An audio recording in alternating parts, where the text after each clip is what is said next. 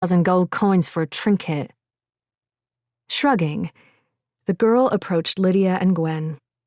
Lydia recognized her from the night of the Deimos attack, although she hadn't appreciated then how pretty the other girl was with her copper-colored hair and rosy cheeks. Rising on her toes, she kissed Gwen on the lips, long and deep enough that Lydia felt her face warm. "How are you feeling, my love?" As well as if Grandmaster Quindor himself had made a house call. It was a struggle for Lydia to keep from wincing. The first thing she needed to purchase with her wages was a good pair of gloves, or she'd be healing people inadvertently every which way she went. "Good." Rocking back on her heels, the copper-haired girl smirked. "You would not believe the day I've had. I'm so stuffed full of fresh fruit, I'm not even going to eat dinner." "Is that why you smell like you rolled out of the door of a cat house?" "It is." The girl linked arms with Gwen, and then, to Lydia's surprise, with her, leading them both toward the dining room. "I understand you're our new recruit, Lydia. My name's Lena." "As of this morning." Lydia bit the insides of her cheeks, waiting for the inevitable questions. "Finn delivers the best girls," Lena finished for her. "Would you like to hear a story?"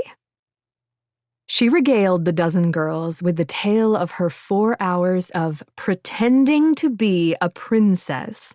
The whole group howling with laughter as she described trying on gowns and jewelry and perfume, all while eating every last thing there was to be found.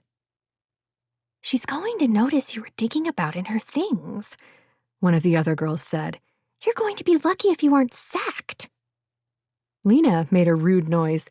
"I was careful to put everything back as it was, and she's used to servants moving things about. Besides, I'm her favorite." "Sonia's her favorite," Gwen said. "Everyone knows that." Lena rolled her eyes. "Sonia's not nearly as fun as I am." The loud shriek of a Deimos shattered the conversation, and everyone went still, listening to the steady drum of wings as the creature circled overhead. A chill ran through Lydia, and she shivered. "Sad as it is to say, there are easier pickings than us," Gwen murmured, patting her arm. "There's the dead littering the street, plus the sad souls who couldn't find shelter for the night." "The nights are getting longer," one of the other girls said, jerking her chin toward the clock sitting on the sideboard. "Winter will be a fell thing." The dining room filled with uneasy murmurs, and Lydia didn't blame them. She recalled the map of the West that Killian had shown her. Mudair was far enough north that the winter nights would be long indeed. "How fortunate that we shall all be in the lands of endless summer soon enough," Gwen said, silencing the chatter. "No cold, no Deimos, and all the food you can eat." "And Southern boys!" shouted several of the girls. "You lot are either God's damned idiots or hard of hearing," Gwen replied, casting her eyes skyward with exaggerated annoyance. "We were talking about the positive aspects of our impending departure, not the burdens." Everyone laughed, but Lydia leaned closer to Lena and asked, "What's the princess like?" "Better than most of her ilk," Lena replied. "She's fair and not prone to losing her head. But, Lydia pressed, curious to know more about the girl she'd be watching over for the coming weeks. "Have you ever met someone and felt like you might spend day and night with them and never know who they really are?" Lydia had spent her life surrounded by politicians. There was nothing she knew better. "I know the sort." "I'll let you form your own opinions, though." Lena smiled. "Tomorrow, you get to be my shadow." With the sun barely above the distant horizon, Lydia walked with the other young women toward the palace, Lena filling her ears with instructions as they went, almost all of it related to manners and protocol. The sword she'd been provided hung from the sturdy belt holding up her snug trousers, the weight comforting despite the fact that she had no idea how to use it. Same for the knife sheathed on the opposite side of her waist. Technically, the captain is in command of us, Lena said, but Berkela is the one who manages the day-to-day, including our training. She's a giant. Casting a sideways glance at Lydia, the other girl asked, "Have you ever met a giant?" Lydia's guts swirled with trepidation because she had met this particular giant, and she rather thought there was no chance at all that Berkela wouldn't recognize her. Silently, she cursed Killian for abandoning her without appropriate instruction. This was his insane plan, and yet she'd seen neither hide nor hair of him since the prior day. "I haven't," she lied. "I hadn't either, though I've heard there are more of them in the south. I'd always heard they were quick to temper, but Berkela isn't too bad." "Just don't do anything stupid," Gwen chimed in. "Berkela doesn't have any time for foolishness." They rounded a corner, and the palace came into view, partially hidden behind a stone wall that stood perhaps 15 feet high. The two aged men standing inside the gates eased them open at the sight of the women. Beyond was a lane paved with gray stone that split and encircled a lawn that contained miniature versions of the towers of the God's Circle at the center of the city. The lawn was bordered with stone planters, but the crimson flowers within them were wilted and dying, though whether it was from neglect or the cold, Lydia couldn't say. The palace itself was a 2-story affair made of the same solid gray blocks as the rest of the city, the vast structure curved in a half-moon shape. Wide steps led up to a twin set of solid wood doors, the planks reinforced with steel, but the guardswomen ignored them in favor of a narrow path leading them to a small side entrance. Inside, the corridor was dark and narrow, lit by dripping candles set into sconces on the walls. It smelled like tallow, wood smoke, and of something cooking, and Lydia could faintly hear the clatter of a kitchen preparing itself for the day. They took a narrow staircase up to the second level, and it was as though Lydia were stepping into an entirely different building as they made their way out into the wide, vaulted corridor. The floors were intricate parquet, layered with elaborate woven carpets. The plastered walls were framed with polished wood that gleamed from the sun shining through the windows set high on the walls, the building cunningly designed to allow natural light into the corridor, despite it being enclosed by rooms on both sides. Lydia's boots sank into the carpet as she followed Lena, taking in the gilt-framed pieces of artwork hanging on the walls. Ahead of them, the corridor was closed off by a heavy door, which was flanked by 2 guardswomen, one of whom Lydia recognized as Sonia.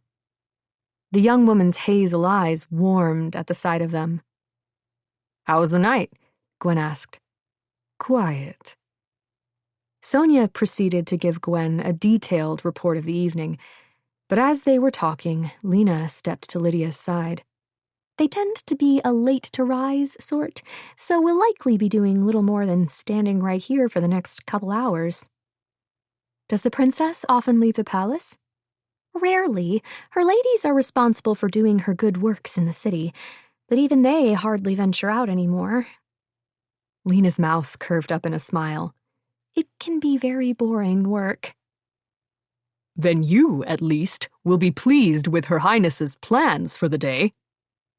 Lydia jumped and turned to find Berkela standing behind her, the giantess having come out while the other girls entered to relieve their counterparts. "Good morning, Berkela." Lena smiled widely.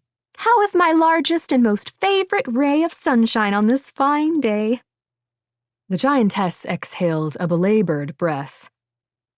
"I really need to figure out a way to get you fired, Lena. You're God's damned irritating."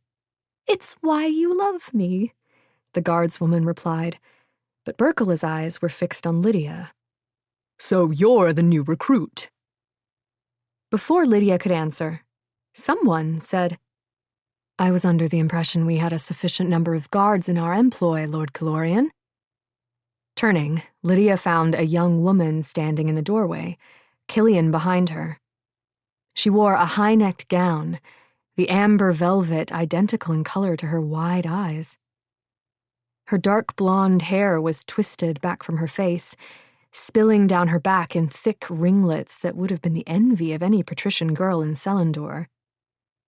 Her skin was the color of sand, her cheeks rounded, and her small nose slightly upturned above bow-shaped lips.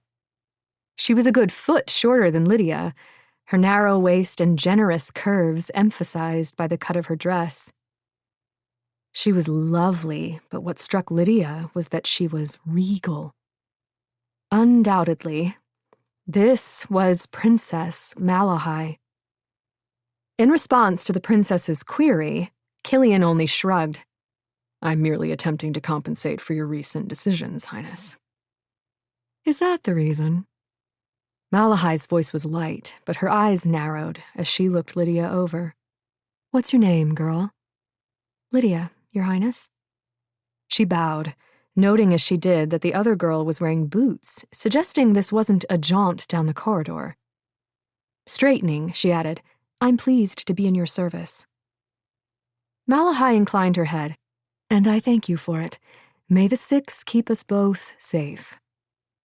Without another word, she started down the corridor, Lena and Gwen hurrying to get ahead. Berkela and the rest of the guardswomen followed, but Killian caught hold of Lydia, his hand encircling her bare wrist. Against my better judgment, we're going into the city to tour the crown shelters, he said in a hushed voice, his eyes locked on hers. You see anything at all that seems not right, you tell me. She nodded, the warmth of his hand against her skin capturing her focus. This was the first time she'd seen him since they'd parted ways at the Calorian Manor, and though she had accumulated 100 questions to ask him, she felt reluctant to break the silence hanging over the corridor. You should be wearing gloves, he said, just in case. I'll buy a pair as soon as I get a chance. Killian nodded, but he didn't let go of her, his other hand slipping into the pocket of his trousers as though to retrieve something. He swallowed and looked at his feet. Captain! Carriage is being brought around! Lena's voice carried down the corridor, and Killian simultaneously let go of Lydia's arm and jerked his hand out of his pocket. Taking a long step back, he scrubbed a hand through his hair, looking anywhere but at her. I should go, Lydia murmured, his obvious agitation triggering her own. Killian nodded, but as she started down the corridor, he called, Lydia. She stopped and looked over her shoulder, seeing his throat move as he swallowed. But all he said was, be safe. Then he opened the door behind him and disappeared. 31. Killian. There were more pressing matters. None the least convincing Malahai that to go into the city was an unnecessary risk. But Killian found himself backtracking into Malahai's rooms, shutting the door and flipping the latch so a servant wouldn't catch him. He hurried to the massive closet containing her clothing, pulling out a drawer that had to have held at least 36 pairs of gloves. He dug around, finally extracting a pair of black riding gloves, which he tucked into his belt. As he rose to his feet, his eyes landed on one of the heavy chests containing some of Malahai's jewelry. Opening one, he lifted out trays of jewels, searching for something that would suit his purpose, finally catching sight of the glint of silver near the bottom. Malahai never wore silver. Gold is much an emblem of the Rowan's house as the scorpion, courtesy of the mines on their lands, so the absence of a silver chain wouldn't be noticed. Unlike the ring burning a hole in his pocket. 32. Lydia. It was raining. A frigid wind drove the fat droplets against her face with such force that it felt like being struck by pebbles of ice. Her hair and clothes were drenched, and freezing water dribbled down her back, her skin prickled with goosebumps. Worst of all, the cold was making her nose run, and Lydia had nothing but her sleeve to wipe it with as she stood with the rest of Malahai's bodyguards, listening to Killian argue with the princess. "It's too risky," he shouted into the open carriage door where Malahai sat with her arms crossed, eyes narrowed to slits. "There are tens of thousands of people in this city who resent you for no reason more than that you have food in your stomach. And you think me hiding in my palace will win their favor? I think in the palace I have a fighting chance of keeping someone from sticking a knife in your back. I believe you that it's dangerous, Killian. I believe you that there are threats out there, but I'm not a coward." "No, you're a bloody idiot." Lena hissed through her teeth where she stood next to Lydia, and Gwen gave an answering wince. The argument had been circling around the same points for the past 20 minutes, escalating with each pass, but now they were both shouting. "Gods damn it," Lena muttered. "I don't know why he ever thinks he'll win against her."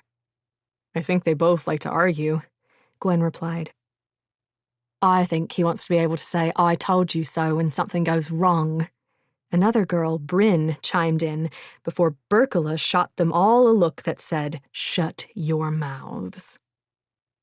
Lydia wiped the rain out of her eyes, only to be splattered with more as wind gusted against her, torrents running down the back of her neck to soak into her shirt. Though she didn't think the other girls were wrong, watching Killian's agitation made her wonder if there wasn't something more to his concerns. His eyes kept drifting from the argument toward the city as though he sensed something to be wary of, as though his mark was warning him. Yet the rain and an occasional piece of hail pinged off the light armor he wore in lieu of his usual black coat, and she knew he wouldn't have worn it if he'd believed there was any chance of dissuading the princess. "I'm going to pretend you didn't say that." Malahai's amber eyes were narrow. "Perhaps if you could provide me with some more specificity about the threat?"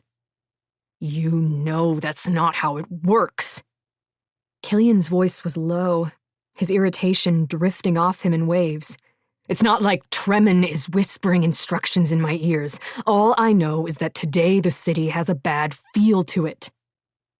"Will tomorrow be better?" Killian didn't answer. "The next day? The day after that?" She crossed her arms. "Maybe you ought to consider that me doing something might help the feel of the city." Color rose on Killian's cheeks. "Have it your way." He snarled, then slammed the carriage door shut, coming over to Lydia and the others. "Lena, you ride inside with her." Lena nodded but muttered, "Lucky me," under her breath. "At least you get to stay dry," Gwen replied, slapping her lover on the shoulder as she walked toward the carriage. While their backs were turned, Killian brushed against Lydia and she felt a tug on her sword belt. Then he was stalking over to this massive black horse, checking the saddle girth. Glancing down, she saw he'd tucked a pair of gloves into her belt, and while no one was looking, she quickly pulled them on. Killian swung into the saddle with practiced ease, then turned to survey Malahai's bodyguard, plus the additional guardsmen he'd seconded from the palace walls. His dark hair was plastered against his forehead, skin glistening with rain that emphasized the hard lines of his cheekbones and jaw. "Keep your heads up and eyes open.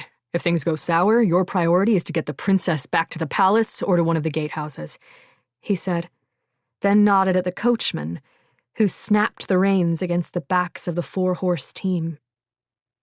Moving out at a walk, the women flanked the coach, the gates opening as they approached. Lydia adjusted her sword belt, despite knowing that it was for show. Her true purpose was to look for the corrupted, to warn the others. Though she was freezing, sweat pooled beneath her breasts and dripped down her back, and her hand went to the knife belted at her waist. Equally useless against the corrupted, if what she'd heard was true. The carriage passed through the streets, moving slowly into the city. Mudair was quieter than she'd ever seen it. All the bustle stalled as the people abandoned their business to watch their princess pass. There was no fanfare. Far from it. Women stood with crossed arms, eyes tracking the progress of the group. Children peered out of alleys, expressions feral and hungry. Lydia felt hunted, imagining corrupted hiding in every shadow, and she let her vision drift out of focus so that she could see the life emanating from the people watching them. Some were bright. Most were not. "Gods damn it," Killian muttered, his horse chomping angrily at the bit. He cast a glance at Lydia, and she shook her head. Nothing. Yet.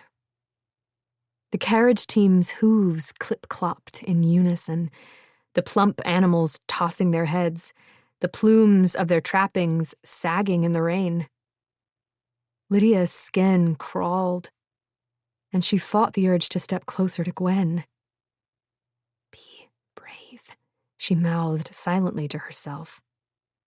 Then she looked over her shoulder. The street was full of people, a silent procession following on their heels. "Kit," she caught herself. "Captain." "I know," he said. Reaching down, he pulled open the coach door and said something to Malahai that Lydia couldn't make out. But the angry twist of his jaw and the way he slammed the door shut told her all she needed to know. Keep going. They wound through the streets, the crowd behind them growing. Then the carriage stopped. Lydia glanced once at the large warehouse, her stomach souring as she recognized the shelter. The smell of the place wafted over her, and she bit down against the panic rising in her chest, the feeling of being pressed in on all sides, of being unable to breathe. "Form up," Killian barked, snapping her back into the moment. Instinctively, she fell in next to Gwen, forming a protective barrier, as Malahai stepped out of the carriage, a parasol balanced over her head to keep her golden ringlets out of the rain. If the princess saw the masses watching them, she said nothing, walking straight toward the shelter door. Killian and Berkala flanked her like twin towers. Several of the girls walked ahead, and the rest of them fell in behind, leaving the old men to watch over the horses and carriage. "What is that stink?" Malahai demanded the moment she was inside. "Shit," Killian replied, then tilted his head sideways, with hints of piss and vomit. "I know that," she snapped. "Why does it smell like a latrine in here?" "Because people must go where they sit." The words were out of Lydia's mouth before she could think.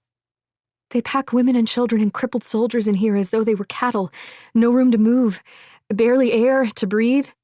"Lydia, shut your trap," Berkala muttered under her breath. But Lydia barely heard the admonition as Killian's eyes tracked to her, the muscles in his jaw flexing. But he said nothing. Malahai faced her, and for a moment Lydia was certain the other girl would reprimand her for speaking out of turn. But the princess only said, "You stayed here?" "For a night. It felt like a lifetime. So I can only imagine how those who've been staying here for weeks, for months, feel. But the alternative is facing the Deimos." The princess's eyes panned over the other guards. Have any of the rest of you stayed here prior to joining my guard? A few nodded. Is it as she says? More nods, and Lydia tried to curb her irritation at having her word questioned. Why didn't any of you say anything? Malahai demanded. The girls who had nodded looked at their feet and shrugged, and Lydia clenched her teeth against answering for them. Of course they hadn't said anything. To escape from that nightmare had been a dream, and no one was fool enough to jeopardize that by suggesting that the shelters the Crown had created were any less than adequate. Killian cleared his throat. Because I goddamned know why they kept quiet, Killian, Malahai snapped, then abruptly turned, picking her way through the filthy straw until she stood in the middle of the warehouse. I want these shelters cleaned out every morning. Pay those staying in them to do it if they are willing, and find more space for people. Another warehouse. There is no more space, Malahai, Killian replied. The city is full. Full of those without means, she replied. I believe we'll find that those with means have fled south and that there are many properties vacant throughout the city. They'll be looted, he warned. I find myself not caring, Malahai said. Break the locks. If need be, we'll break down the doors to the manors of the High Lords themselves. A commotion at the entrance caught her attention, and Finn appeared, pushing his way between the guards. He scurried over to Killian, pulling frantically at his arm and whispering something that Lydia couldn't make out. We need to go, Killian ordered. I'm not finished. Now! For once, Malahai didn't argue. Jerking her skirts up to her knees, exposing worn riding boots, the princess ran across the warehouse, her guard forming up around her. Outside, the crowd was silent no longer, a swell of angry voices growing like a storm. There was a small half-circle of space between the carriage and the crowd, which had nothing to do with the aging guardsman and everything to do with Killian's menacing warhorse. The animal stood where his rider had left him, but he pawed the ground restlessly, snapping his teeth at anyone who approached. Killian had his sword in hand, keeping between Malahai and the crowd as he half lifted her into the carriage. The other guardswomen had their blades out too, and Lydia fumbled to get hers free, palms slick with sweat. They were all grabbing onto various handholds on the sides of the carriage, so she did the same, wishing her grip didn't feel so weak, her knees so wobbly. Go, Killian ordered the driver, and the woman snapped the whip. The carriage horses squealed and leapt forward, only to grind to a halt, as the crowd refused to part. Make way for the princess! Killian shouted, heeling his horse toward the crowd. For him, they scrambled back, moving out of reach of both his blade and his horse's teeth. The carriage surged again, and Lydia clung to her handhold, her eyes on the crowd that pressed in the moment Killian was out of reach. Their eyes were desperate, hungry, and in an instant, Lydia realized what they wanted. They're after the horses! She shouted. It was too late. A stocky woman with a knife lunged, her blade slicing through a carriage horse's throat. It reared, slamming against the horse next to it, then dragged the whole team forward several paces before collapsing. The crowd was upon it before the poor creature hit the ground, those with knives or axes moving with speed to slaughter the remaining 3 horses. It was madness, women and children climbing over one another to cut loose handfuls of meat like wild animals, people fighting and being trampled. Gods, Gwen said. Gods help us. Because the crowd was surging against the carriage now, hands reaching up to claw at the gilt. Not guilt, Lydia realized. Gold. Killian drove his warhorse through the masses, shouting at people to move. Then he reached down and jerked the carriage door open. In a flash of skirts, Malahai was in the saddle in front of him. "Retreat to the palace!" he shouted at them. "Stay close." Lydia flung herself after him, pushing and fighting through the crowd. Someone elbowed her in the face, and she tasted blood.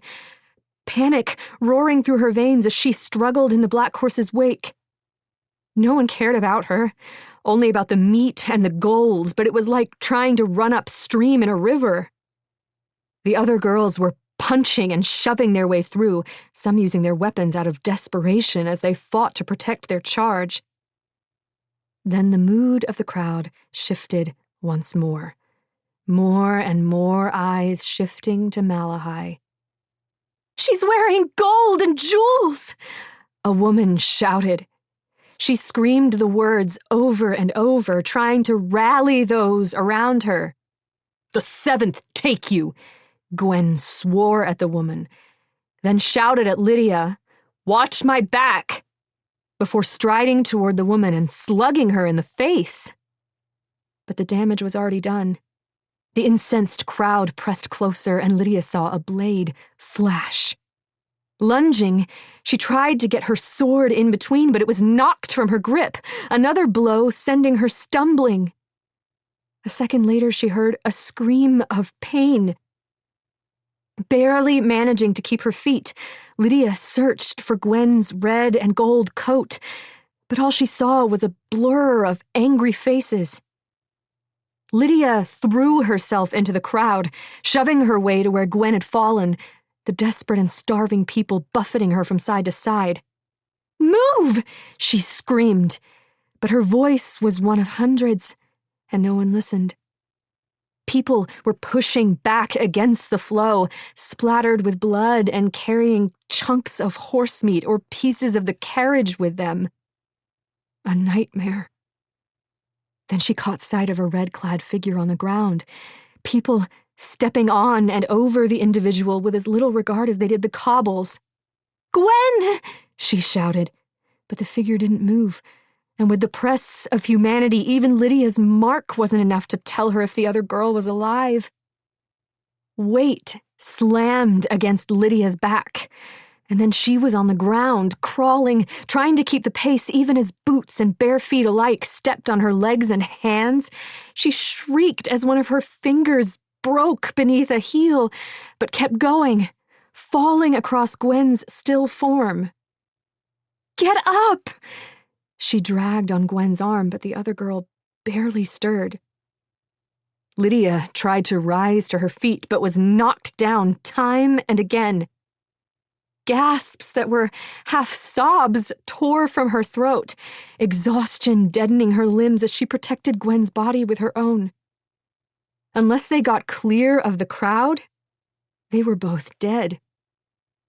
Gritting her teeth against the pain, Lydia forced herself onto her hands and knees, lifting her head to search for the other guardswomen, for anyone who might help them. Then through the masses of civilians, her eyes latched on a hooded figure that stood amidst the chaos. It seemed to burn with life, the mists seething around it, bright as the sun. But instead of being transfixed by the beauty, Lydia's guts heaved, her throat burning with bile as dark eyes rimmed with fire looked over the crowd. Not human. Corrupted. 33. Killian. People flung themselves out of the way of his horse, and Killian urged the animal to greater speed, its hooves ringing against the cobbles as they flew up the street. Killian held tight to Malahai with one arm, the princess sitting sideways across his lap, her cheek pressed against his chest. "My guard," she shouted over the noise. "Are they with us?" "They can take care of themselves," Berkala bellowed from where she ran next to them, the only one capable of keeping his pace. And it's you the crowd is after, not them. Killian cast a backward glance over his shoulder, counting redcoats even as he searched for black hair and a pale face. There. Lydia was pushing through the masses, her expression unreadable from this distance, but her head moving from side to side as though searching. She staggered as a woman carrying a handful of horse meat slammed into her, colliding with another woman. Then the crowd surged again and Lydia disappeared from sight. Without thinking, Killian dragged on Surly's reins, the stallion sliding to a stop even as Killian pushed Malahai into Berkela's arms. Then, digging in his heels, he galloped back toward the crowd. "Stay with the princess," he shouted at the guards he passed, digging into his pockets and pulling out a handful of coins, which he tossed ahead of the pursuing crowd. The civilians dropped to their knees, fighting over the silver and gold, then turning on one another. His horse shrieked, reaching out to snap at any who came close.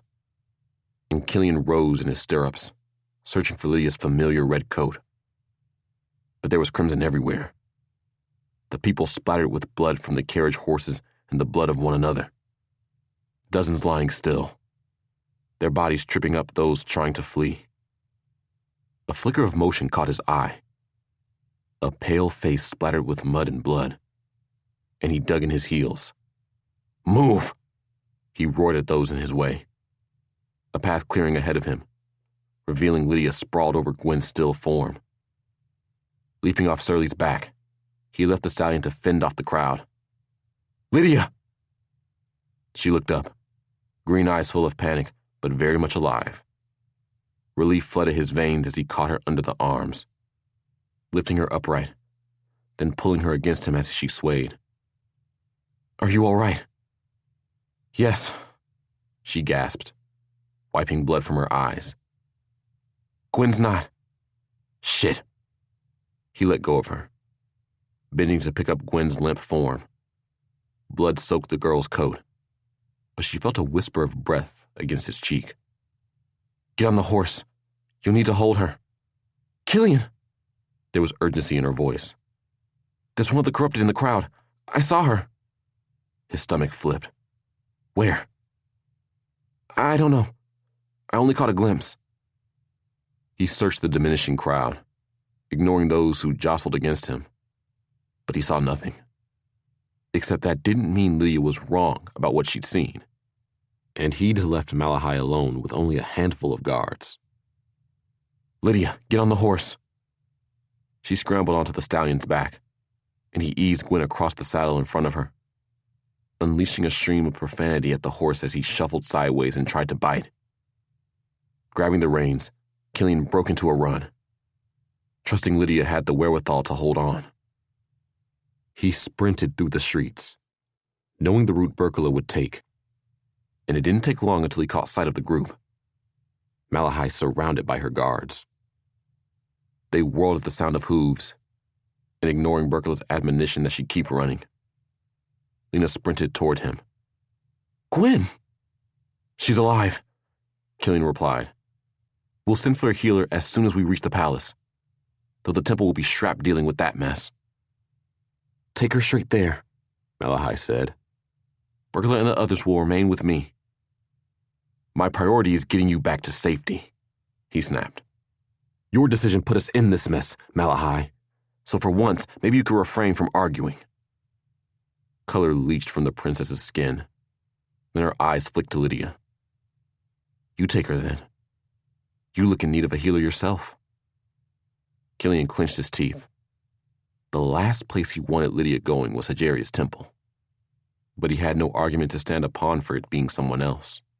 And as it was, he could see Lydia's wounds were slowly beginning to heal, the slice across her temple no longer bleeding. Without the excuse of a healer having seen to her, someone was bound to ask questions. He had to trust that Lydia was clever enough to see this through. "Take Gwen to the temple," he said. He flipped the reins over his horse's head, holding the stallion steady until she had him in hand. "Tell the healers Her Highness sent you. When you're through, head back to the barracks. One of the other girls can bring the horse back to the palace." Lydia nodded, and he gave Surly a slap on the haunches. watching as the stallion cantered up the street, taking her out of his reach to protect, and praying he wouldn't have cause to regret not going with her. 34. Lydia. Foul-tempered as the stallion was, he was well-trained, and despite being only a middling rider, Lydia managed to guide him to the temple while keeping Gwen balanced in front of her. The other girl was hurt badly, and in the few moments she gained consciousness, she sobbed in pain, the sound tearing at Lydia's heart. "You could help her," a voice whispered inside her head. "You could take away her pain. But at what cost?"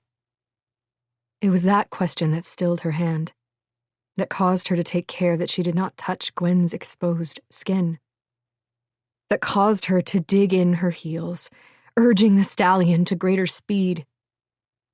There were already dozens of wounded making their way into the god circle, and those helping them eyed Killian's horse warily. But it was not their eyes that Lydia felt most keenly. Turning her head skyward, she regarded the 7 stone towers looming above, all of them carved with reliefs to resemble the gods, with the exception of the Tower of Black Stone, which possessed only the suggestion of eyes. Her skin crawled as she passed into the circle, her heart catching as the towers seemed to bend forward, faces coming closer to peer at her intently, the wind whispering between them as though they spoke to one another. Then she blinked, and they were once more inanimate structures, stone carved by the hands of mortals. Hegiria's temple was no taller than the rest, but its base was broader than the others, the size necessary given the number of individuals the goddess marked.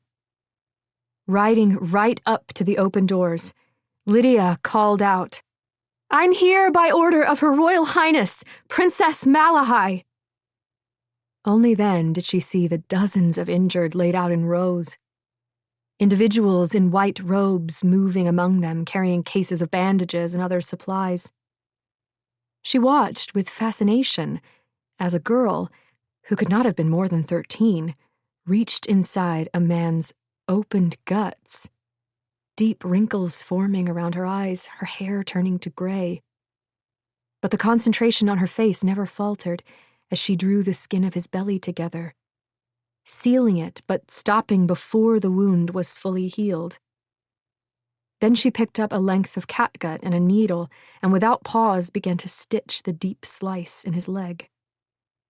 "Sent by Malahai, you say?"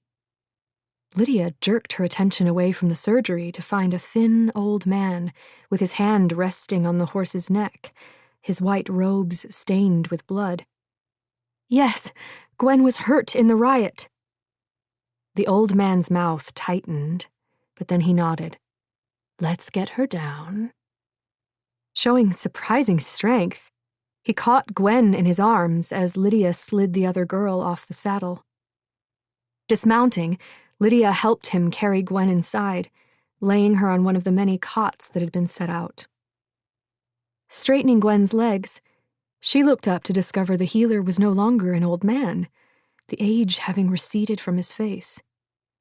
It was both strange and magical, made more so in knowing that the same thing happened to her when she used her mark. He looked up and caught her staring, and Lydia recovered by asking, "Will she be all right?" Yes. We'll send her back to the princess when she's rested. Now get that animal out of my temple." Heat rose on her cheeks, and she hurried to the door to retrieve Surly's reins, leading the horse back outside. But instead of mounting, she stood next to the animal's shoulder, watching as the healer gestured for 2 boys in white robes to attend him. With bloody hands, he gestured as he worked, obviously instructing them, though Lydia was too far away to hear. But she was desperate to know what he was saying, to learn how her mark worked, even if she was never to use it. Dropping the horse's reins and muttering at him to stay put, she crept back inside. leaning against the doorframe. Broken ribs. Perforated. Must repair them manually prior to... She caught only snippets of what he said, but as he slid a scalpel down Gwen's abdomen and then reached inside to right her broken ribcage, Lydia could see where he was directing the misty flows of life. That she could see his essence, as well as that of the two boys, diminishing, while Gwen's gained in strength. Then the healer lifted his face and caught her staring, his brow furrowing as he studied her. Lydia's skin turned to ice, certain that she'd been discovered, but he only said, "Get back to your mistress, girl." 35. Killian. They reached the palace without further incident, though the city simmered with tension and fear. "Keep the gates shut," Killian ordered the old men standing guard. "I'll arrange for reinforcements." He turned back to Malahai, wanting her inside the palace and behind the locked doors, but she was striding across the lawn toward the stables. "Update the men on guard," he said to Berkala, and then started after the princess. "Malahai!" he called, but she ignored him and kept walking. Breaking into a run, he caught up to her, catching her elbow, but she jerked it out of his grip. "What are you doing?" "What I should have done a long time ago. What I would have done if I'd known just how desperate they were." Pushing open the door to the stables, she walked down the rows of stalls, stopping in front of one holding a chestnut carriage horse. Clipping a line to its halter, she went to the stall and retrieved its teammate, leading both animals down the aisle. He stepped in her path. "I'll get someone else to take them." "No." She lifted her chin, wet hair clinging to her cheeks. "You were right that the city is dangerous, Killian. But you are wrong to think that means I should hide from my people. They need to know that I will stand by them, that I'll fight for them." There was one of the corrupted prowling the city. Lydia had seen it, but he couldn't very well admit it without compromising her secret. "You could have been killed in that riot, and if that means nothing to you, remember that Gwen nearly was killed." "Then I'll go alone." "Malahai." "I'm going, Killian. Whether you follow is your own choice." "The six grant me patience," he growled, but he stepped out of her path, following as she led the animals to the palace gate. Malahai walked down the street, Killian and the rest of her guard following at her heels. The civilians who caught sight of them followed, but the feel of it was different than it was before, the animosity gone. The princess reached one of the city squares, leading the animals to the fountain at the center, where she stepped up on the edge. Without saying a word, she gestured to a tall woman standing nearby to approach and handed her the lead to one of the horses. "Share with those in need." The woman nodded, leading the animal away. Malahai did the same with the other horse, the crowd calmly accepting the animal, a far cry from the frenzied mass they'd been less than an hour before. But she wasn't through. As Killian watched on, Malahai took off her heavy cloak and gloves, handing them off. Then her jewelry, gold bracelets, earrings, hairpins, and a necklace that alone could purchase a city block. She handed them to the people, saying always the same thing: "Share with those in need." Her boots followed. Then she turned to him. "Unbutton my dress." He silently obeyed, unfastening the tiny gold buttons that ran down her back, helping her step out of the heavy velvet gown, which she gave to a woman with 3 children clinging to her legs. Malahai stood before her people dressed only in a silk slip, the falling rain soaking her loose hair. Then, with hundreds of her people watching, she caught hold of the hem and lifted it over her head so that she stood before them in nothing at all. "You are my people," she shouted, handing over the garment to a woman. "And all that I have to give is yours." and without another word, she stepped down from the fountain, the parting crowd dropping into bows and curtsies as their princess walked back through the streets, naked, but very much a queen. 36. Lydia.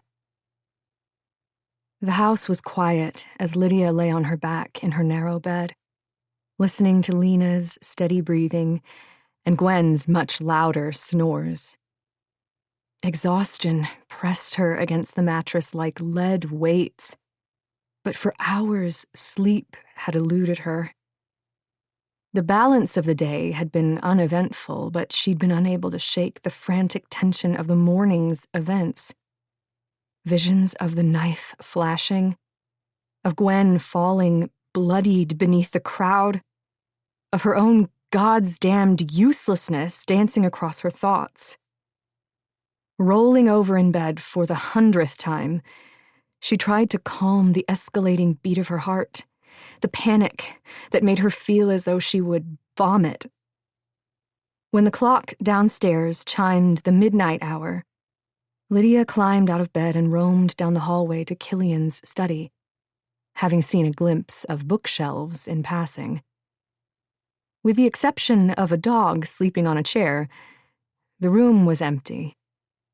Trailing a finger along the spines, she examined the titles, which showed topics from history to philosophy to law to poetry, none of which she could imagine Killian reading, and none of which were what she was looking for.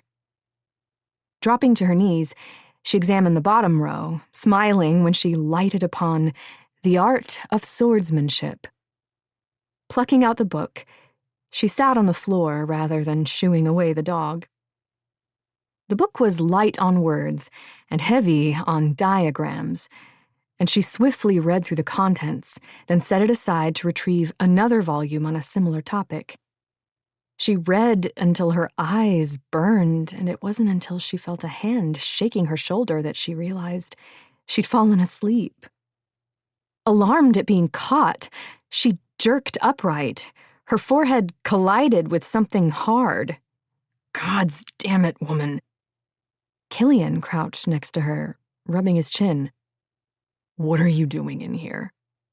"Sorry," she muttered, acutely aware that she was sitting on the floor of his study, wearing nothing more than a cotton nightdress. Why do you smell so awful?" "Because I was in the sewers. It's the only way to traverse the city after dark, but unfortunately, the stink clings." Pulling off his coat, he tossed it across the room. Then he picked up one of the volumes, frowning at the title before tossing it aside with equal carelessness. "This is useless. You can't learn how to fight from a book." "I beg to differ." She carefully shelved the rest of the books before he could damage them as well. "You can learn anything from the right book. And for someone with such a large collection, one would think you'd hold them in more esteem." Killian eyed the shelves while he pushed up the sleeves of his shirt.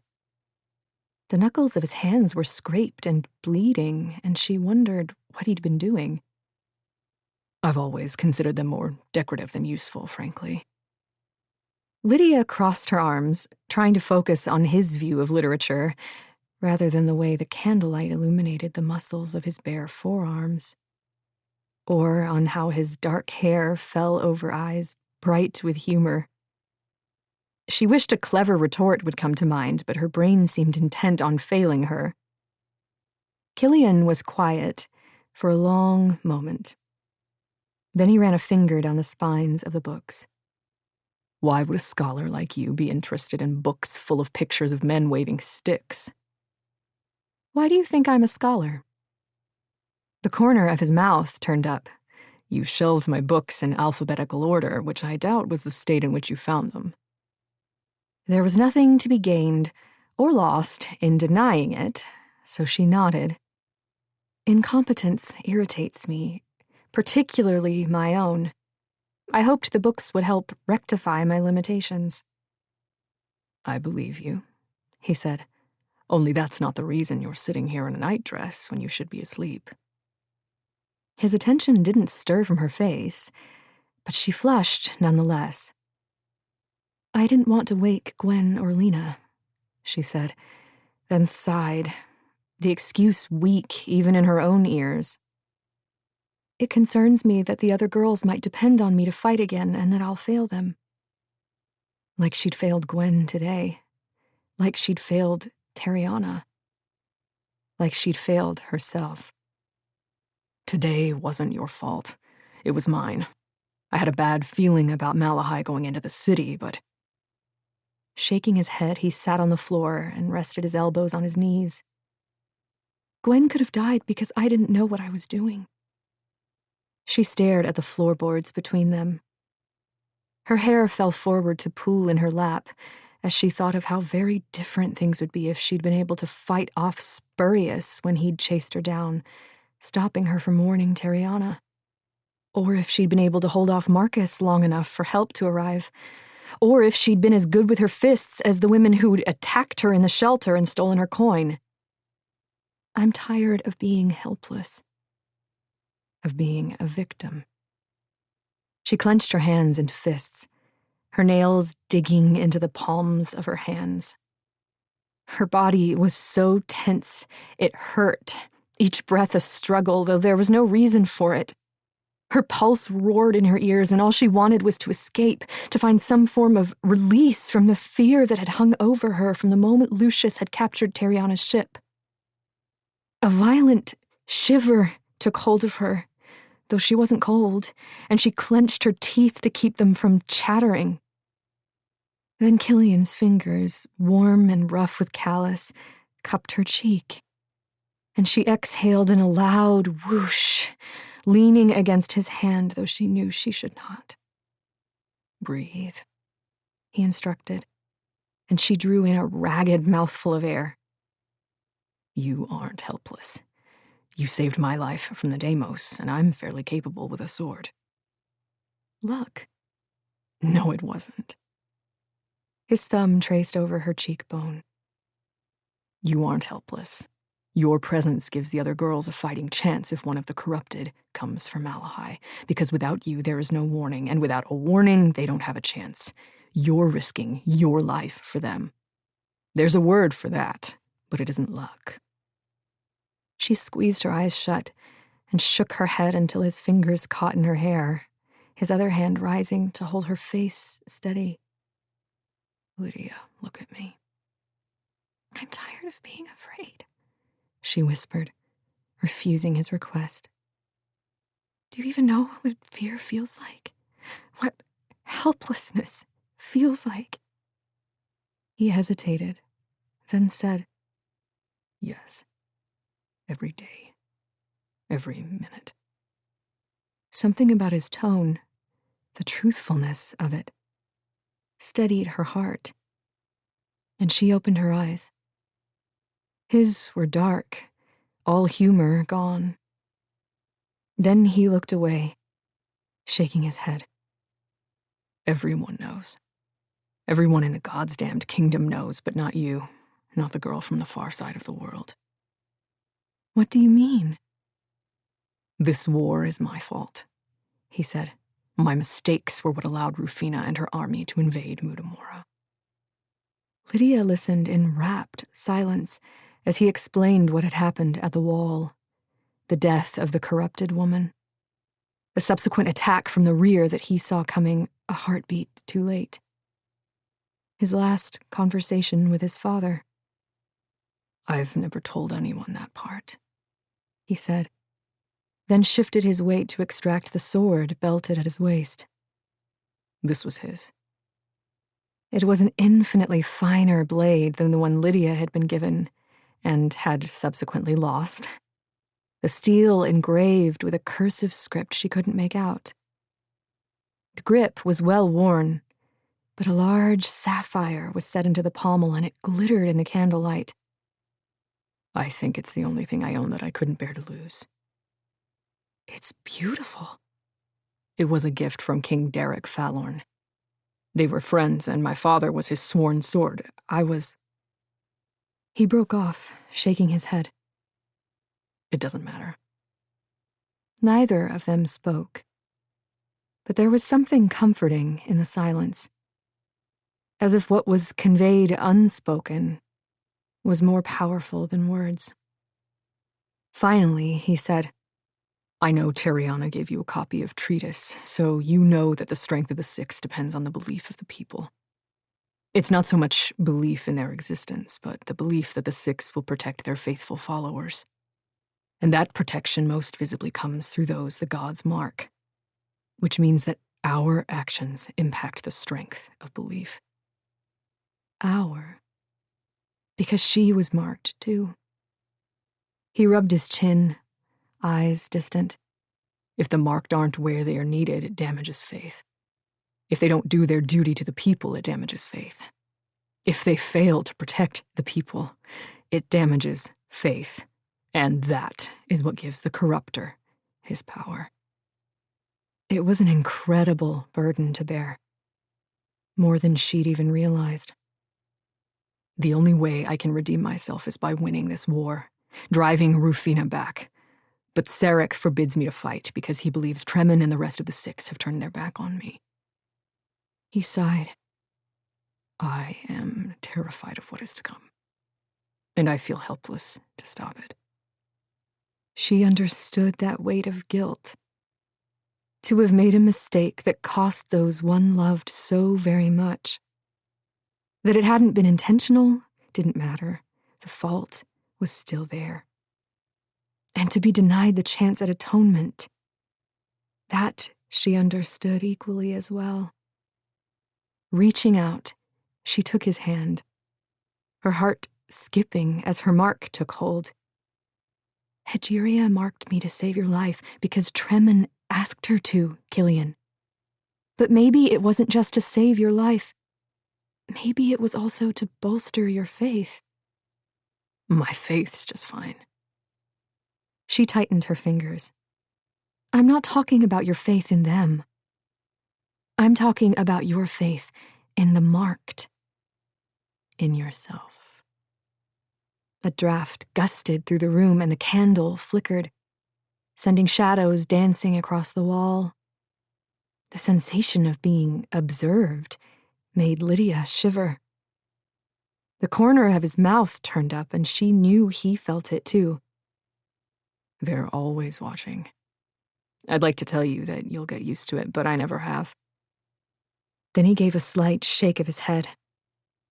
I almost forgot the reason I came here tonight. Reaching into his pocket, he extracted a silver chain with something dangling from it. Lydia's eyes widened at the sight of her ring. How did you... Never mind that. He lifted the chain over her head, the ring falling to hang between her breasts, still warm. Remember who you're fighting for. Her father. Tariana.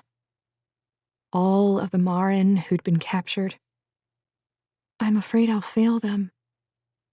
What would ease that fear? Always she'd tried to fight her battles with words, but some people refused to hear her voice.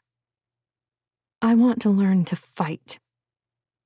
He nodded slowly, then said, I can't turn you into a warrior in a few weeks.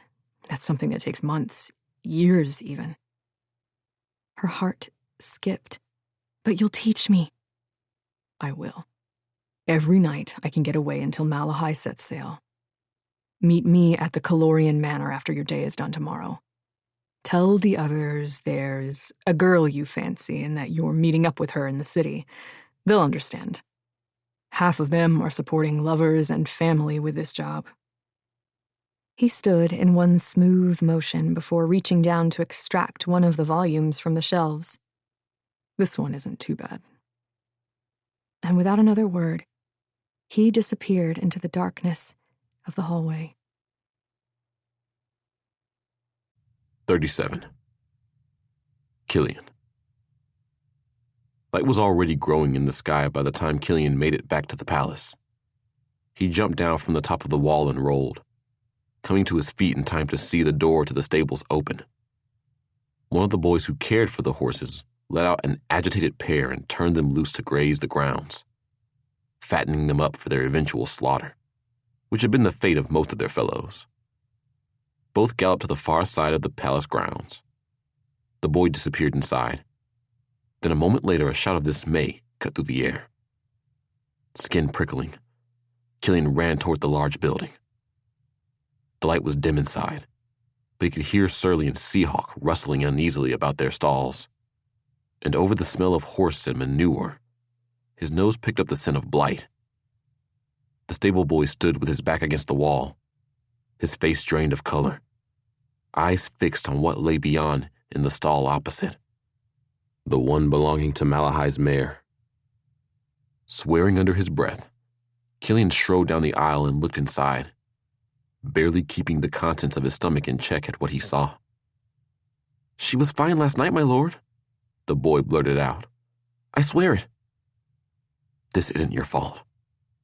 Taking the boy by the shoulders, Killian examined his face. He and Malahai had cleaned the mare up in a spring prior to bringing her back in the city. But this boy was with these horses constantly. If he'd been infected. "Do you feel sick? Any symptoms at all?" The boy shook his head rapidly. "No, my lord." "Thank the six. Good. That changes. You come to me directly. Now I need you to run to Hegeria's temple. Tell them I sent you and ask to speak with the Grand Master. Explain to him that we have a horse infected with blight. Tell him to come immediately." The boy sprinted out of the stables. The other horses were turning circles in their stalls, ears pinned and eyes rolling, so Killian swiftly turned them out. All of them galloping to the opposite side of the grounds before turning to stare back in his direction. They knew. Then, taking a deep breath, Killian went back to the mare's stall. She lay on her side in the straw, flanks rising and falling rapidly, nostrils fluttering as she struggled. Her eyes were glazed with pain, but as he knelt in the straw to stroke her cheek, they focused on him. She'd been with him since she was a yearling. He'd trained her, taken her with him nearly everywhere he'd been for the last 3 years. She'd been one of the few horses to survive the battle at the wall, having carried one of his men in their wild dash to safety despite having been injured herself. She was one of the best mounts he'd ever owned, and it had only been because Malahai had fallen in love with the mare that he'd gifted her to the princess. And now she was dying. Steeling himself, Killian forced his eyes away from the mare's face to her forelegs. Her hair had fallen out, the skin beneath a strange gray.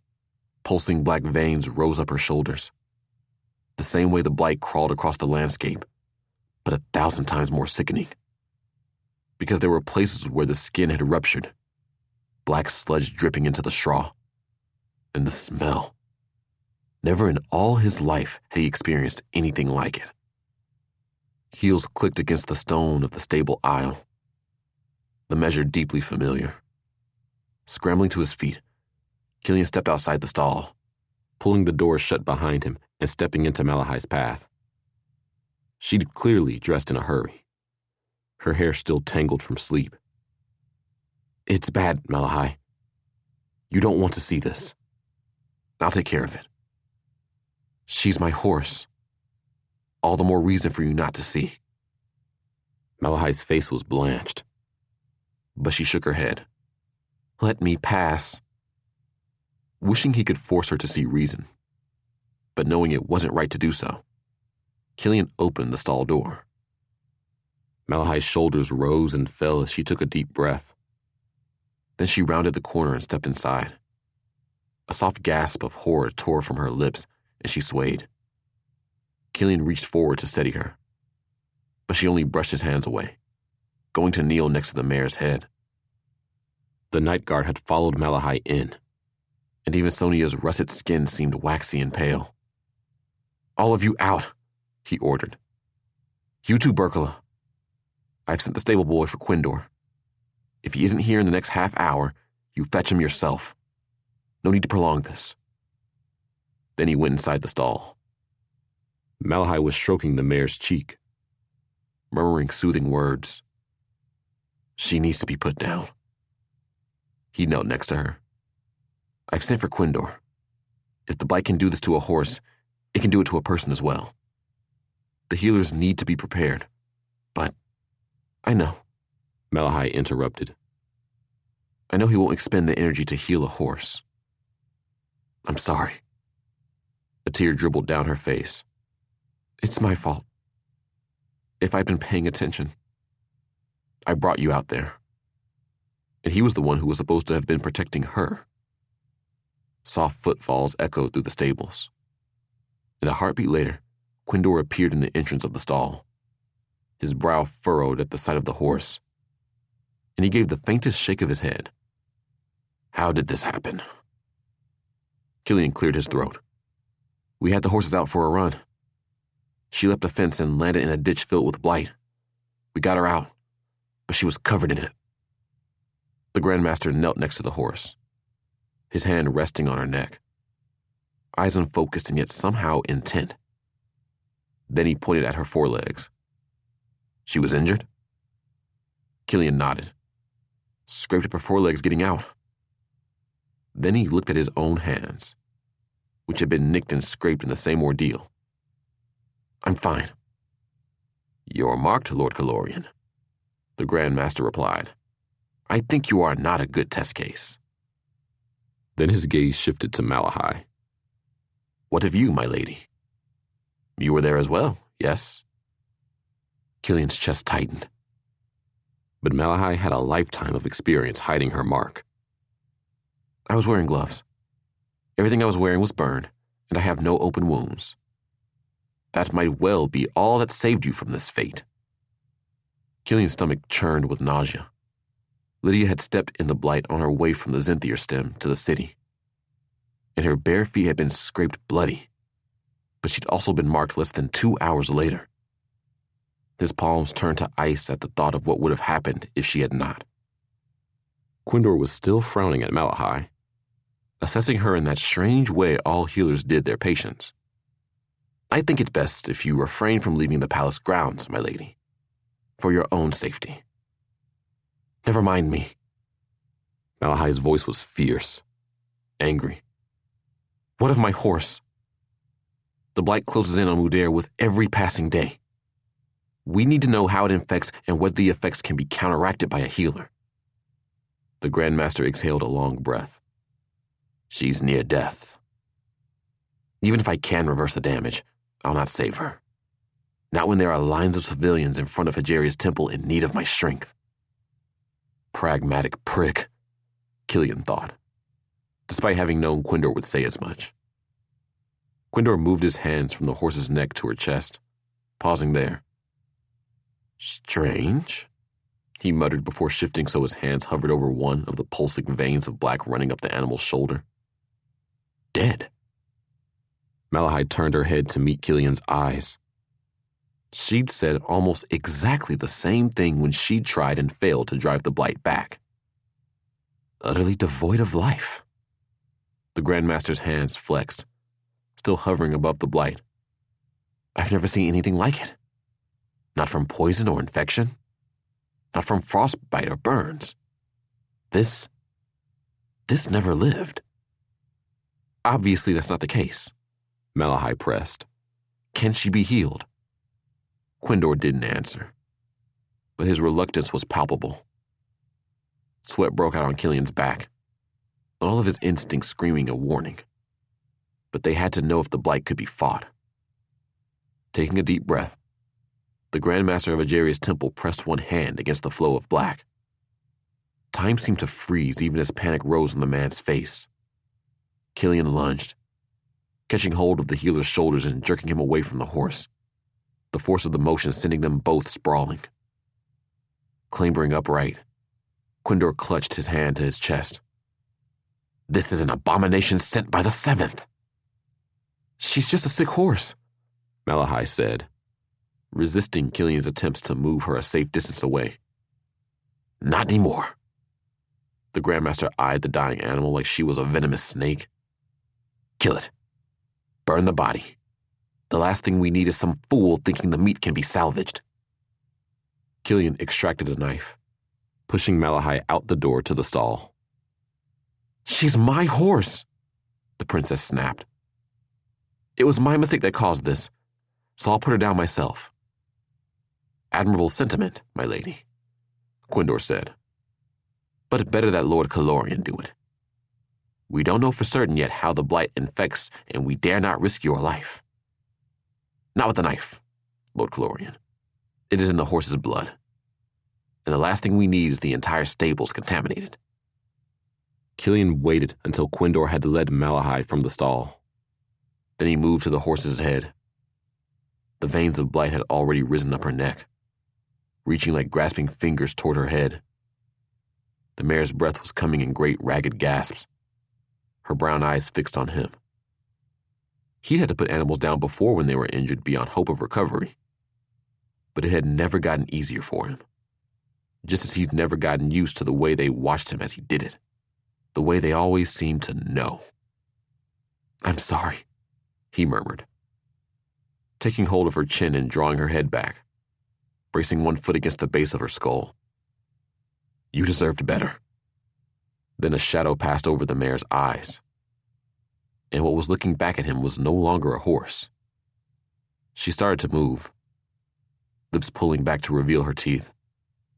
Killian's instincts kicked in even as his mind recoiled, and a loud crack filled his ears as he broke the creature's neck. 38. Lydia. Lydia had spent one of the duller days of her life outside the door to Malahai's suite, the princess having remained closeted in her rooms, apparently distressed over the death of her horse. Lydia heard from the other girls some of what had happened, that the animal had been infected with blight and had been put down. As she'd been exposed to the black sludge herself, the story had made Lydia shiver, knowing in her heart that if she hadn't been marked, she might well have suffered the same fate. Her back and feet ached from standing, but worse than that, the idleness had given her far too much time to think about her lesson with Killian. Instead of sleeping, she'd crouched over the book for the better part of the night, drinking in the diagrams and explanations of style and form until her candle flickered out. Throughout the day, she'd been practicing the forms every time she visited the privy, and her daydreams evolved with each passing hour until she was certain Killian would be stunned by her natural skill with a blade. Now she stood outside the gates to High Lord Calorian's manor, watching the dying sun, wondering if all her daydreams were better classified as wishful thinking. Killian had not spoken a single word to her all day, standing outside the princess's bedchamber with crossed arms and a face like a thundercloud.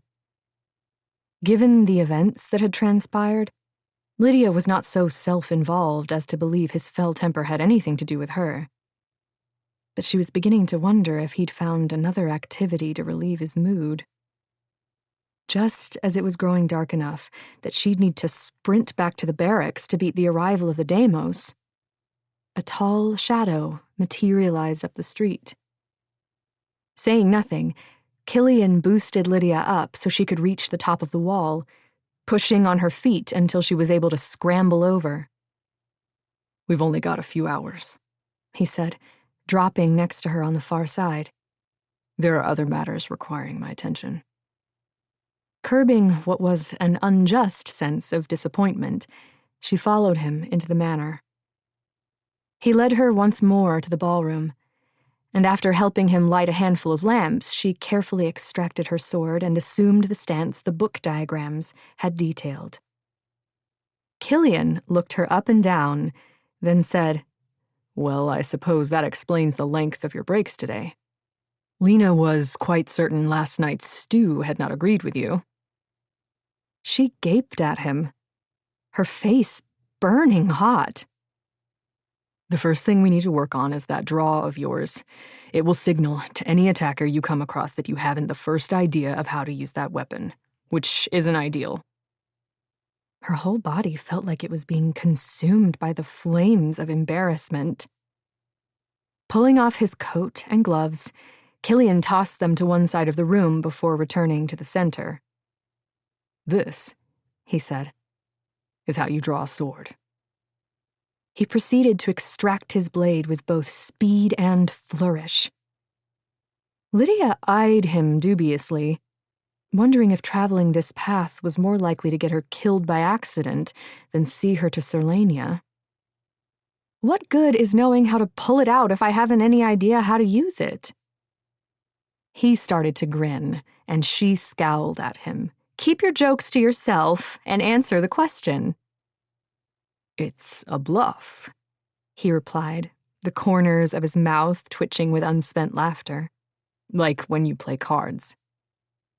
"I don't gamble." She instantly regretted the admission as he lifted one eyebrow in horrified disbelief. "How can you be friends with Tariana if you don't gamble? The girl could fleece one of the 6 in a game of cards." Tariana had taught her a few games, but unlike her friend, Lydia took no pleasure from risking her coin. Besides, Tariana always won. "We do other things." "Fair enough, but you do understand the premise of a bluff." She nodded. "Good. Your draw, then, is your bluff. If you do it with enough skill, you can trick your opponent into believing you have the hand to back it up." He waited for her to nod again before continuing. "If your opponent has a bad hand and believes your bluff, they fold and you win." "And if they have a good hand?" she asked, sticking with his stupid analogy. "What if they call my bluff? What do you propose I do then?" "We'll get to that part. Now, why don't you give it a go?" Lydia took hold of the sword and heaved. Instead of the cruel snick of metal Killian's blade made when he drew it, hers made a grinding noise, then stuck, the bottom of her scabbard flipping up. "Blast it," she muttered, her belt riding high. She adjusted it, trying to regain her composure and hoping he'd mistake the flush on her cheeks for exertion. When she finally looked up, all the humor was gone from his expression, and for the first time she saw a hint of doubt in his eyes. He shook his head once, then nudged her into the center of the room. "Tried again." She managed to get the blade out this time, but the sound of the metal grinding against the scabbard set her already frazzled nerves on edge. "Again." The results were the same. "I think the scabbard is too snug." Before she could finish, he reached over and tugged her sword out with the same ease as his own. He lifted one eyebrow, then shoved the blade back in. Again. "Perhaps rather than mocking me, you might provide some semblance of instruction," Lydia said between clenched teeth. "Widen your stance, bend your knees, hold it like this." He held out his own sword to demonstrate, but shook his head when Lydia tried to replicate the position. "That's not right, and quit squeezing so hard. Your knuckles are whiter than a corpse's. It will give you away to anyone who knows their business." Frustrated, Lydia snapped, "Just fix my hand for me, then." "Fine." Gripping her by the shoulders, he spun her in a circle so that her back was to him. Prying her clenched fingers off the hilt of the sword, he adjusted her grip, his breath warm on the nape of her neck. "Relax." As if such a thing were possible. "May I adjust the rest of you?" Lydia nodded, her heart a thundering drum in her chest. His hands moved over her body, gently but firmly, adjusting her posture, the toe of his boot knocking at her ankles until she widened her stance. "Like so," he said. Then he closed his hand over hers, warm fingers concealing hers entirely. "Breathe." She sucked in a breath. "Once more." She inhaled, and he moved, guiding her arm and the blade with a speed and grace she hadn't believed her body possessed. The steel glinted in the lamplight, And as she stared down the empty room, she felt like she could fight anyone or anything that came at her. She was powerful, capable, fearless. Then Killian let go of her hand, and the tip of her blade wavered, the feeling vanishing. He came around in front of her, for once his expression unreadable. "Now do it again." She shook her head. What was that? He looked away, jaw working back and forth. "It's the reason I'm not a very good teacher." "Because you're marked." She eyed him, wondering what it would be like to walk through life with such a sense of invincibility. It certainly explained his penchant for risk-taking. And his ego. She'd read a great deal on god marks in Treatise of the Seven, but the god of war's mark was an elusive thing, much of it impossible to distinguish from natural talent. Those marked were stronger, faster, able to sense what their enemy or opponent intended. They easily mastered all forms of fighting, had a mind for strategy, a gift for leadership. Above all, they were brave. "Do you ever wonder how much of it is the mark and how much of it is you?" she asked. The way his shoulders stiffened told her that he had. "The mark gives me aptitude," he said, "but I still had to study and learn and train every day for years to master these skills. And I decide what to do with them." "Still, never mind my mark," he interrupted. "I'm not going to spend my days holding your hand to lend you competence, so best you start practicing. Now do it again." He had her repeat her draw over and over until she was drenched with sweat, her muscles screaming from the unaccustomed exertion. "Set aside your spectacles for the next part," he said. "I'm not sure there's a lens maker left in Mudair, so we shouldn't risk them unnecessarily." It only went downhill from there. He chased her around the room, barking orders and battering at her sword, hands, wrists, and arms until she was too flustered to remember anything she'd read, all of it exacerbated by the Deimos circling and screaming above, which he barely seemed to notice. "Move your feet," he snapped, and she shuffled sideways, trying to parry while not tripping over her own boots. "Not like that. Pick them up." He scrubbed a hand through his hair, clearly as frustrated as she was. She looked at her feet, trying to will them into behaving, and his padded sword caught her across the forearm. "By the six, how are you planning to block a blow staring at the floor?" "How am I supposed to do anything with you yelling at me?" she retorted. "I'm only trying to do what your stupid book said to do." "I told you couldn't learn how to fight from a book, and you're doing a fine job proving it." She blinked furiously. She did not cry. Not ever. And she refused to debase herself by doing so in front of him. Instead, she let her anger take hold, and with one violent motion, she flung the blade end over end across the room, where it thudded against the wall. Killian eyed the shadows where it had landed. "Out of curiosity, will you be allowed to carry a sword when you return to Selendor?" A vision of her gliding into a dinner party in a silk dress and high heels, with a sword belted around her waist, floated up in her imagination, and an involuntary laugh tore from her lips. "No."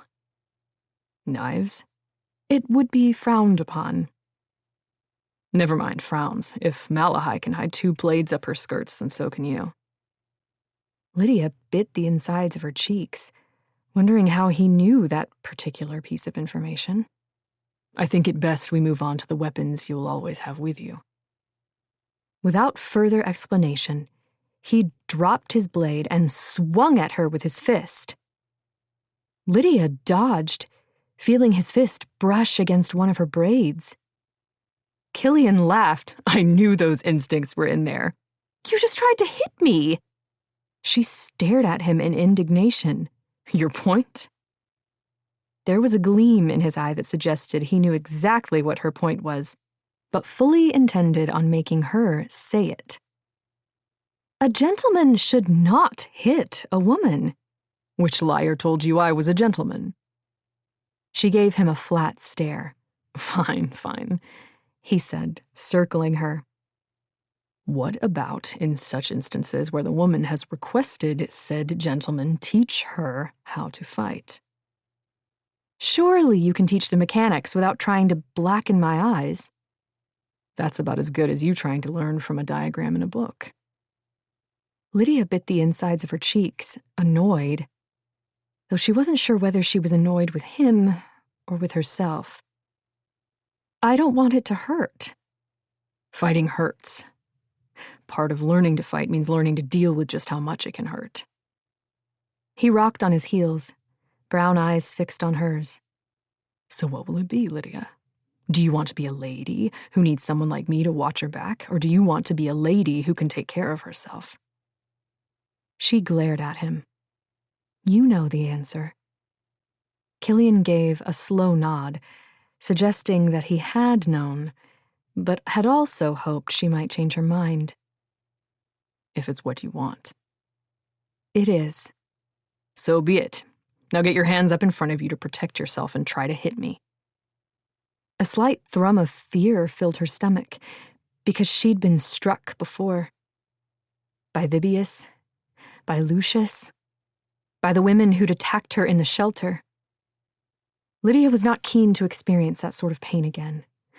But as much as she was afraid of the pain, she was more terrified of the helplessness she'd felt in those moments. And because she never wanted to feel that way again, Lydia took a deep breath and swung wildly with her fist. Killian blocked the blow, then caught her with his own just below the ribs. Lydia stumbled, gasping for air because it hurt. But her blood was racing, and she found the pain didn't make her want to cower. It made her want to fight. So she attacked again. They fought in earnest and in near silence. It was a lesson, but it was taught with actions, not words. With the reward of a blow landed, the pain of a missed block. He was stronger, infinitely more skilled, but more than she'd realized. Her mark had put power behind her fists, made her faster, and the bruises he inflicted faded in an instant, the pain fleeting and inconsequential. It made her feel invincible. You won't have these advantages when you go back. You'll just be yourself. Weak. The thought stole her focus. And Killian took advantage, hooking her leg out from under her so that she fell, the impact rattling her teeth. She didn't struggle as he pinned her wrists, the fight gone out of her. You all right? A drop of blood from a cut on his brow dripped onto her face, and she twitched. Sorry. He let go of her wrist, wiping the blood away with his finger. Then he paused. See if you can stop yourself from healing me. Am I that terrible a fighter? Lydia tried to keep her voice light, but her stomach clenched at the thought Killian might be reconsidering their arrangement.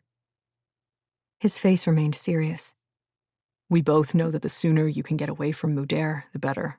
Might as well use what chances you have to practice controlling your mark. He was right. Yet her arms still trembled as she reached up to cup his cheek, the tips of her fingers touching the injury. Immediately she could feel the pull, the insistent tug against her core, but she bit down on the insides of her cheeks and resisted. Except her attention wavered from the injury to Killian's eyes, which regarded her steadily.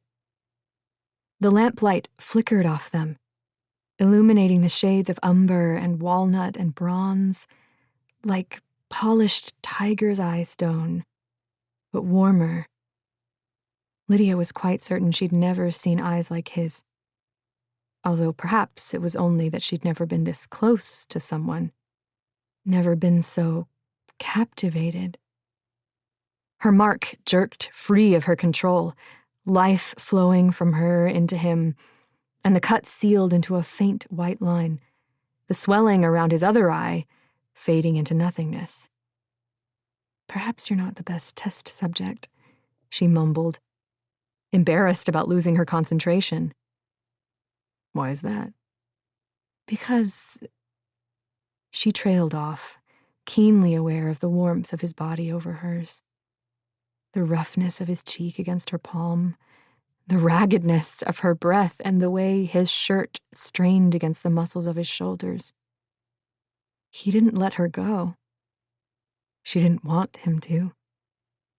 The hand still holding her other wrist loosened, turning to catch hers, their fingers interlocking. Heat flushed through her, and she didn't know what to do with it.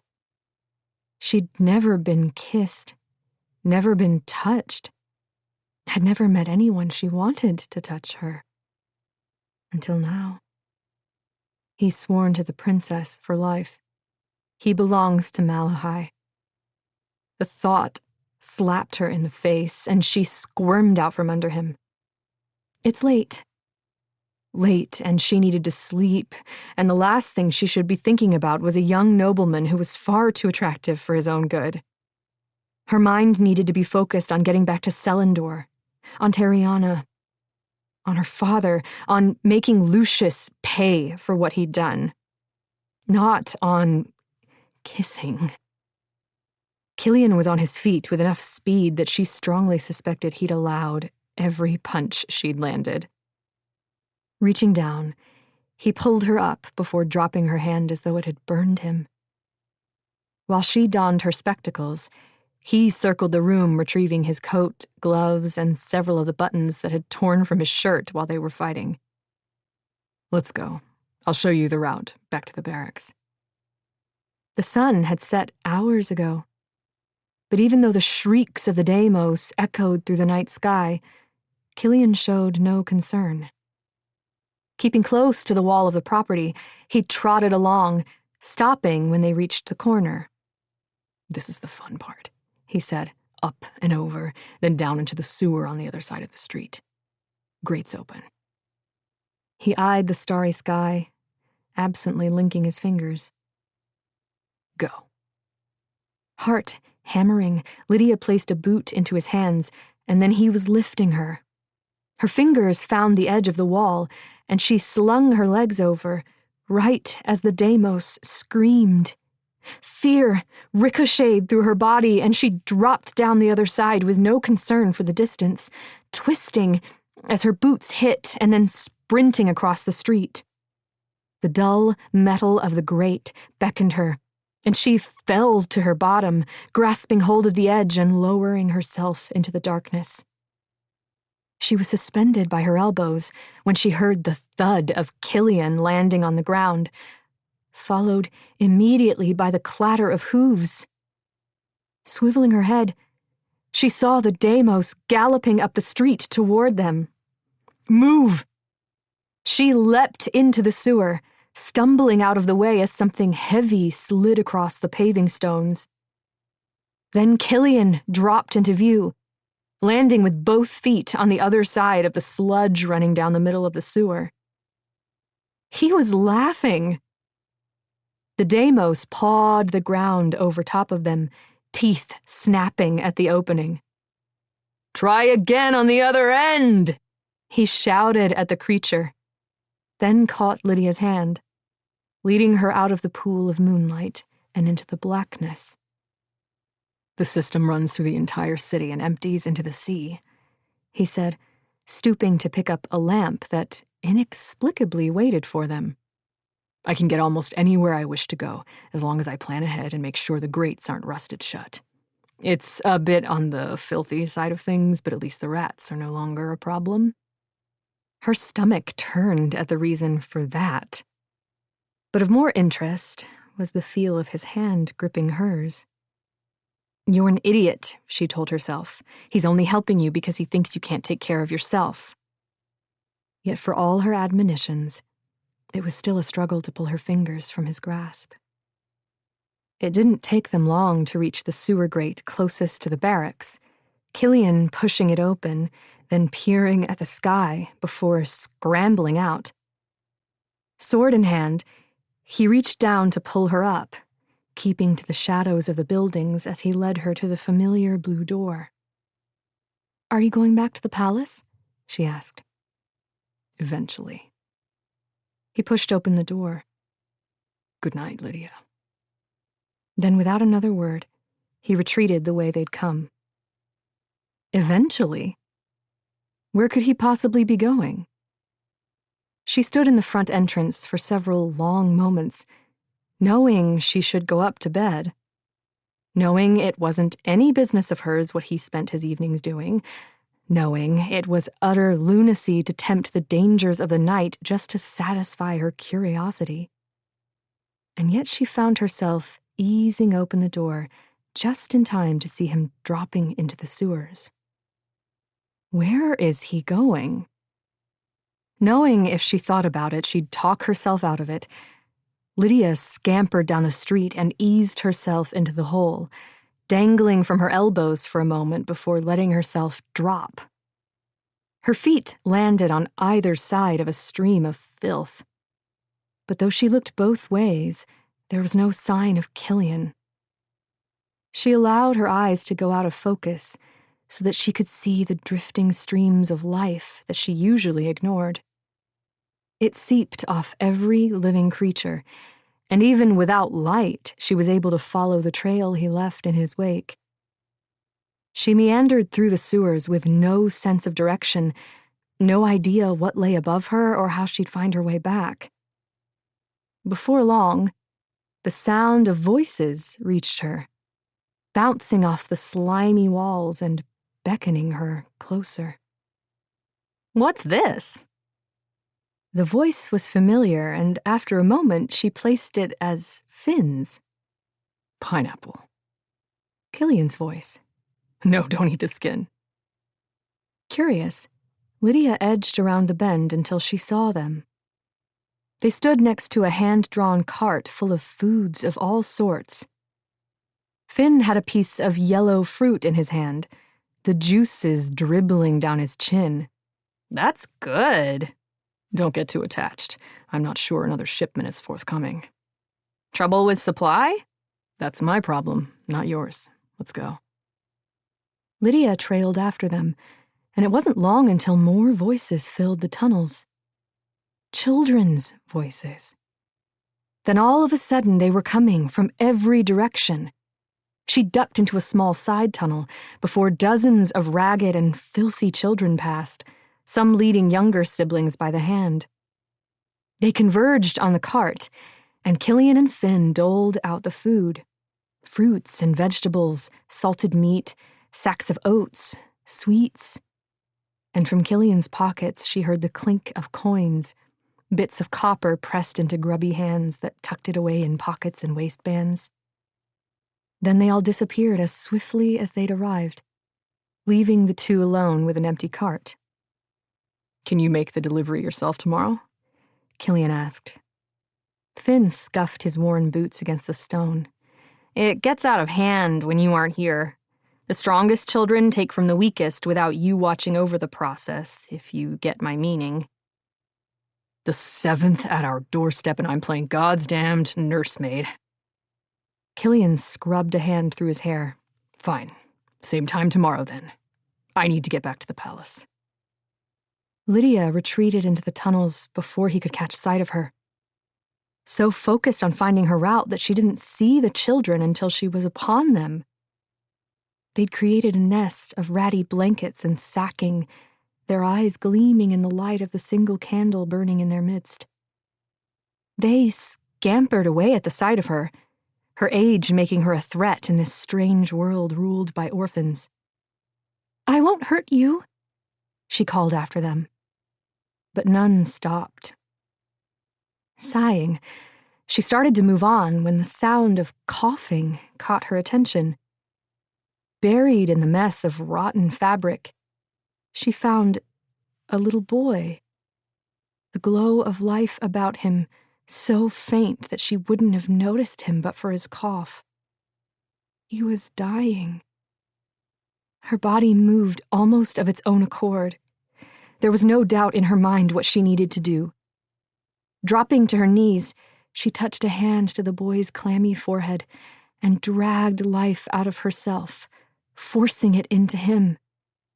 Her heart fluttered as she watched the skin on her hand wrinkle and mottle. But the child's breathing steadied, and his cheeks flushed with health. A shoe scraped on the stone behind her, and a child's voice said, "You're a healer."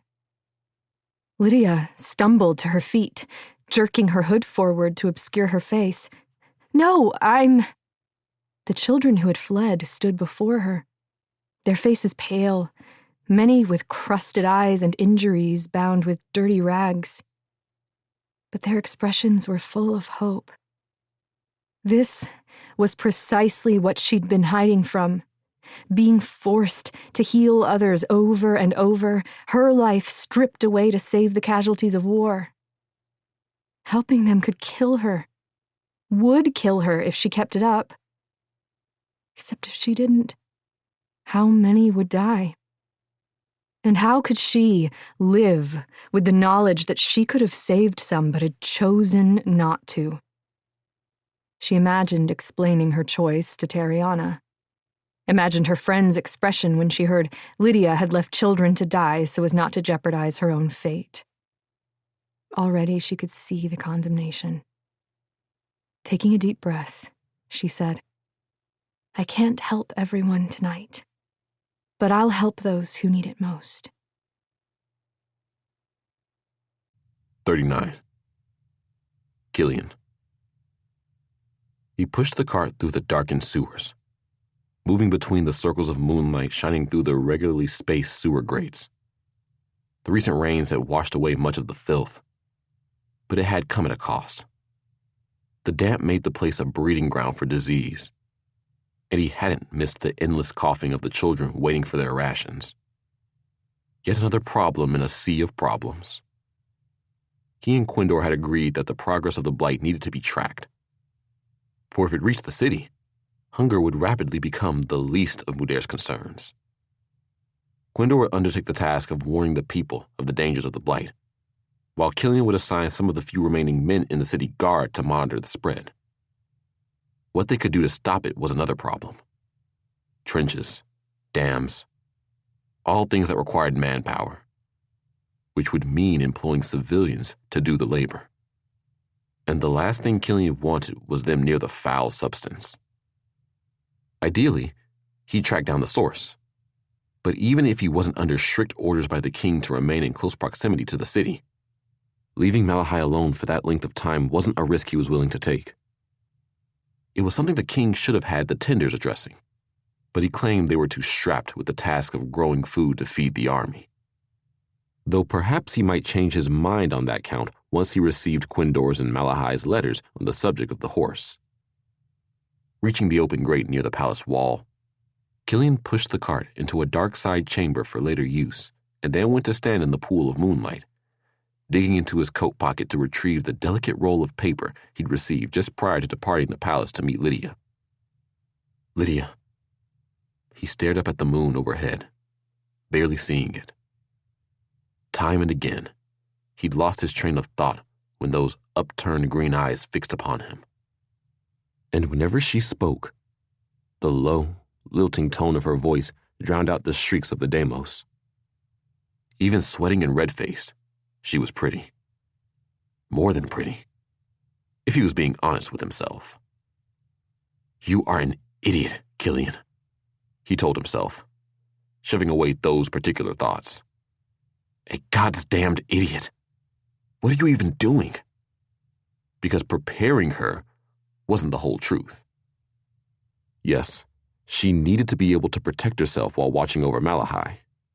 And yes, she needed to be able to hold her own against those who'd wish her harm once she returned to Selindor.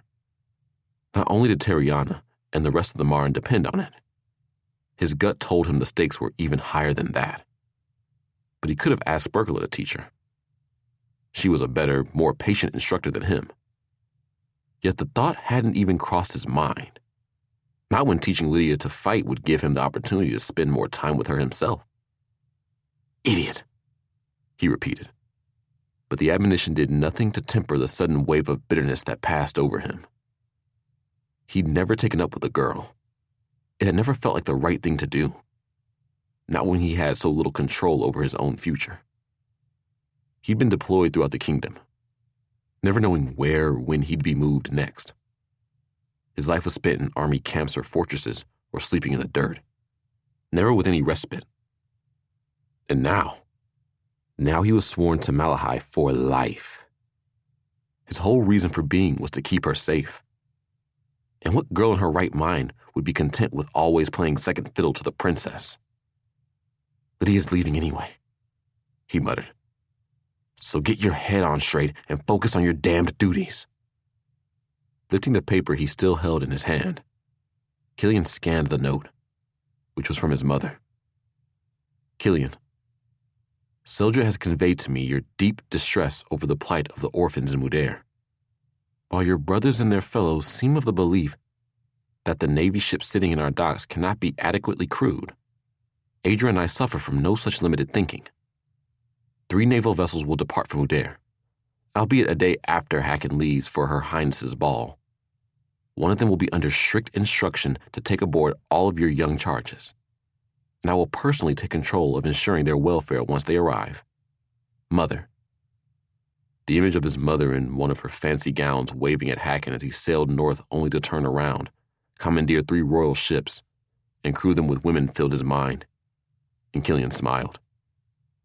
Then he squinted at the note, picking out the hidden message.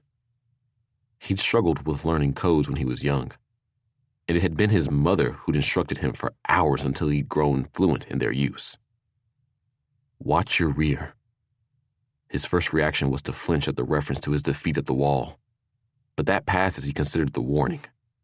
An attack that she didn't believe he'd anticipate. Trickery. But too bloody vague for him to do anything about. Bad news all around. For though he now had a way to get Finn's orphans out of Mudair, he wasn't certain they'd last that long. Food he might be able to scrounge up, but if plague struck, there was nothing he'd be able to do to save them. The ships his mother was sending would sail back next to empty. The sound of footfalls echoed through the tunnel, snatching him away from his thoughts. Someone was running this way. Lord Calorian! Lord Calorian! Wait! Finn's voice. The boy careened around the corner, nearly colliding with Killian. What's wrong? It's the girl. Finn's eyes were wide with panic. Your new girl. I think she's dead. 40. Lydia. You insane, idiot, fool of a girl. Killian's voice sounded distant, but fabric pressed against her cheek, her nose full of the familiar scent of soap and steel. She felt strong arms holding her close. Can't breathe, she whispered, her chest aching as her heart skipped and faltered. Hold on. His breath came in fast little pants. He is running, she realized, carrying me and running. And she couldn't hold on. She was fading, the few remaining wisps of life drifting away no matter how hard she clung to them. Almost there, almost there. There was desperation in his voice. Hold on. Everything went black. And then she could feel it. Could feel life flowing into her, coating her skin, filling her lungs. Her eyes fluttered open, revealing mist flooding down from above, the air thick with it. Her heart steadied, and in the moonlight filtering through the grate, she watched a loose lock of her hair change slowly from white to black. Killian's breathing was ragged. He was on his knees, one arm under her legs and the other around her shoulders, his grip hard enough to bruise. Slowly turning, she looked up at him. Where are we? As close as I could get to one of the shelters. His face was concealed by shadows. "There are hundreds of people above us." "I know," she whispered. "I can feel them." "On the battlefield," he said, "when a healer does too much, we drag them out among the healthy and uninjured men, and it usually brings them back from the edge." From the edge of death. Lydia pulled her ring out from beneath her shirt, gripping it tight and trying not to think of how close she'd come to losing her everything. "Are you feeling stronger?" She nodded, then wished she hadn't when he eased her onto the dry side of the tunnel, the comfort she'd felt in his arms falling away, leaving her cold. "What were you doing in the sewers?" She swallowed, her throat dry. "I followed you, and when I was finding my way out, I came across a sick boy and his friends. I couldn't leave them like that." Killian shifted his weight, the moonlight falling across his jaw and cheek, and Lydia felt the urge to reach up and touch him, to feel his skin beneath her fingers, to... "You put both of us at risk," he said, interrupting her thoughts. "By now, all the hundreds of children down here will know there was a healer here tonight." The muscles in his jaw clenched. "You aren't trained, Lydia. You don't know how much healing a particular injury will take out of you, and if Finn hadn't recognized you and run to find me, you might have..." "And you aren't taking a risk every time you bring food to them?" She sat up straight. "Those Deimos are watching for you. They're hunting you." He shrugged. "The children don't have anyone looking out for them. What does it matter if I'm risking my life if it will save hundreds? It's what I'm for." She frowned. "You're marked to fight. For war." "No, I'm marked to protect. The rest is just a consequence." "To protect Malahai." "It's not that simple." He scrubbed his hand through his hair. "At least it isn't for me. It's like a compulsion. I can't not do it." A deep understanding of exactly what he meant filled her. The desire to help those suffering around her had been growing and growing, the sick children finally overwhelming her fear of using her mark. The fear of the consequences of using her mark. "If you get caught," Killian said, "you won't get back to Selendor to set things right. Your father, Terriana, the rest of the Marin, is risking them worth saving a handful of lives." It felt like she was being torn in two, like there was no choice that wouldn't cost her. My father is likely already dead." Saying the words made her chest tight, like she could scarcely breathe. "And Terriana will never forgive me if she learns that I could have saved the lives of children, but didn't for fear of risking her." "If it was just her life, I'd agree. But the stakes are much larger than that. You need to get back." He was right. She knew he was right. But she didn't think she could live with herself if she stood by and did nothing. Nearly all her life, she'd hidden alone in the library while the world passed by, doing nothing to right the wrongs she saw but chose to ignore. She refused to go back to being that girl. She refused to go down without a fight. "Why can't I do both? Why can't I help those who need it right up until the moment I board the ship to Serlania? It would give them a fighting chance of surviving." "Because you risk being caught. You risk dying if you make a mistake." "I'm not worried about being caught. Or of dying." She grinned, feeling the rightness of the moment. "Because I'll have you to watch my back." 41. Killian. "You can't wear what you're wearing," Killian muttered, rooting through the wardrobe. "The last thing we need is anyone figuring out who you are." Lydia stood a pace behind him, holding up the lamp. "Whose clothes are these?" "Adra's. I think. He pulled out a bright pink gown trimmed with gold. Definitely hers. She's married to my middle brother, Seldred, but she's Gamdeshian, niece to the Sultan. Which is why your closet looks like a goddamned rainbow. Slamming the wardrobe shut, he motioned for Lydia to follow him out of the room, trying not to notice the faint smell of scented soap that hung in the air around her, as he'd been trying to ignore it all evening. How she managed to smell so clean after an entire day of work plus 2 hours of training was a mystery to him. You didn't spend much time here growing up, did you? There was something about Lydia's voice that he liked. A purposefulness that suggested she only spoke when she had something to say. Or, more often, there was something she wanted to know. Why do you say that? You don't treat it like home. I don't really have a home. I never spent more than 6 months in the same place since I was a child. Stopping outside a pair of doors, he rested his hands on the knobs, reluctant to open them.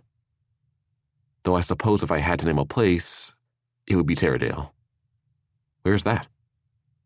On the southern coast, about a dozen leagues north of Solania. He scowled at the doors, annoyed at his own reluctance to go inside. It's my family's estate, and where our horse breeding farm is located. My mother lives there, and it's where I lived until I was 7. Turning the knobs, Killian shoved open the doors and stepped inside. The drapes in his parents' rooms were drawn, Lydia's lamp casting shadows over the heavy furniture and thick carpets, the air stale after months of being left undisturbed. He'd expected to feel echoes of his father's presence, but the room only felt empty, lifeless.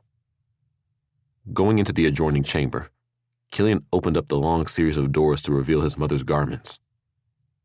After this, I'm hoping that squatters take over this house, he said, because otherwise she'll know I was in her things. He shook his head.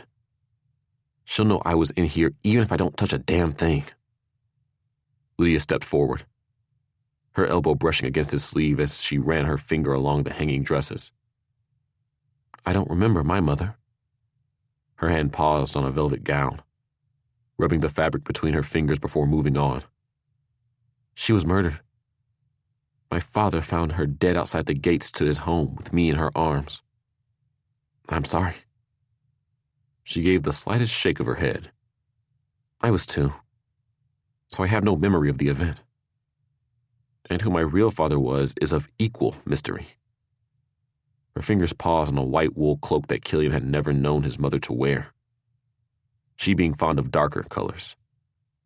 Reaching up, he unhooked it from the hanger, draping it over Lydia's shoulders. It had a deep hood trimmed with ermine, the buttons running up the chest's polished silver disc. It sparked a memory, and he pulled open drawers of accessories until he found what he was looking for. Extracting the mask, he held it up. You won't be able to wear your spectacles, but this should solve the problem of anyone recognizing you. Lydia's brow furrowed. Then she nodded. Everything I need to see will be up close, so I should be fine. Will you put it on for me? Pulling off her spectacles, she tucked them in the pocket of the cloak and turned her back to him. With her holding the mask in place, Killian looped the laces behind her head, her hair like silk beneath his fingers. This close, the scent of her was strong in his nose, making him fumble tying the knot. Please don't tell me you're spending coin on special soap. Why in the name of all the gods did you just say that? I haven't. Turning her head, she looked up at him, and even with the top half of her face concealed by white satin and sparkling crystals, she was more beautiful than he felt comfortable admitting about a subordinate. I use the same soap as the other girls. Oh. His face felt like it was on fire. You smell different, is all. She bit her bottom lip and looked down at his boots. Well, I haven't had the opportunity to bathe since before dawn. No, it's nice. You smell nice. Nice? Grinding his teeth, Killian mentally berated himself for saying anything at all. Most soldiers aren't particularly fastidious about bathing. is all. Can get hard on the nose. Now let's go. We wasted enough time raiding my mother's closet. Outside, the Damos were circling overhead, waiting for them to exit. But he'd brought his bow with him this time. And as he walked out of the shadows, the creatures took one look at him and flapped their wings, soaring out of easy range. Arrow knocked. He shadowed Lydia as they walked over to the grate, waiting until she was in the tunnel before jumping down himself. I told Finn to have those who need to see a healer organized beneath one of the shelters, he said, leading her through the tunnels. But you need to be cautious. We don't need to repeat what happened last night. She nodded, the crystals on her mask glittering as they passed beneath a grate. I wish there was a book I could read on the subject. You and your books. He held out his hand, helping her over a pile of debris. The temple here in Mudair has a library, so there are undoubtedly books on the subject given it's where Mudamor's healers are trained. I know it's not possible, but I would love to see it. Her voice was wistful. It's what I miss most about home. Killian was not inclined toward books, primarily because he was not inclined toward sitting still. How did you meet Terriana if you spent all your time in a library? I can't say I've ever known her to lose herself in the stacks. You'd be surprised. A good many of my favorite linguistic texts came courtesy of her. She speaks every language en Wreath, and her grammar is impeccable. Lydia hopped over a puddle of filth. But as to your question, we met when her mother was negotiating the latest iteration of the agreement between Marin and the Empire. One of the senators involved overestimated his proficiency with Trader's Tongue. That's what Mudamorian is called back east. And Terriana and I bonded over the humor of it all. You lost me at favorite linguistic text. She laughed, the sound filling his head and drowning out everything else. You are her senior officer, he reminded himself. You are helping her out of obligation. Your loyalty is to Malahai. But the logic spun away as she stepped into another pool of moonlight, looking for all the world like some mystical princess of the icy north. Sparkly. Killian jumped, sword half drawn as he whirled around to find Finn standing behind him, hands held up in mock defense. I don't believe I've ever gotten the jump on you before, Lord Calorian. Don't get used to it, Killian growled, shoving his sword back into its sheath.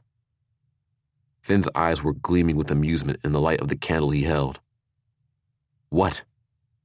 Nothing, the boy said, laughing. I didn't say a thing.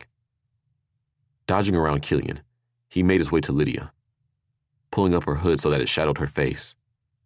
No more use of names, all right? I started a few rumors about who was coming to do the healing tonight, and I'd hate for my hard work to be for nothing. Even with her face concealed, Killian could sense Lydia's frown as she asked, Who do they believe is coming? Hegeria herself. Before Lydia could respond, Finn trotted off. This way. They followed the boy, Lydia's unease palpable. I don't even know what I'm doing, she murmured. They'll know I'm not her. That doesn't matter. Killian understood the pressure she was feeling. The pressure to be infallible, to be perfect. All that matters is that they don't know it's you. He could feel that his words had done nothing to ease her concern, so he kept talking. There will be many of them, more than you can possibly help in one night. How do you want to prioritize them? I'll be able to tell who is the worse off, she answered. We'll prioritize those. There still may be more than you can help in one night. Pulling someone back from death's door is no small thing, even for you. Her hooded head turned toward him. What do you mean, even for me? You're stronger than most. Exhaling, he considered his words. I've been near death several times in my life. Because I'm marked, it has usually taken 2, sometimes 3 healers to set me to rights. You did it yourself. And I don't even have a scar to show for it.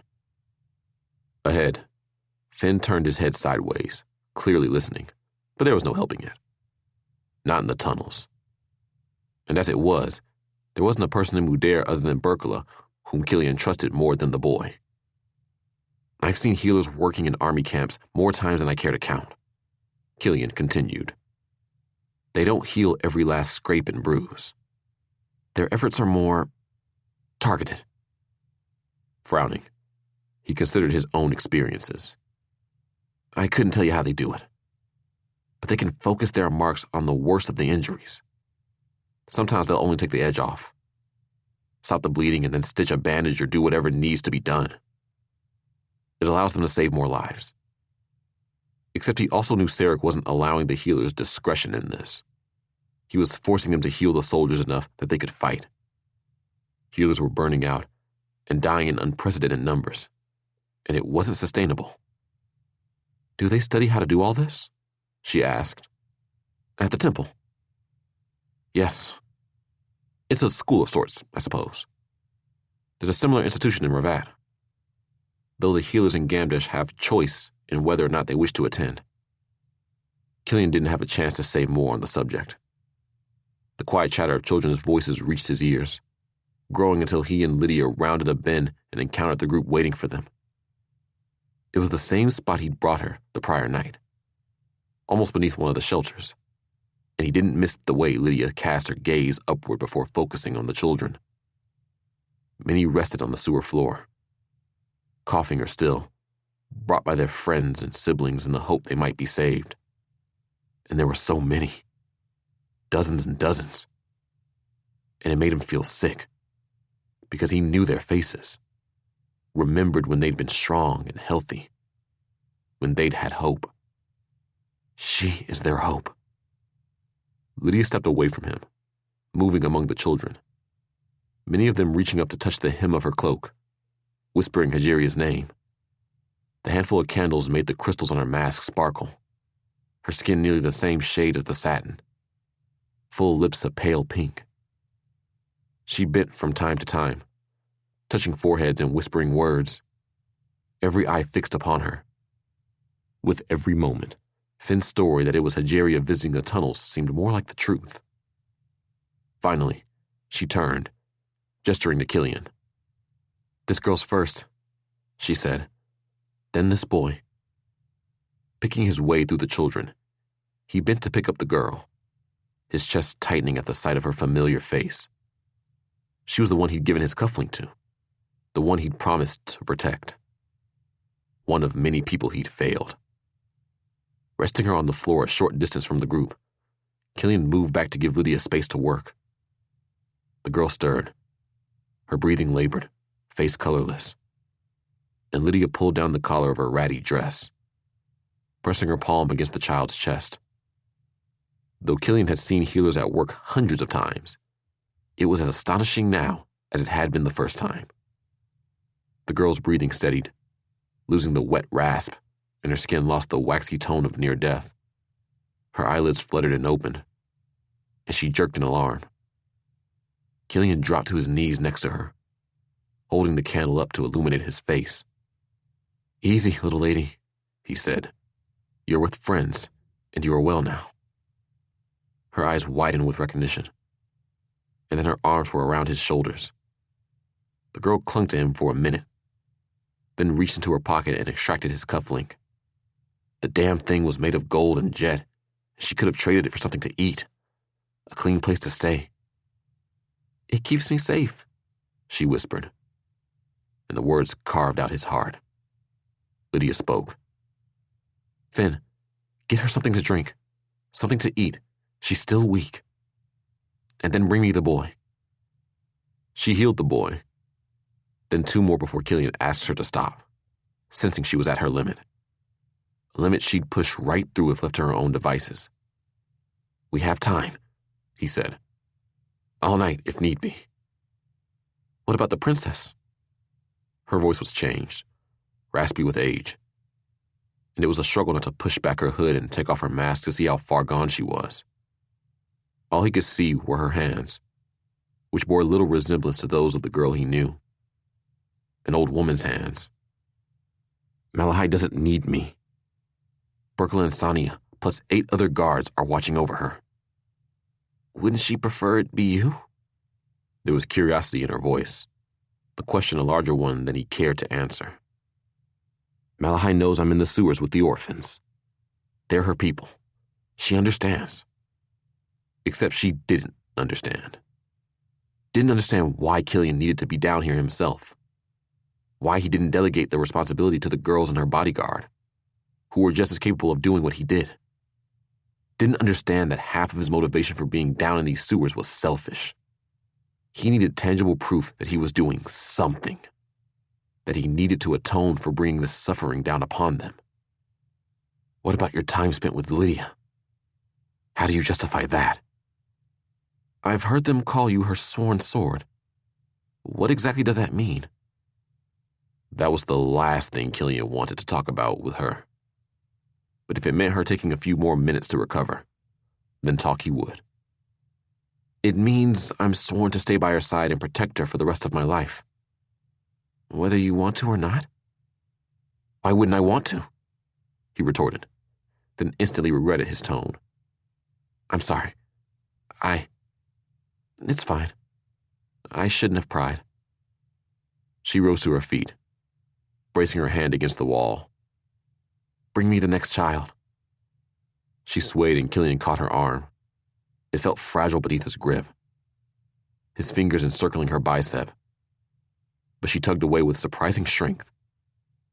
I'm not stopping until everyone I believe might not make it until tomorrow night has been treated.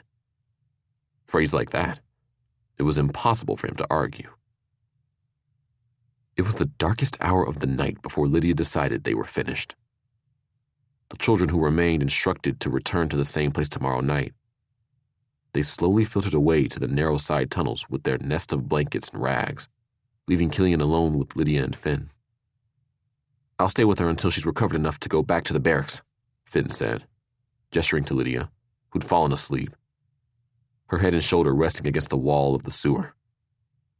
Finn himself looked dead on his feet, the shadows beneath his eyes not entirely from the dying flame of the singular candle. Going back to the palace meant a hot bath, clean clothes, something to eat, and something expensive to drink. It meant the sofa in Malahai's bedroom, which would be warm and dry and quiet, and he could sleep until late morning. It was where he was supposed to be, where he was duty-bound to be. It's fine. I'll stay until she's ready. You get some sleep. Sitting on the cold stone next to Lydia, Killian pulled off his coat and stuffed it behind his head, eyes on the shadows moving beyond the sewer grate. The Deimos were prowling, their wings a steady drumbeat, their shrieks like shattering glass. But he hardly noticed them as Lydia shifted, her head falling against his shoulder. The hood of her cloak concealed her face, the fur trim tickling his neck. But the slender hand resting against his hip was changing, like the slow bloom of a flower, becoming young again. Finn flopped down on the floor next to him, and Killian gave him a little shove. Don't even think of trying to use me as a pillow. The boy shifted a little farther away, but Killian couldn't help but notice how skinny his arms were, brown wrists bare beneath the threadbare coat that was already too small for him. There was a hole in the toe of his boot, and his curly brown hair was tangled and matted. Finn curled up in a ball. But as the candle flickered out, Killian saw that he was shivering. Sighing, Killian pulled his coat out from behind his head and tossed it at his young friend. You pick my pockets again, I'm going to hold you upside down by your ankles and shake you until I get all my coin back. I never picked a pocket in my life, came the muffled reply. But it was only moments until his breathing took on the rhythm of sleep. An hour, Killian told himself. You can stay for another hour, then you need to go back. But the minutes ticked by, then the hours, and he didn't stir from where he sat until the glow of dawn filtered into the tunnels. 42. Killian. Killian, would you please not do that? Do what? He asked, leaning farther over the balcony, attempting to determine precisely where the cave opening below was. The damn thing flooded at high tide, but he was relatively certain the Rainbow Ballroom was right above it. "Lean over the edge like that," Malahai said. "You're going to fall and get yourself killed." He made a face at the ocean below. "I'm not going to fall. And even if I did, it's not that far. Far enough. Let's find out." Hopping up onto the balustrade, Killian balanced easily, walking back and forth along it. "You wouldn't." Malahai sat perched on a delicate metal chair, the hand holding her teacup frozen midair as she watched. "Don't tempt him," Burkula grumbled. "Tariana, one of the Marin Triumvir's heirs, indoctrinated him into the joys of cliff diving when he was 12. He'll jump it for no other reason than to prove he can." At the mention of Tariana, Killian's attention shifted to Lydia to see if she'd heard the reference to her friend. But she was inside the ballroom itself, helping Lena set up for archery practice.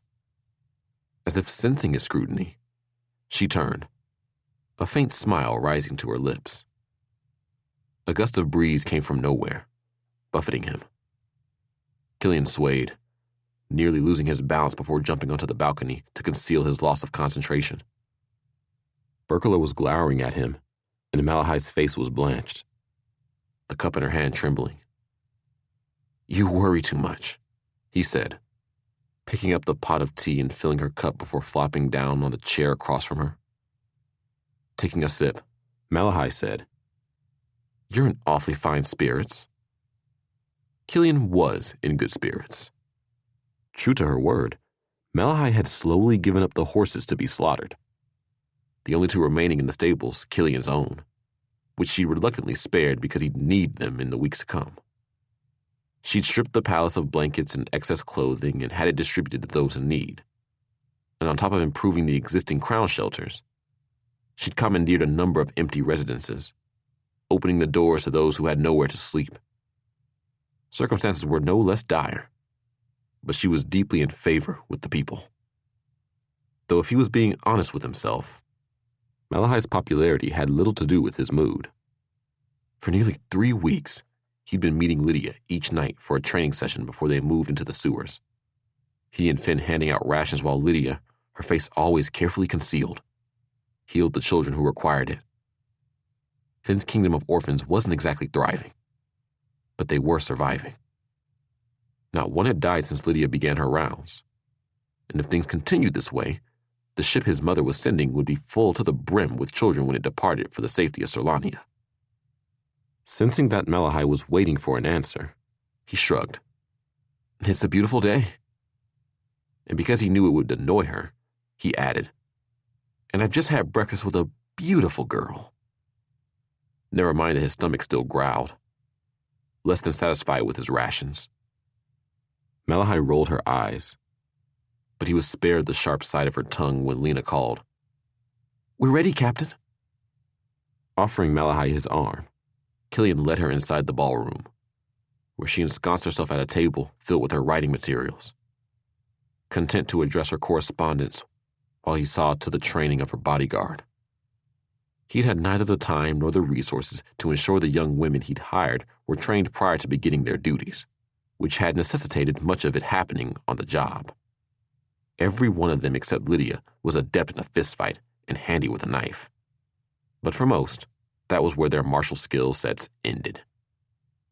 Burkula handled much of their training, her ability to explain technique infinitely superior to his own. But he also relied a great deal on their ability to teach one another. Sonia, in particular, had a great deal of knowledge to share. She was currently leading the lesson.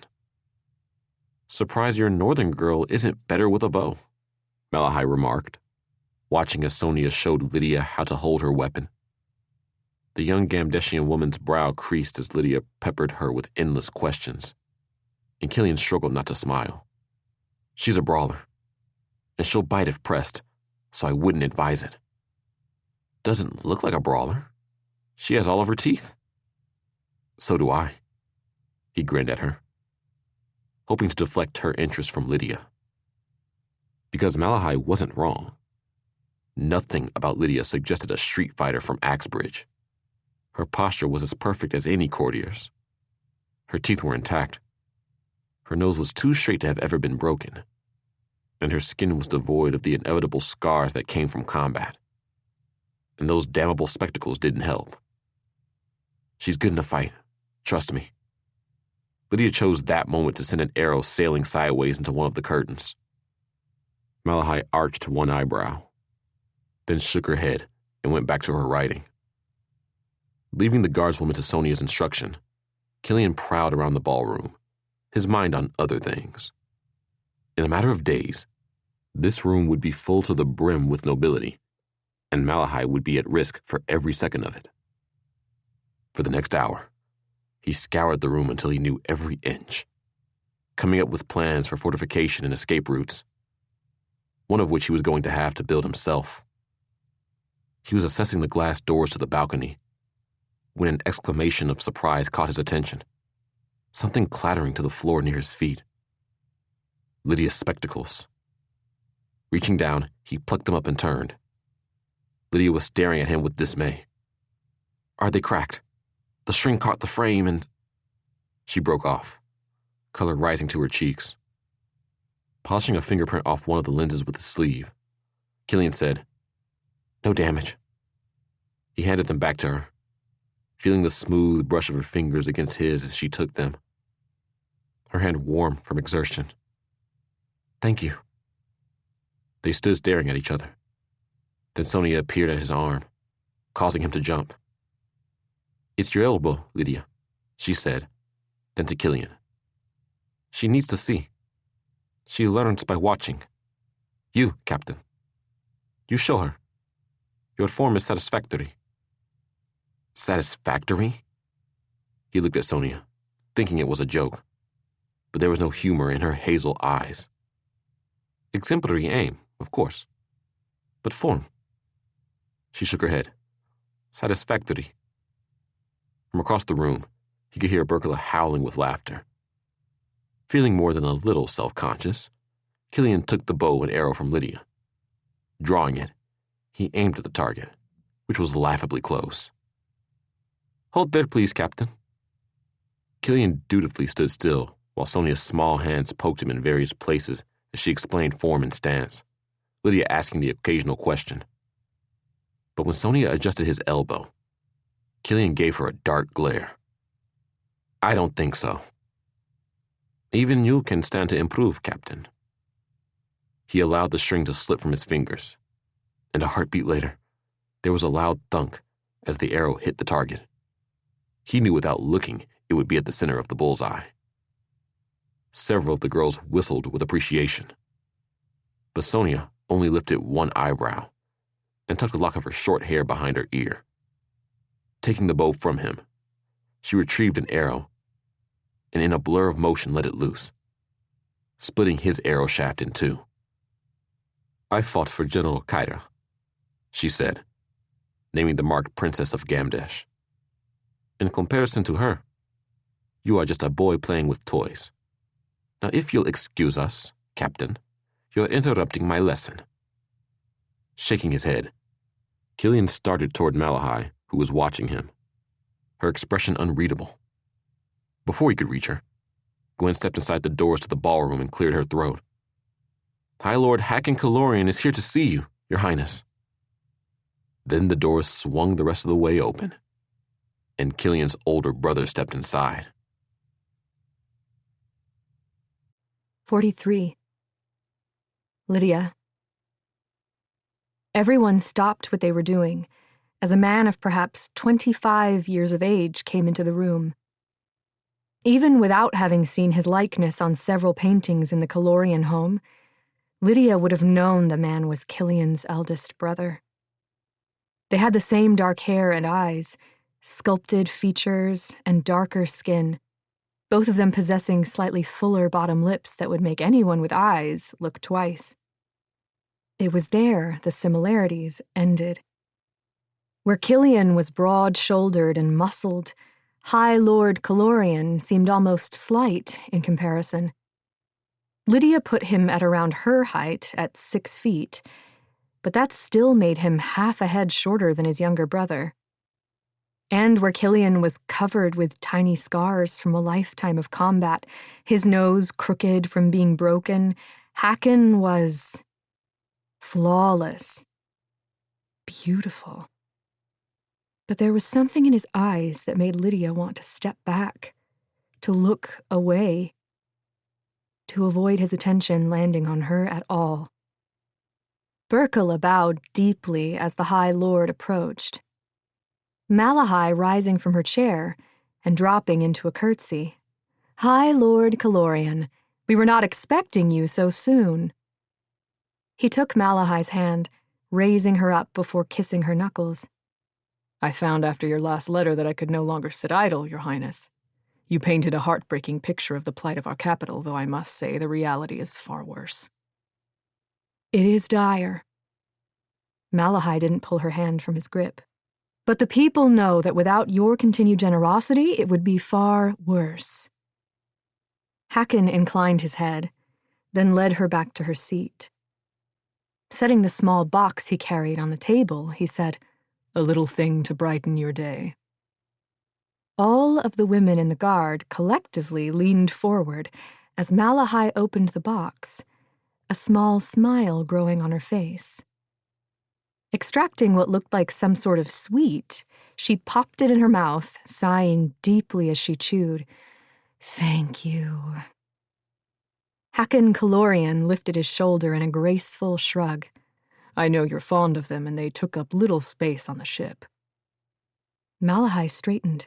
"You brought supplies?" Hakon sat in the chair Berkela had brought over. "A full ship. My soldiers are already in the process of distributing it throughout the city to those who need it most." "Thank you." Malahai seemed to almost breathe the word, her eyes fixed on the High Lord. "You and your continued generosity are all that stood between Mudair's people and starvation. But I can hardly bear to think of the cost." "What is wealth compared to lives? We have plenty. It is the least I could do." Then his eyes shifted Killian's direction. "Brother?"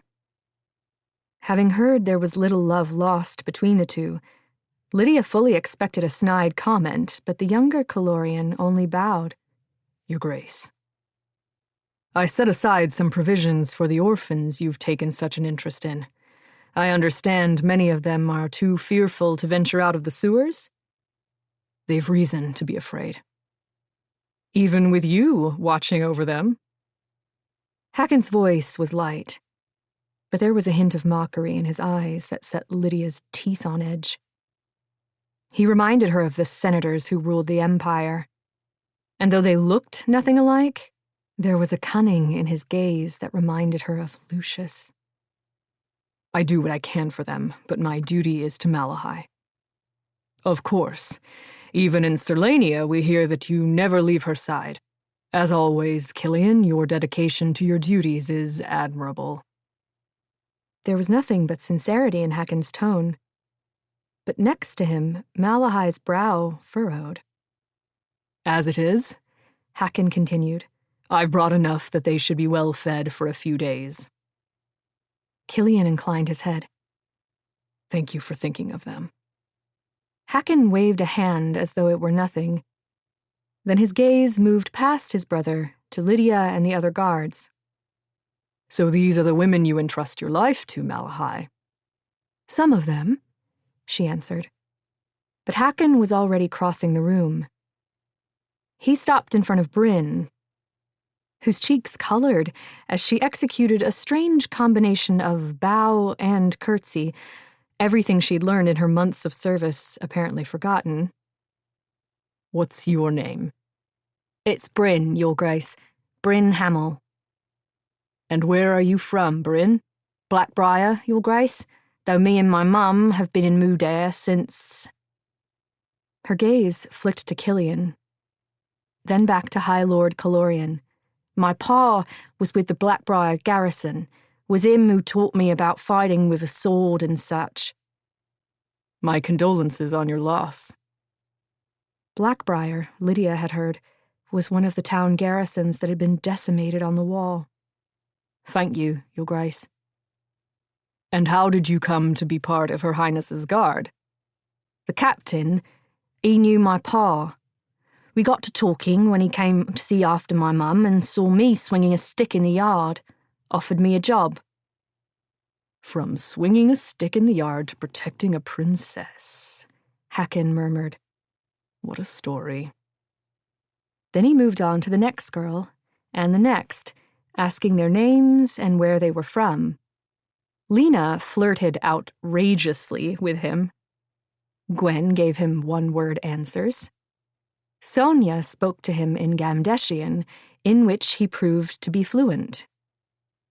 Lydia he approached last, her skin turning clammy as she dipped her head. Last but not least, he said. And what is your name? It's Lydia, Your Grace, from Axbridge. Lydia from Axbridge. He rubbed his chin thoughtfully. Has anyone ever told you that you look like a younger version of High Lady Fellorn? She shook her head. It's striking. Reaching up, he removed her spectacles, then used them to lift her chin so they were staring into each other's eyes. More so without these concealing those beautiful eyes of yours. What you consider concealing, I find quite revealing, Your Grace. Lydia extracted her spectacles from his grip, feeling his index finger slide along her palm. His skin as free from callus as her own. It was a struggle not to cringe, and she hid her discomfort by polishing the lenses on her uniform before replacing them on her face. Hacken chuckled softly. And how long have you been in service to Her Highness? A variation upon the question he'd asked everyone else. 3 weeks? Not long at all. He gestured to the bow. Why don't you give a demonstration? Oh. She looked wildly to Sonia, searching for reprieve, but the young woman only shrugged, leaving Lydia to mutter, I'm afraid I'm not much of an archer. Hacken leaned forward and whispered conspiratorially, Neither am I. Lifting the bow, Lydia shrugged her shoulders to release some tension. Her hair had fallen over her right shoulder and her skin crawled as Killian's brother ran his hand along the nape of her neck to draw her braid back to center, his fingers brushing the chain holding her ring between her breasts. That's better, he said. His Grace makes an excellent point, Sonia said loudly. Those of you with long hair should not leave it hanging. It catching in your bow is the least of your worries. Here, Lydia, let me help you. The shorter woman edged between Lydia and Hacken, reaching up to twist her braid into a knot at the nape of her neck. Now try. Lydia aimed, feeling the eyes of everyone in the room upon her as she released the string. The arrow sailed past the target to clatter against the stone wall. Cheeks burning, she turned, expecting to see dismay in High Lord Calorian's eyes, but they were shining with delight.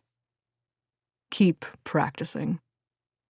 As he walked past a glowering Killian, he added, I look forward to seeing more of you, Lydia of Axbridge. I'm quite certain I've never seen a prettier man in the whole of my life, Lena declared, putting her bare feet up on the arm of the sofa. So you've mentioned, Gwen replied, shoving Lena's feet away from her face. 3 times, a point you already made clear with the outrageous way you flirted with him. I wasn't flirting. Lena moved to sit in front of Lydia, which was a silent cue for her to braid the other girl's hair. I was being polite. He's a goddamned high lord. To be otherwise would border on stupidity. She gave Gwen a pointed look.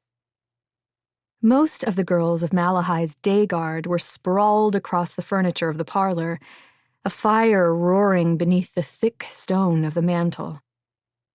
It was rare for Lydia to be here at this time of night.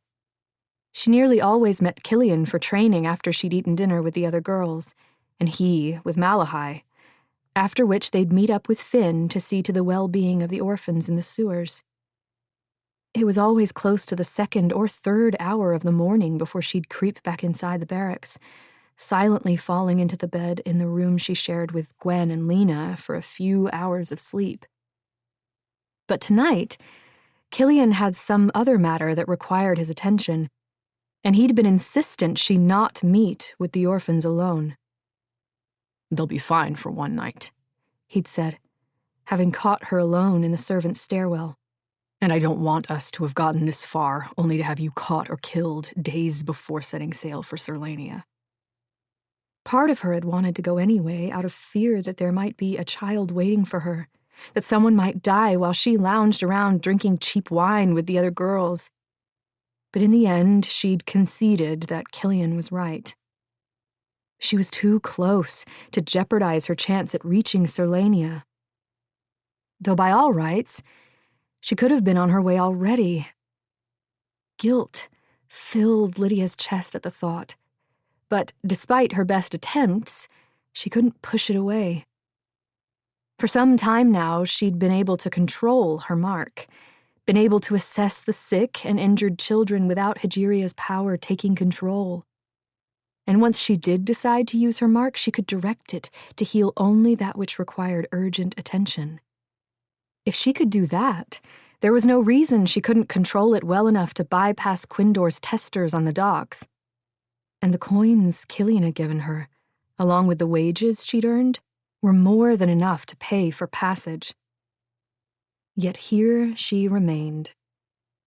She told herself that it was because it was too risky, that it was better to get back to Selindor late than never, that her control over her mark wasn't certain, something proven by Killian testing her with whatever injuries he garnered during their training, which she inevitably healed despite her best efforts.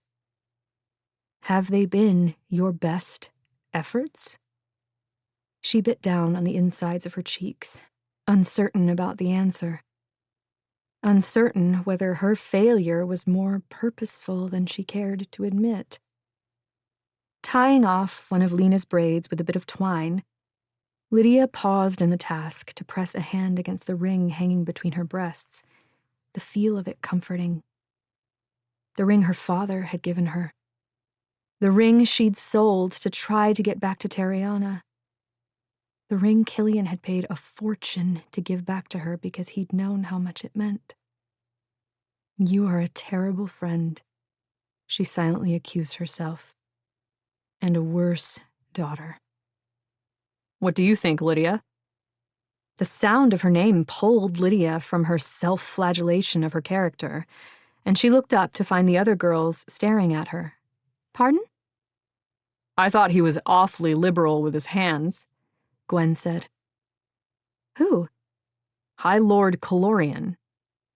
Gwen frowned at her. "Haven't you been listening?" "Sorry, I was lost in thought."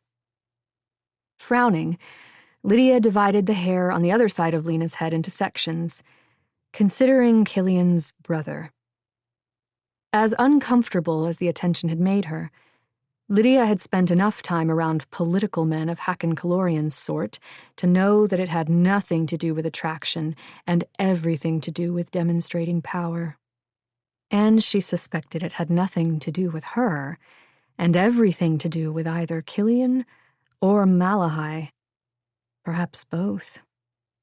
"I thought he was kind to show interest in us," Bryn muttered.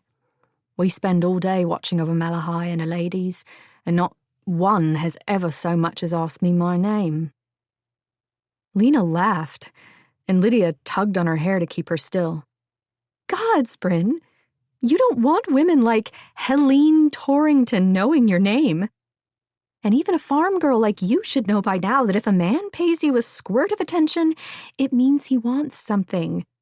High Lord Calorian was likely just buttering us up to please Her Highness." "Quit gossiping about your betters, you damned foolish girls." Every head in the room turned to watch Berkala enter, an oversized cup in one hand and a teapot in the other. They aren't better. Gwen scrunched up her face. They're just rich enough to make everyone think so. Philosophical enlightenment from Gwen. My day is made and I shall rest easily. The giantess shooed one of the girls out of her chair. How about this? Quit gossiping about those powerful enough to make your life difficult should they not like what you say. You know the Calorians best, Lena said, ignoring Berkela's warning. What's Hacken like? He's ambitious and nothing like Killian, so don't presume to know one because you know the other. Nothing wrong with ambition, Bryn said. Won't get far in life without it. Drop the subject. So you're saying he wants to be king? Lena persisted. Berkela glared malevolently at the pretty girl. If I tell you a bedtime story about the Calorians, do you promise to go to sleep and leave me in peace? Lena grinned and nodded. Tell us about how you came to be in their service. Fine, fine. Berkela leaned back in her chair. I was part of a landing party during the last war between Ayrton Isle and Mudamora. We'd rode up into the swamps with the intent of coming at Serlania from the rear, but we were set upon by High Lord Calorian's forces. The former High Lord, not the one Bryn's mooning after. Bryn's cheeks turned bright red and she crossed her arms but said nothing. Anyway, the bastards rained arrows down upon our boats and there was little to be done, sitting ducks that we were, so we jumped in the water, trying to escape by swimming upstream beneath the murk. Unfortunately, the waters down there are rife with crocs. Damned creatures finished what the Mudamorians started. But what about you? Lena demanded. Shut your gob, girl. I'm getting to that. Berkela took a sip from her steaming cup. I was swimming hard toward the bank when one of the crocs caught me by the leg. A big bastard it was, and every time I got out of the water it dragged me back, jaws like a damned vice. Her jaw tightened, and Lydia thought she must be remembering the pain. Figured I was done for, then twang! She half shouted the word, and all the girls jumped. Arrow straight into the beast's eye. And I looked up to find the High Lord himself, bow in hand. Without saying a damned word, he came down and pried the beast's jaws open and then dragged me up the bank, all his soldiers watching on. I was certain that they'd do their best to extract what information they needed and then string me up. But he just walked away. That's it? Lena demanded. But how? Quiet! All the girls shouted, including Lydia, and Berkela lifted her teacup in salute. I watched him walk away while I bled into the mud, and I shouted after him, "Finish the job, you Mudamorian coward!" All the girls leaned forward. What did he say? Lydia finally asked, curiosity getting the better of her. He said, Berkela replied, taking a long pause, that anyone who fought that hard to live deserved the chance to do so. That sounds like something Killian would say, Lydia thought. Like something Killian would do. At any rate, the gods, in their infinite mercy, decided not to take my soul that day or in the days after, leaving me with the predicament of owing a life debt to a Mudamorian. So, once I recovered, I had to track him down and explain as much. He told me the only thing he had need for was a bodyguard for his youngest son, and I, in my infinite foolishness, didn't question why he'd struggled to find someone willing to take the job. In hindsight, I should have let the crocodile eat me. All the girls laughed. But Lydia was still curious. Why do the giants go to war so frequently? She'd heard that it was because they had vile, aggressive tempers. But Berkala had anything but. Because it's good fun chopping off Mudamorian heads.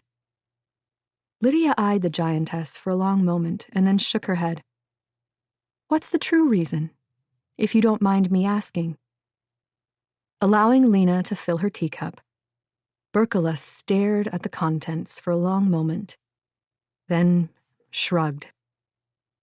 We do it to celebrate the marking of a new summoner. All the girls were paying attention now. Gesburn only marked giants, much as Midoriya only marked the Marin. And from what Lydia could determine, the nature of those marks was not well understood by those outside the two peoples. There are never more than 24 summoners alive at any given time, Berkala continued. When one passes on to the gods, a year must always pass until another is marked by Gesburn. In that year, we are mandated to be vigilant, lest the winds over the endless seas rise while our summoners are weakened. Only when the 24th is marked are we allowed to turn our spears to sport. Lydia shivered at the mention of the winds over the endless seas, or the lack thereof. In Selendor, they called the stretches running north to south the doldrums. They were what prevented the Empire from exploring the limits of the endless seas. Likely, all that had kept them from discovering the existence of the dark shores. The colleges believed them naturally occurring, albeit inexplicable phenomena. But hearing Berkala's words made Lydia suspect it was the work of Gesburn and his marked. Shaking her head to clear away the thought, Lydia asked, Is 24 a significant number? Berkala shrugged. On Aeton Isle, it is said that there must be balance between the gods, and thus there must be balance between the marked. She set aside her cup. Hijiria's mark is strong, but is tempered by the great toll it takes, so she is generous with her gift. Yara and Learn grant untempered power to their marked, and thus are more moderate in their gifting. Midoriya gifts her chosen with the ability to breathe under the sea, but also to manipulate it, which has far-reaching effects.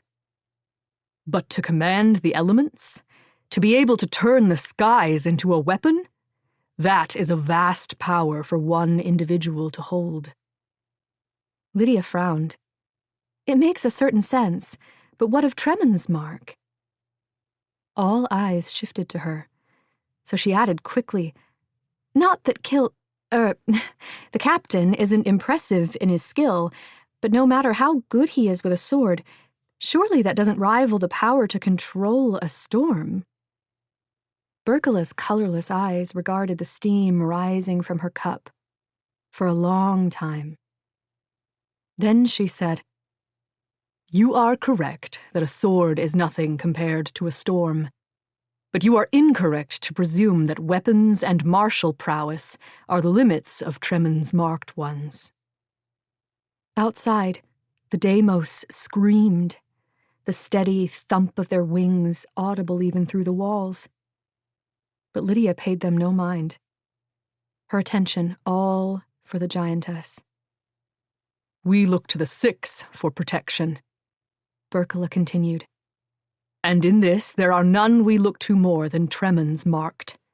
Theirs are both the most miraculous of achievements and the most catastrophic of failures, for there is no power on Wreath that rivals that of a leader of men.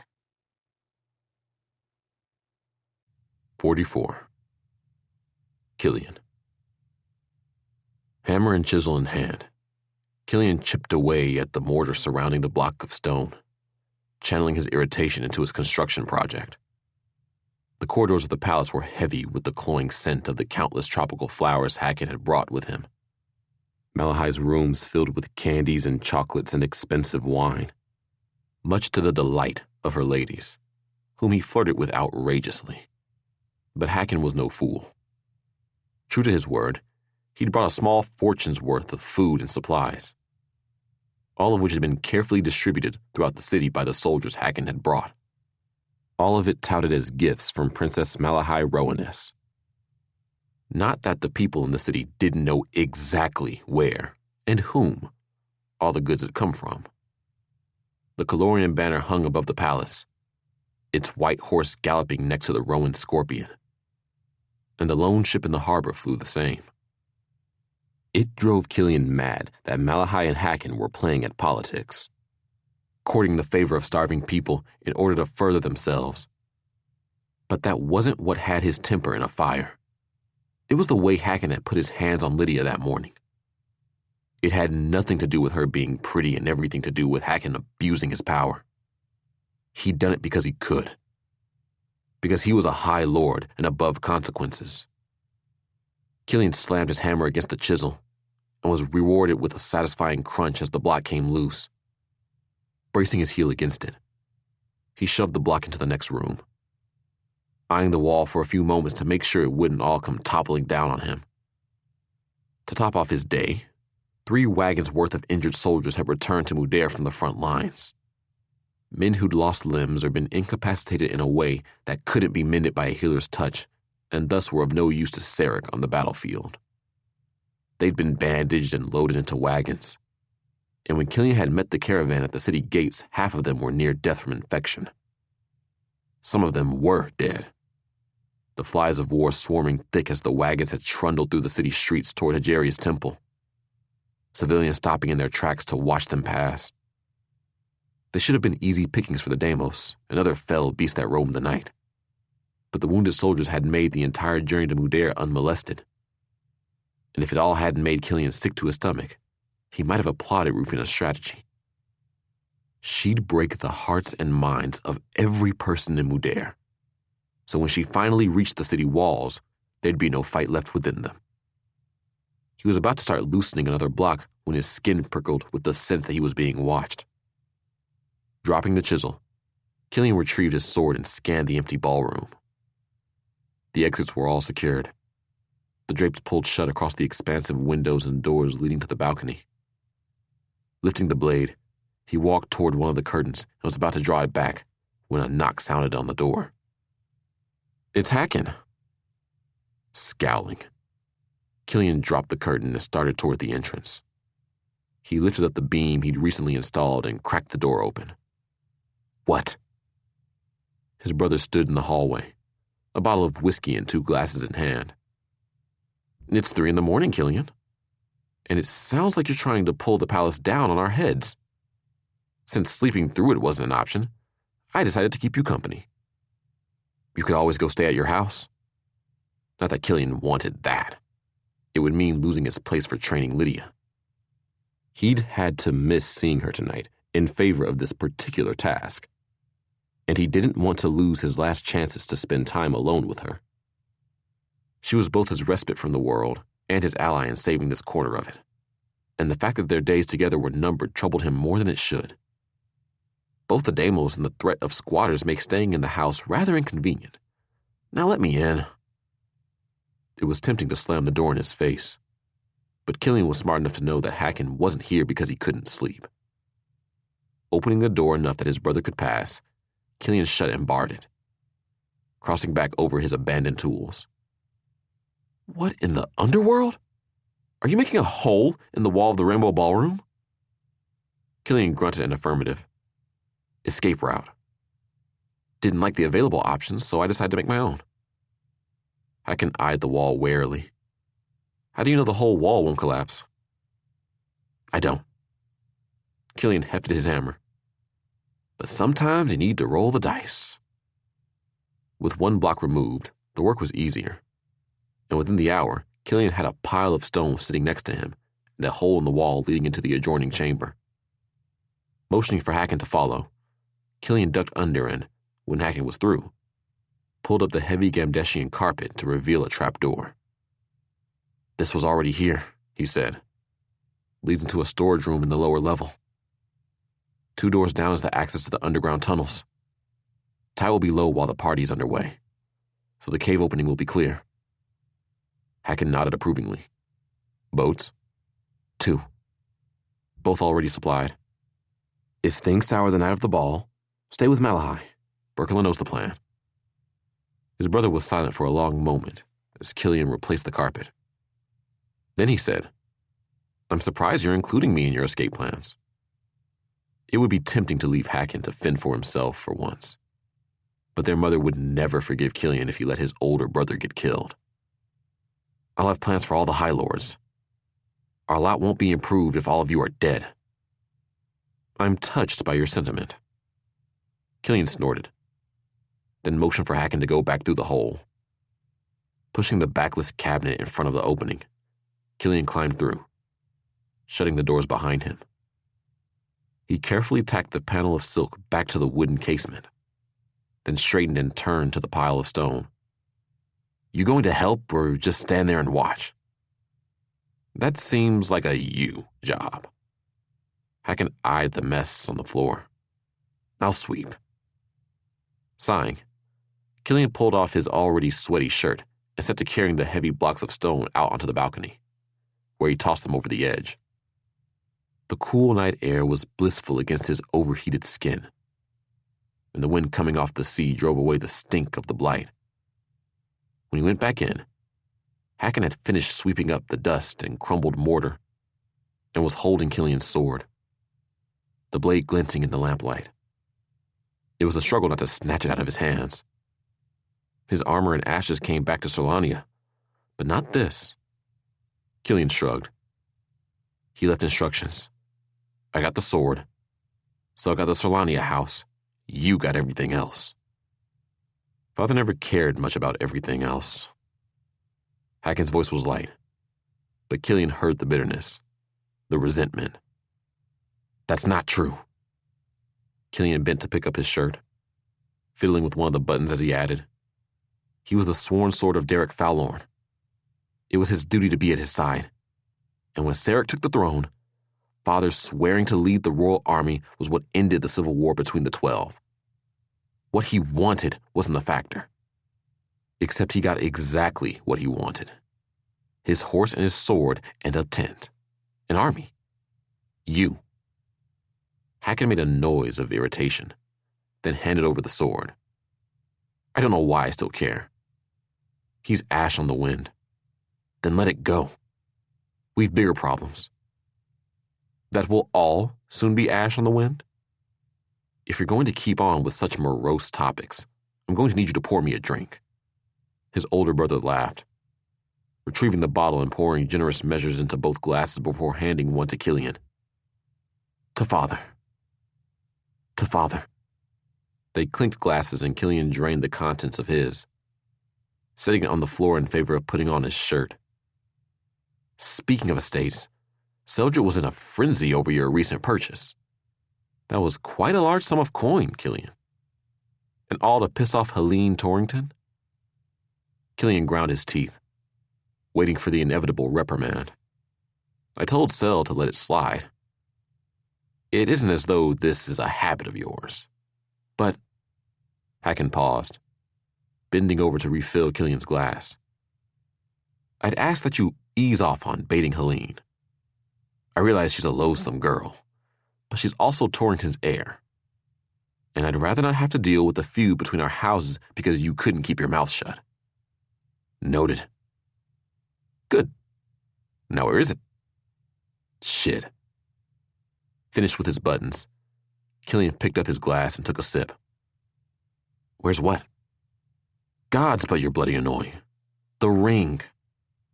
In one of my pockets, probably. A lie. Because he knew exactly where it was. On a chain hanging around Lydia's neck, where it would remain. You haven't done something stupid like giving it away.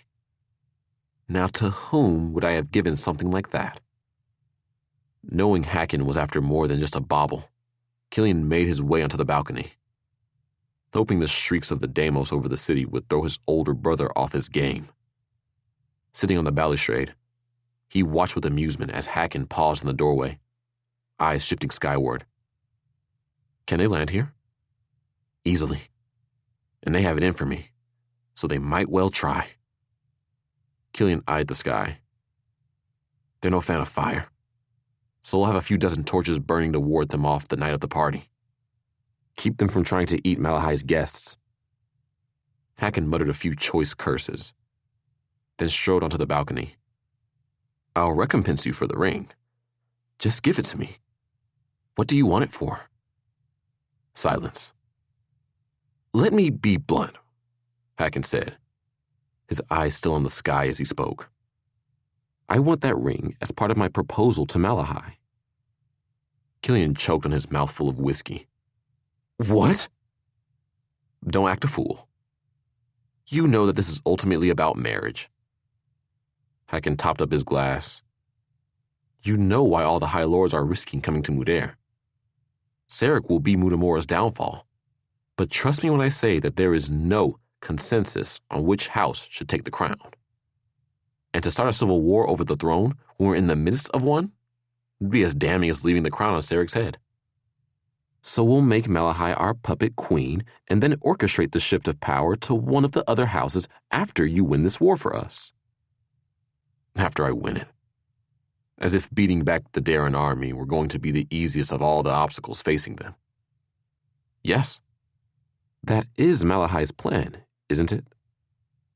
Darina at the head of the royal army would be the safer bet. She's got a decade of experience on you and an intact reputation. But having the High Lady of House Falorn save our necks does not send quite the right message for a Rowan's girl with her eye on the crown. Whereas her sworn sword defeating Rufina and her 7th cursed army makes Malahai look good. She doesn't care about such things. Hacken gave him a pitying look. Malahai cares. And that's not a bad thing.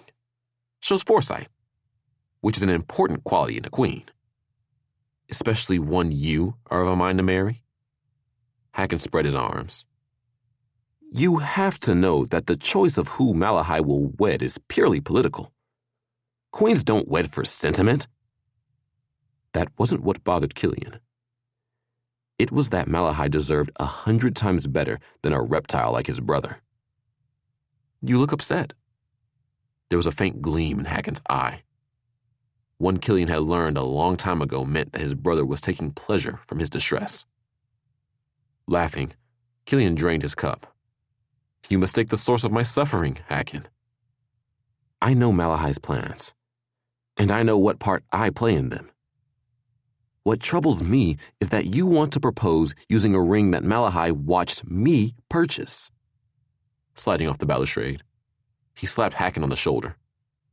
This, brother, is why despite all your wealth and all your power and all your good looks, you never get the girl. And that makes me feel badly for you. Give me the ring, Killian. It's not a request. Walking backward to the doors leading inside, Killian held up his hands. If you can find it, you're welcome to it. But you'll have to excuse me, Your Grace. Because I've better things to do tonight than search my rooms for a shiny bit of rock. Hacken glared at him, saying nothing. But as Killian made his way through the ballroom, he had the sickening sense that this conversation wasn't over. And when it resumed, it would be his brother who'd have the final word. 45. Lydia. Lydia's skull thudded into the floor for what seemed like the 100th time. Her eyes glazed, but only for an instant. Then she blinked and twisted.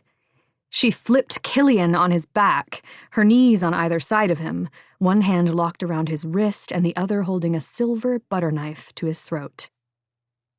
"Did you let me do that?" she demanded, leaning so that her face was only inches from his. Killian shook his head, but she only had a heartbeat to enjoy her victory before he had her shoulders once again pressed against the floor, butter knife spinning off into a corner. "Never let your guard down. You're rather cheap with your praise, you know." She met his gaze steadily. Letting go of her wrists, he eased up. "I'll praise you when..." Lydia caught hold of the back of his head and pulled down into her left, her back arching as she twisted. Killian cursed as his shoulders hit the floor. With her free arm, she swung, stopping her knuckles just shy of his nose. Never let your guard down. He grinned at her. Well done. He'd been training her almost every night since she'd joined the guard, and she could count on one hand the number of times he'd said those words. Every single time had felt like a triumph.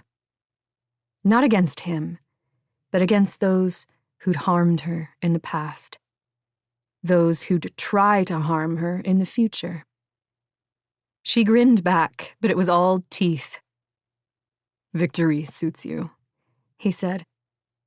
And something in his expression made her cheeks burn. Flustered, Lydia rose to her feet and crossed the ballroom to the table where a jug of water and 2 glasses sat. Filling one, she took a long drink. "One victory in 100 fights isn't very good," she said, keeping her back to him. "Still means me dead or worse 99 times. 99 times out of 100, you won't be fighting someone as good as me," he replied. "And that one time that you are, your opponent is going to underestimate you just as I did now. You look weak, but you're not. And a blow that would knock another woman senseless barely slows you down. You can take advantage of that and have a knife in the man's ribs before he even has a hint of how dangerous you are." "Most of that is my mark," she muttered, her elation already dissipated. "I won't have that back in Selendor." "Are you certain about that?" Lydia wasn't certain. Just as she wasn't certain anymore whether the loss of her mark would be a blessing or a curse, only that it was imminent. Tomorrow night was Malahai's ball, and the next day the princess and her retinue would sail for Serlania. But not Killian. He hadn't said anything that would lead her to believe he wouldn't be going south with the princess. But she knew him well enough to know that he wouldn't abandon Mudair and its people without a fight, which made his silence telling. Regardless, tonight would be her last night alone with him, and that truth sat heavily in her stomach. "Say something," a voice screamed inside her head. But all the things she wanted to say to him were things that needed to remain unsaid. So Lydia stayed silent. "We should go," he said. "We'll both need our wits about us tomorrow night, and that's not going to happen with no sleep." "Do you believe something will happen?" she asked. "Do you believe the corrupted will attack?" "I do." Picking up his sword, he belted it on. "And I want you to stay as clear of it as you can. Give the warning, but don't engage. You need to get out of here alive." She gave the slightest of nods, and Killian lifted his head and frowned. "I'm serious, Lydia. Remember, the whole point of you taking this job was that it was a way to get back to Terriana." "I thought the point of me taking this job was to protect Malahai." He looked away. "Things change." Gods, but didn't she know that?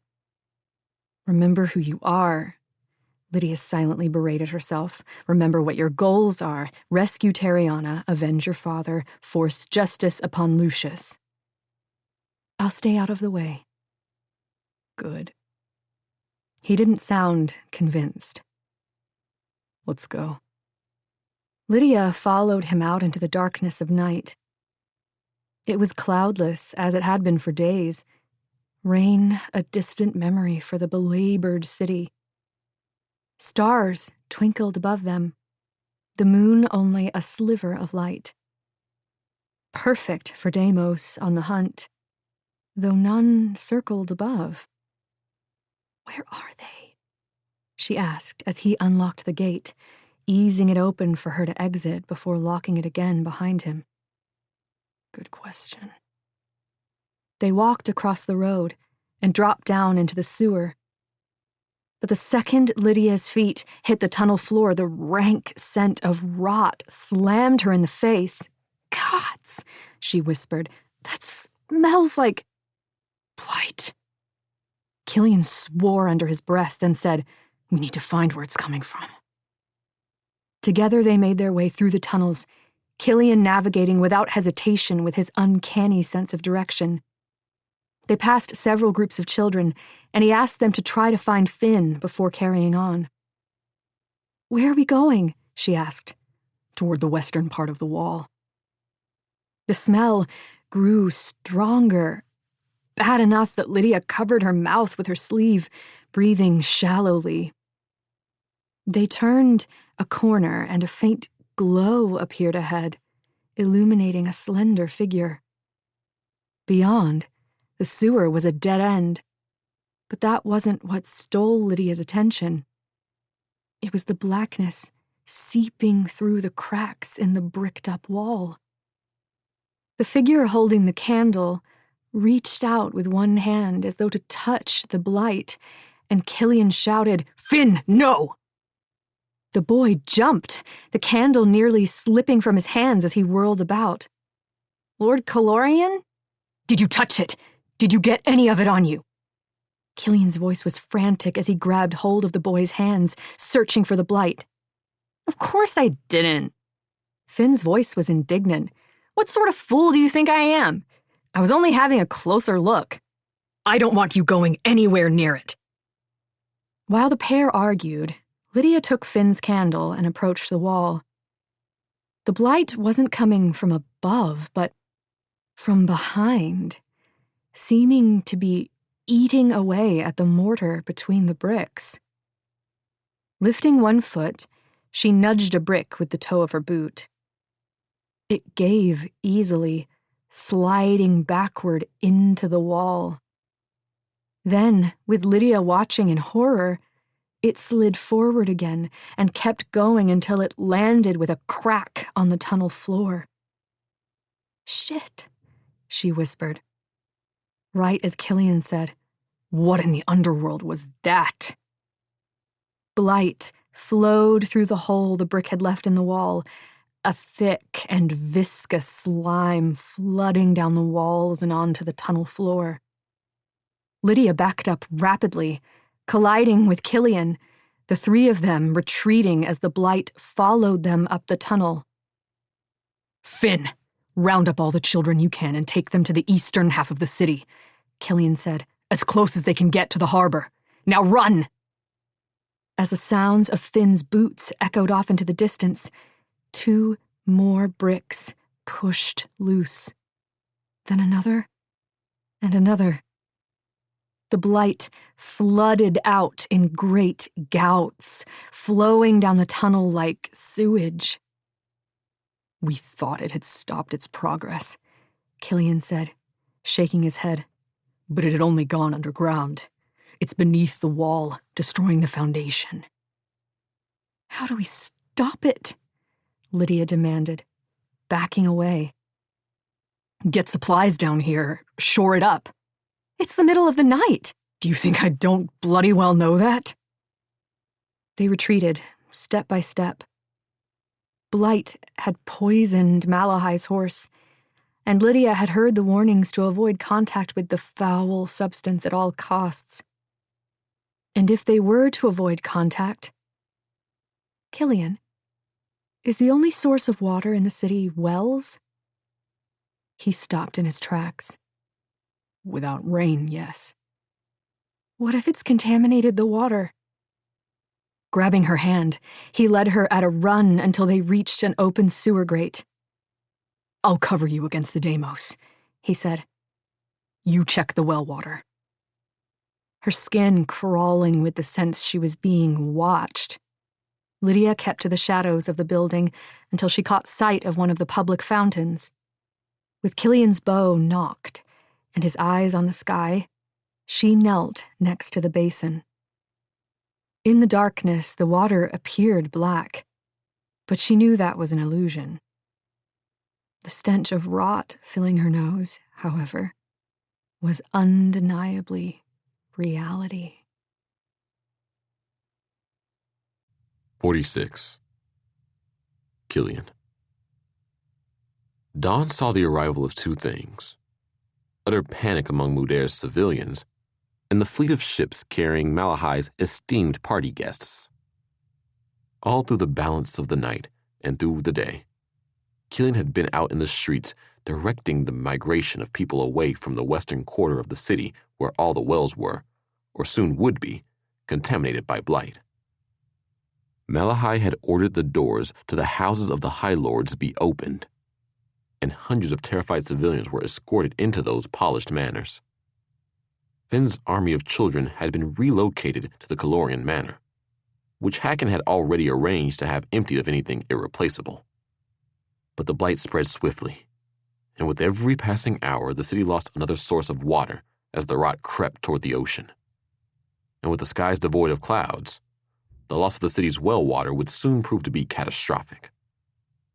The ships carrying the High Lords and ladies had been packed to the brims with soldiers and supplies.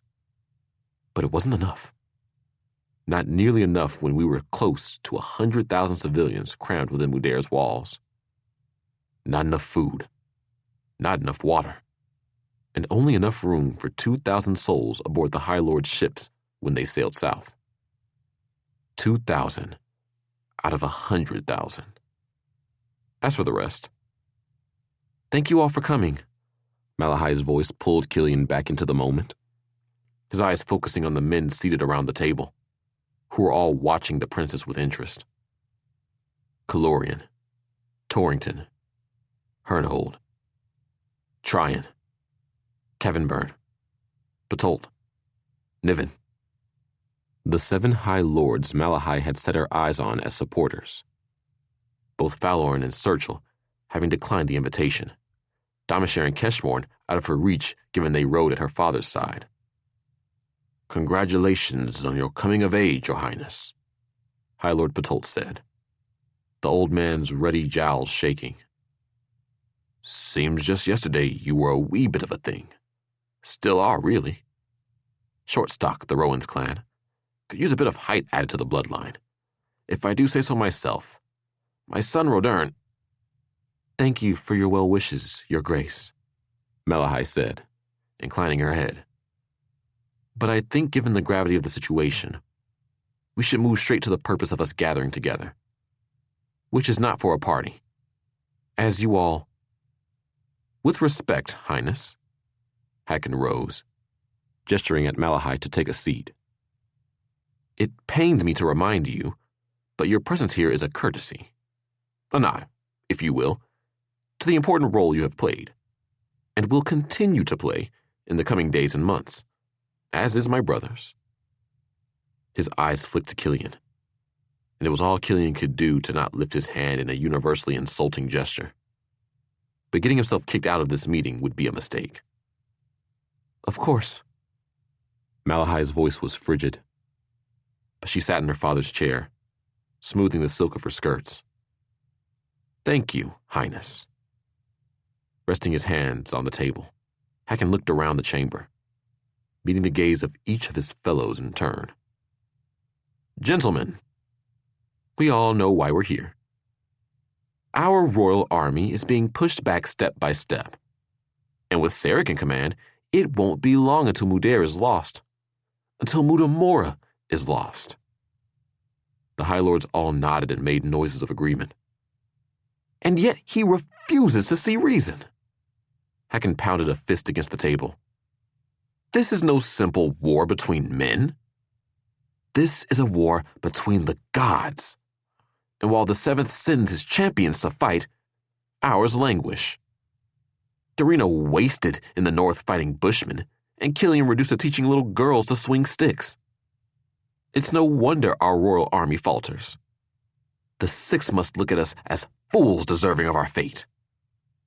Killian glowered at the slight against Malahai's guard. But there was no sense interrupting. Not when Hakon's goals ultimately aligned with his own. "But Sarek is the king." Hakon paused, surveying the group. "And we have not the power to overturn his decisions. We have not the power to send my brother or the High Lady Falorn to take command. And in fairness, it should be said that the High Lady's absence today demonstrates that she's washed her hands of responsibility. Next to him, Malahai shifted in her chair. But when Killian glanced down, her face was smooth, serene, seemingly as entranced in his brother's performance as the others. The only power we have, gentlemen, is to decide whether to keep Mutamora's crown on Sarek Rowan's head or whether we tear it from his brow. And yet, Hacken lowered his voice, scanning the table with widened eyes. We do nothing. Mutamora falls beneath the hand of the seventh. And yet we do nothing. Why? All the High Lords shifted in their seats, Torrington drinking deeply from his wineglass, though the rest left theirs untouched. And even he glared at the contents, then set his glass aside. Why? Hacken pushed his chair back and circled the table. You know the reason as well as I. It's because even in these desperate times, we cannot put aside the enmities between our houses long enough to choose a king from among ourselves. Despite Mutamora being united for centuries, we still behave as though we're 12 separate kingdoms squabbling over a garden plot of land. And since we cannot fight together, it seems we are all destined to die together. Killian had known his brother was the consummate politician, but it was another thing to see him in action. And even knowing Hacken as well as he did, Killian found himself caught up in the rise and fall of his brother's voice, felt his blood boil with the need to take action. Thank the gods there is one among us who had the wisdom to see a better path. Hacken had circled around to Malahai's chair.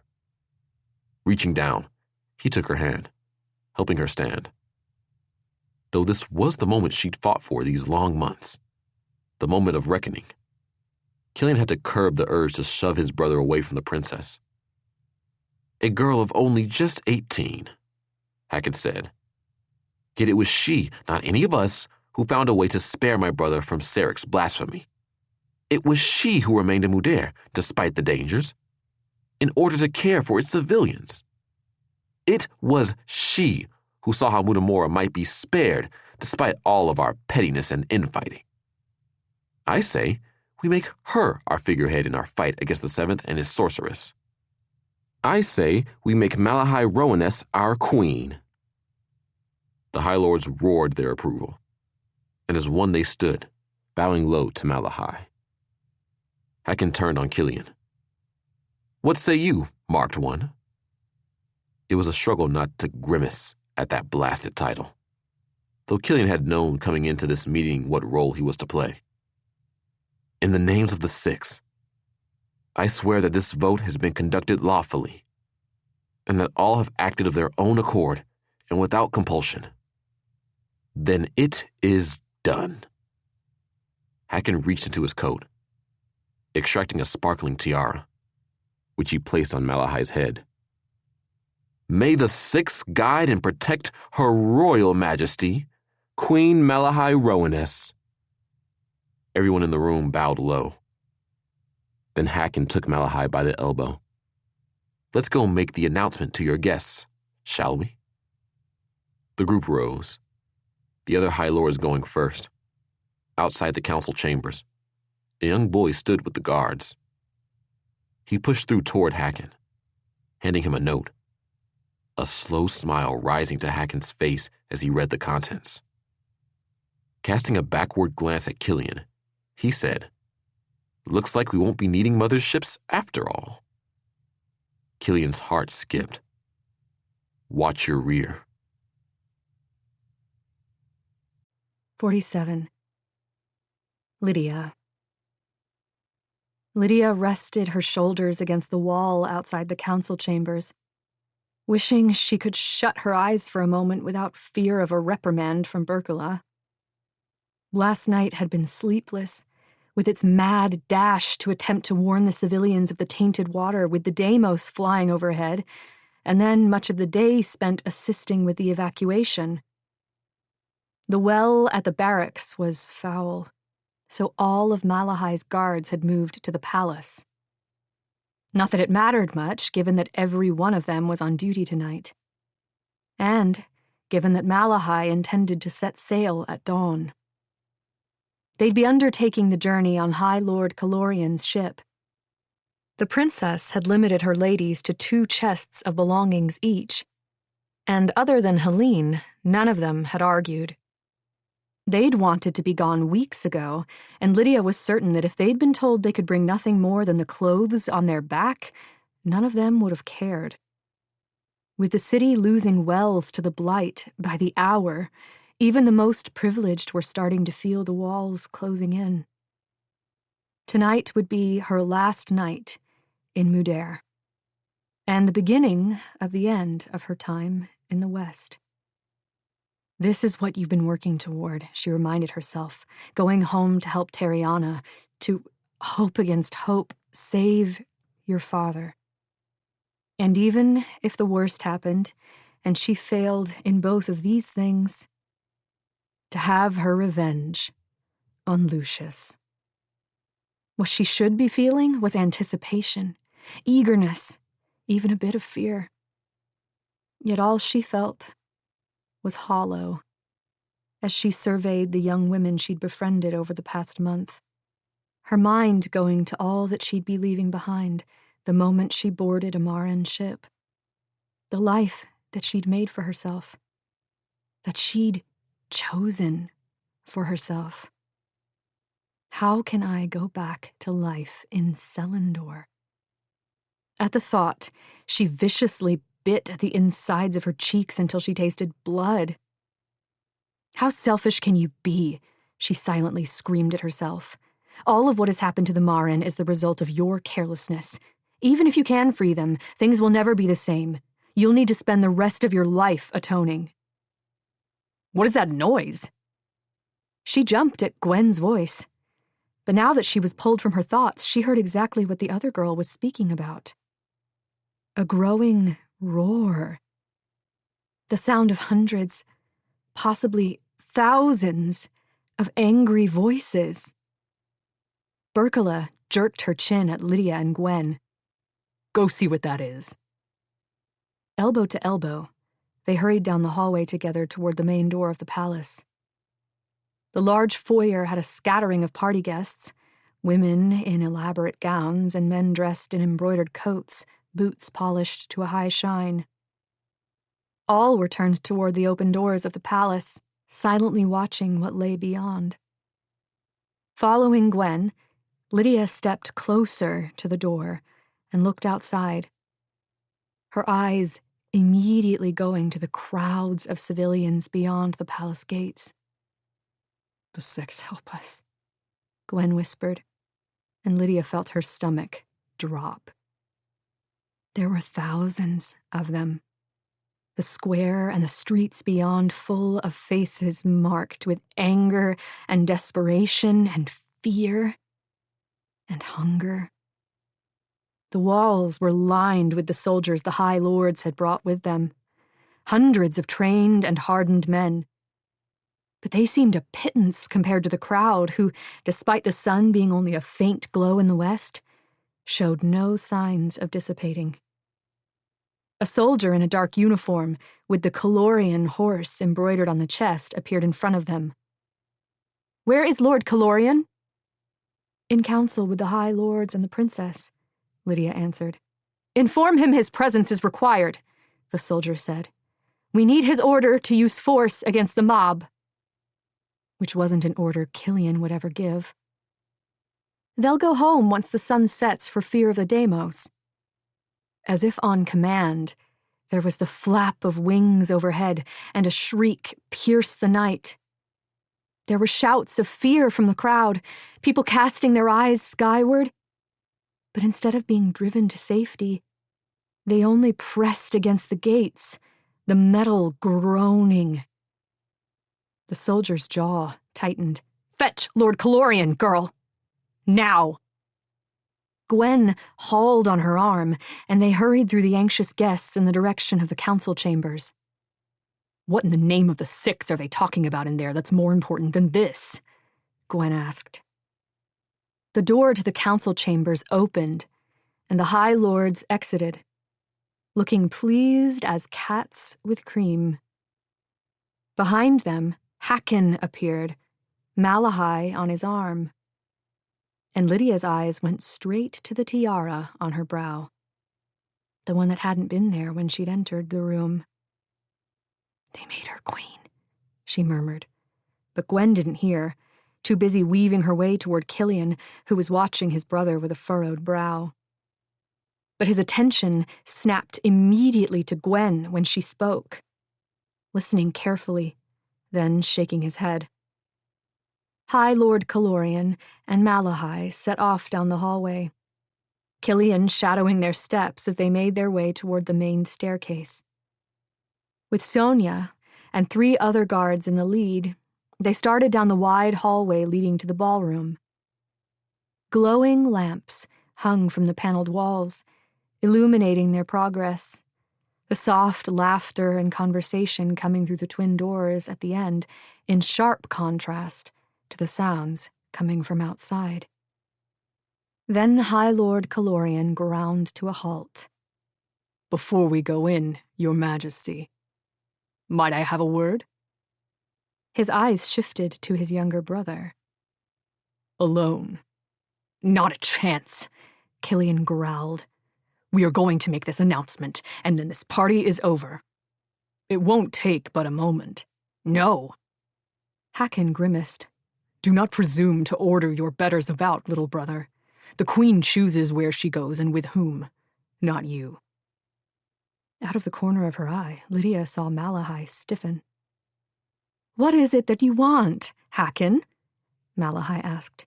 "Killian is correct that our time is short." "I would speak of it in private only, my lady." "Why?" Killian demanded. And Lydia's eyes flicked to his gloved hand, which kept twitching toward the hilt of his sword. "What is it that you wish to say that you don't want me to hear?" "Nothing!" Hakon practically spit the words. But Lydia had spent her life surrounded by politicians. His anger was false. "It's only that I wish for her to be the one to respond to my words, not you, and with you present, Killian, that seems an impossibility. We've a mob of starving civilians outside the palace gates." Killian's hand was on his sword now. "There's not a chance that I'm letting her out of my sight. Say what you need to say and be done with it." "For the love of the 6! Malahai flung open the door to a side chamber. "Killian, you wait here while I talk to the High Lord. I'll be in plain sight the entire time." Hakon inclined his head and started into the room, but Killian caught the queen's arm as she went to follow. "Malahai, no." Malahai hesitated. "You are Queen of Mudamora, my lady." Hakon's voice held a bite that it had not before. "Yet why should the realm follow a woman who allows herself to be bullied about by her own watchdog?" Malahai's face hardened. "Stay here, Killian." "I don't want you to be alone with—" "She need not be alone, you imbecile. You." Hakon snapped his fingers at Lydia. "You seem like a girl who knows her place. Get in here and watch over your mistress." Lydia froze. Why had he chosen her? Out of all the guardswomen standing in the corridor, why did it have to be her? From the tightening of Killian's jaw, he was thinking the same thing. "Surely a woman you hand-picked to guard Her Majesty will be more than capable of forestalling any untoward behavior on my part, brother." The corner of Hakon's mouth turned up in a sneer. "The gods may have gifted our family a great deal of brawn, but as everyone knows, every last bit of it went to you." "Get in here, Lydia," Malahai hissed, "and be quick about it." Lydia's feet felt like lead blocks as she walked past Killian, his expression full of warning, as if she didn't know she was walking into the lion's den. Malahai slammed the door behind them. "I know you're up to something, Hakon, so why don't you spit it out?" "That's a bit of the pot calling the kettle black, Malahai," High Lord Calorian answered, taking a seat on one of the sofas. After all, it is your plotting that has brought us all together this fine night. You're in the middle of a starving city, so I fail to see how the night is fine.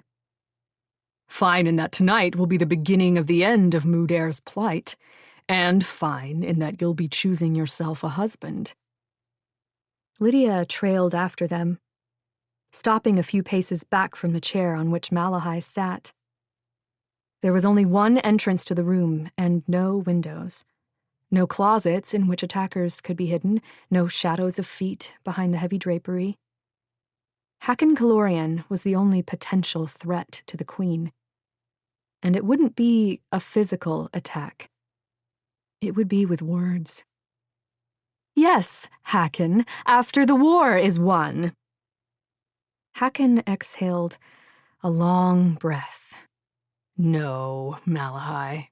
You will announce your betrothal tonight, or I will withdraw my support. And without it, you will cease to be queen, and all of this will have been for naught. And am I to assume that the betrothal I'm announcing is to you? Malahai's voice dripped with venom. Let me remind you that if the other High Lords were interested in you as king, they would have skipped my little scheme and bent the knee to House Kalorian. And yet you've shown my house such favoritism. Hakon rubbed his chin. Why do so if you didn't intend to choose me when all was said and done? The Queen went still, not even seeming to breathe. You never intended it to be me you wed, nor, I think, any of the other High Lords you enticed to your party. He cocked his head. It was a fine little ruse. You quite nearly had me convinced you were true to your word, with the obvious measures you were taking to bolster my name with the people, making it seem as though I were single-handedly holding the kingdom together with my wealth and resources and connections, with my charitable nature. I confess I've never felt quite so popular. How sad for you. Malahai's voice was stiff. Instead of acknowledging her retort, Hakon's eyes flicked to Lydia. Lydia, is it? A strange name for a northern girl, but what does a name matter with a face like yours? She didn't answer, his scrutiny drawing a cold sweat to her skin. He gestured for her to approach. Sit, dear. I don't want you to miss anything when you report back to your captain, who I'm sure is about ready to break that door down. The last thing Lydia wanted to do was go any closer. I'm accustomed to standing, my lord. And I'm accustomed to being obeyed. Do it, Lydia. Malahai's amber eyes went to hers. Just sit down so we can get this over with. Rounding the table, Lydia perched gingerly on the sofa next to Killian's brother, cringing as he played with hairs that had come loose from the knot at the base of her neck. Do you suppose he chooses pretty ones on purpose? They aren't all pretty. Malahai's voice was frigid. Get on with it. Hakon continued playing with Lydia's hair. As I toyed with what your endgame might be, Majesty, the question arose in my thoughts. Why go through all that effort to bolster my name if you had no intention to wed me? And it dawned on me that perhaps it was not my name you were bolstering, but my family's name, a name which I am not the only man to hold. Killian. A vision of your intentions rose in my mind. We would replace your father, whom everyone despises, with you. You'd then dispatch my dear younger brother to win this war against Darren, which would of course make him a hero to the people, for there is nothing anyone likes better than a tale of redemption. Just as there is nothing the people would love better than for you to take the handsome, marked hero of the realm and put a crown on his head.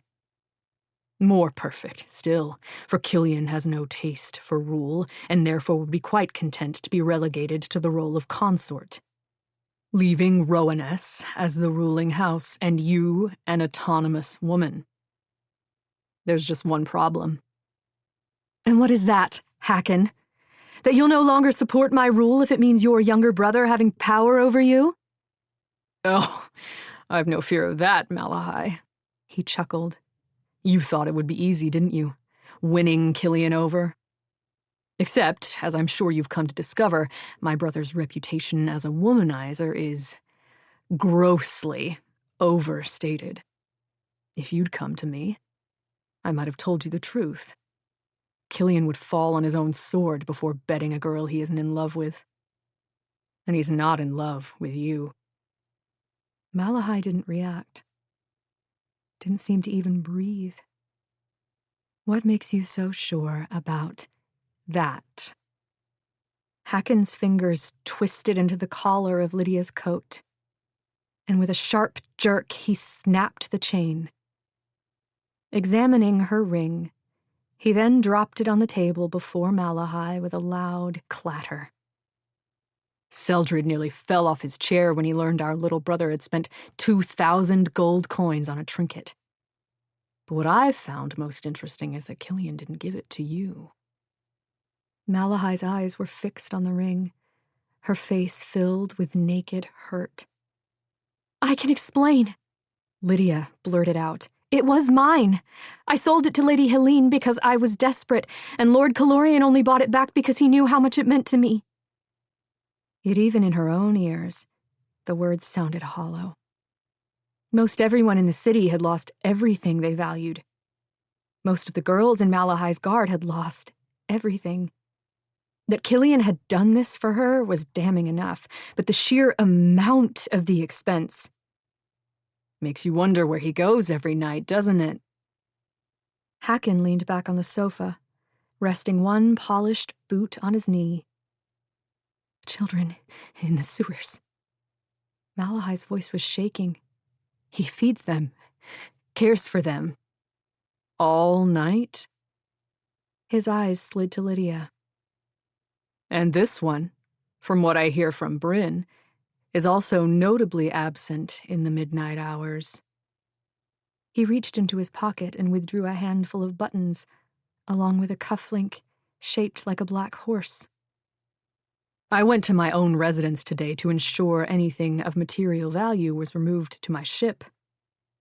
And it was clear it had seen some visitors. "It's not what you think. We're..." Lydia trailed off. Telling them Killian was teaching her to fight would only invite more questions, none of which she could answer. Yet as a single tear ran down the Queen's cheek, Lydia wanted desperately to tell her the truth, because she knew what it was like to be subjected to a speech like Haken's. "Don't weep, Majesty," Haken said, reaching over to wipe the tear from Malahai's face. "You've come too far to debase yourself like that. What do you want? For you to reign as queen, of course." And when Malahai lifted her head in surprise, he added, "Yet, like all things, it will come with a price." 48. Killian. Killian paced back and forth in front of the closed door, his heart thundering in his chest. Watch your rear. His mother's coded warning repeated through his head, her meaning all too clear. Haken had been the one reading her correspondence. He was up to something, and whatever it was would be motivated by self-interest, not the good of the realm. Not that Killian could do a damn thing about it out in the hallway. You don't think he'll try any funny business, do you? Gwen's voice cut through his thoughts. Because if he does, brother or no brother, I'm going to crack his skull. Killian gave a sharp shake of his head. He won't touch Malahai. No. It wasn't her physical safety that worried him. It was what Haken was saying to Malahai right now. It was that he was comfortable saying whatever it was in front of Lydia, which meant whatever it was, he didn't care about Killian finding out after the fact. It was that it had been Lydia, of all the girls standing in the corridor, whom Haken had chosen to bring in with them. The door abruptly swung open and his brother exited, Malahai on his arm. Pointedly looking anywhere but at Killian, she said, "My guests will be wondering where I've wandered off to. Shall we?" Killian cast a backward glance into the room. Lydia stood frozen in place, the damnable ring dangling from the broken silver chain in her hand. Twisting on his heel, he broke into a run in the direction Malahai had gone. "Killian, wait!" Lydia's voice called from behind, and part of him wanted to turn back. But Mutamora depended on Malahai and her plan and Killian getting back in front of an army. And if his brother intended to disrupt it, then Killian needed to stop him. Ahead, he heard Malahai's and Haken's titles announced as they entered the Rainbow Ballroom. The nobility clapping and calling well wishes for Malahai's coming of age. "Killian!" He slowed to a walk as he entered the ballroom. But Malahai and Haken were already deep in the crowd, moving toward the steps leading up to the balcony. Easing his way between the wide skirts of the noble women, he pressed after them. Malahai had reached the top of the steps, Haken at her elbow. As he turned, he held up a hand for silence. "Without preamble, allow me to announce that I, as well as the other High Lords with us tonight, have cast our votes for a new ruler for Mutamora." The room was silent. "Allow me to present Her Royal Majesty, Queen Malahai Rowaness." No one seemed to breathe. "Thank you all," Malahai's voice streamed out over the crowd, "for the well wishes and for the risk you took in coming to be with me tonight." "Move," Killian muttered to a nobleman in his way, forcibly shoving the man aside when the word was ignored. "We stand here," Malahai's voice took on a serious tone, "under the guise of celebration. Yet I fear we have little to celebrate. War is on our doorstep. Our countrymen starve. Our very skies turn against us the moment night falls." A hand closed on Killian's wrist, jerking him back. He turned his head to see Lydia behind him, her face devoid of color. "He's tricked her into believing I'm your mistress," I gathered. He pulled her along with him through the crowd, his eyes fixed on Malahai. "But he's after more than just spreading gossip about me." "Yet there is hope." Malahai's voice rose, clear as a bell. "Thanks to my sworn sword, Killian Kalorian." "What?" "In a moment, I'll have you all join me on the balcony to watch as the fleet sent by our ally and friend, Sultan Kalin of Gamdesh, arrives in our harbor. A fleet sent at Killian's behest." Lydia said something into his ear, but whatever it was, the cheers that filled the ballroom drowned it out. All eyes going to the sea, which sparkled with countless lights. Ships, dozens of them. Except Killian knew it hadn't been his letter that had brought them here, because this would have taken weeks to organize on top of the time to sail the distance. This was Haken's doing. He not a pawn in Malahai's plot, but rather she in his. "The fleet brings supplies and soldiers," Malahai shouted. "But of equal importance, the ships will assist with the evacuation of the people of Mudair, allowing us to turn our full attention to driving our enemy back across the wall." The room shook with shouts of delight. "He's not spreading gossip," Lydia hissed, trying to pull him back. "Will you listen to me?" "In these dark times," Malahai cried, "unity is what will save us. Faith in the Six and those they've marked is what will save us. And to that end, High Lord Haken Kalorian and I are so pleased to announce my betrothal." "You God's damned bastard," Killian snarled, dropping Lydia's hand, knowing he needed to stop this. Because the last thing Mutamora needed was his brother as its king. "Malahai!" Her eyes lighted upon him, and the hurt in them, the defeat, made his feet freeze in place. "Yes, Killian, you should be up here."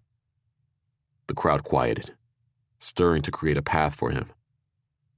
Lydia's hand dropped from his wrist. Warily, Killian walked toward the steps, ascending them to Malahai's side.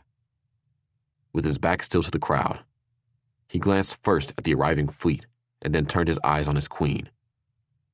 You don't need to do this, Malahai. You don't need him. Hacken made a noise of amusement, a false smile on his face as he panned the crowd. Except that I do need him. Her face was smooth and serene, but her eyes glittered with tears, gaze fixed on his chest. I'm sorry. I know this isn't what you want, but please know that I'm doing it for the sake of Mutamura. Catching her hand, he squeezed it, knowing that he had one moment to convince her, one moment to stop this. The only ruler Mutamura needs is you. Her face tilted upward, their eyes locking. Then Hacken's voice broke the stillness. It seems Her Majesty finds herself overwhelmed with emotion. Allow me to announce for her, then, that at her behest, I have agreed to her betrothal. He broke off, smiling at the crowd before adding, to my younger brother, Lord Killian Calorian. May the Six bless their union. 49. Lydia. Killian looked like he'd been slapped across the face. And though Lydia had known it was coming, she still felt gutted for failing to warn him, for being the tool his brother had used to manipulate Malahai, for falling in. Lydia forced the last thought from her mind, there being far larger problems facing her now. She'd gotten herself wrapped up in a political web as complex as what she'd left behind in Cylindriel, and in doing so, had jeopardized her chance to get free of this place. And Terriana and the Marin would pay the price. Her father likely already had. High Lord Calorian said something to Killian, who rigidly leaned down to kiss Malahai's cheek before taking her arm, and facing a crowd who appeared as stunned as Killian, the High Lords glowering with obvious displeasure. Lydia took one step back, then two. She needed to be gone from this place. As much as Hacken's accusations about her and Killian were a lie, it wasn't a lie she could put to bed, because the truth was far worse. She needed to slip out and collect her things. With luck, it might be possible to sneak aboard one of the Gamdeshian vessels in the madness of the evacuation. Then Killian's face turned in Lydia's direction, and she found that she could barely breathe, much less move. He swayed, almost imperceptibly, as if he might drop the Queen's arm and come down the steps, but Lydia gave a violent shake of her head. No. She took another step back. Then motion behind them, beyond the glass and on the balcony, caught her attention. The large torches lining the balcony to repel the Deimos were extinguishing, one by one. There were guards out there, and indeed she could see figures moving, but there was something wrong about them. The life surrounding them shone with the brilliance of stars that had stolen the light from all else in the universe. Not beautiful, but terrifying. Corrupted. The word came out strangled, unnoticed in the commotion of those around her, but Killian stiffened. Of its own volition, Lydia's hand went to the sword at her waist, drawing it out. The weight gave her strength. Behind you!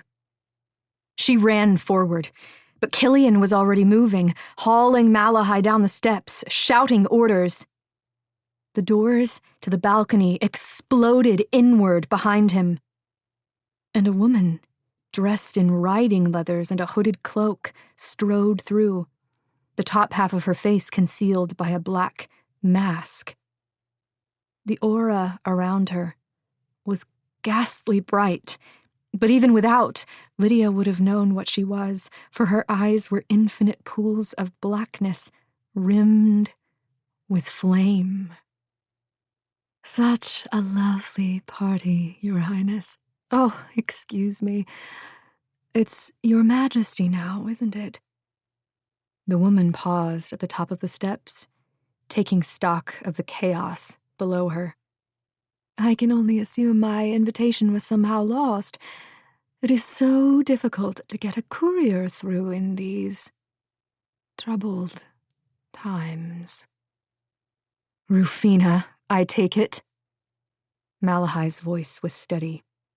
Not just a pretty face, are you? The Queen of Darren purred. Though you've already proven your intelligence in abundance.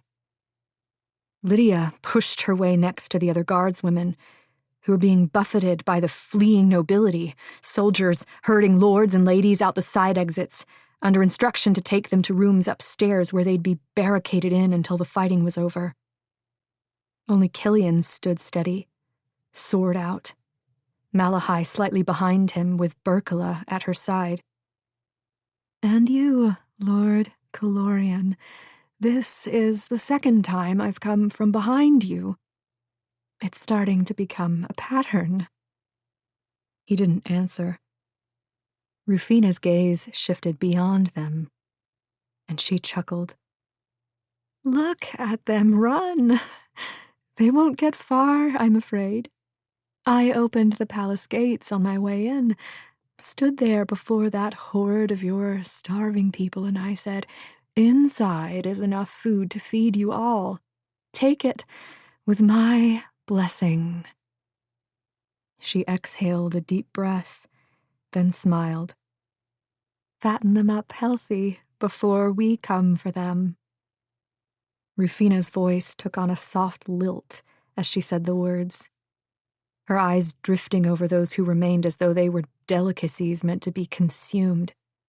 It was sickening, perverse.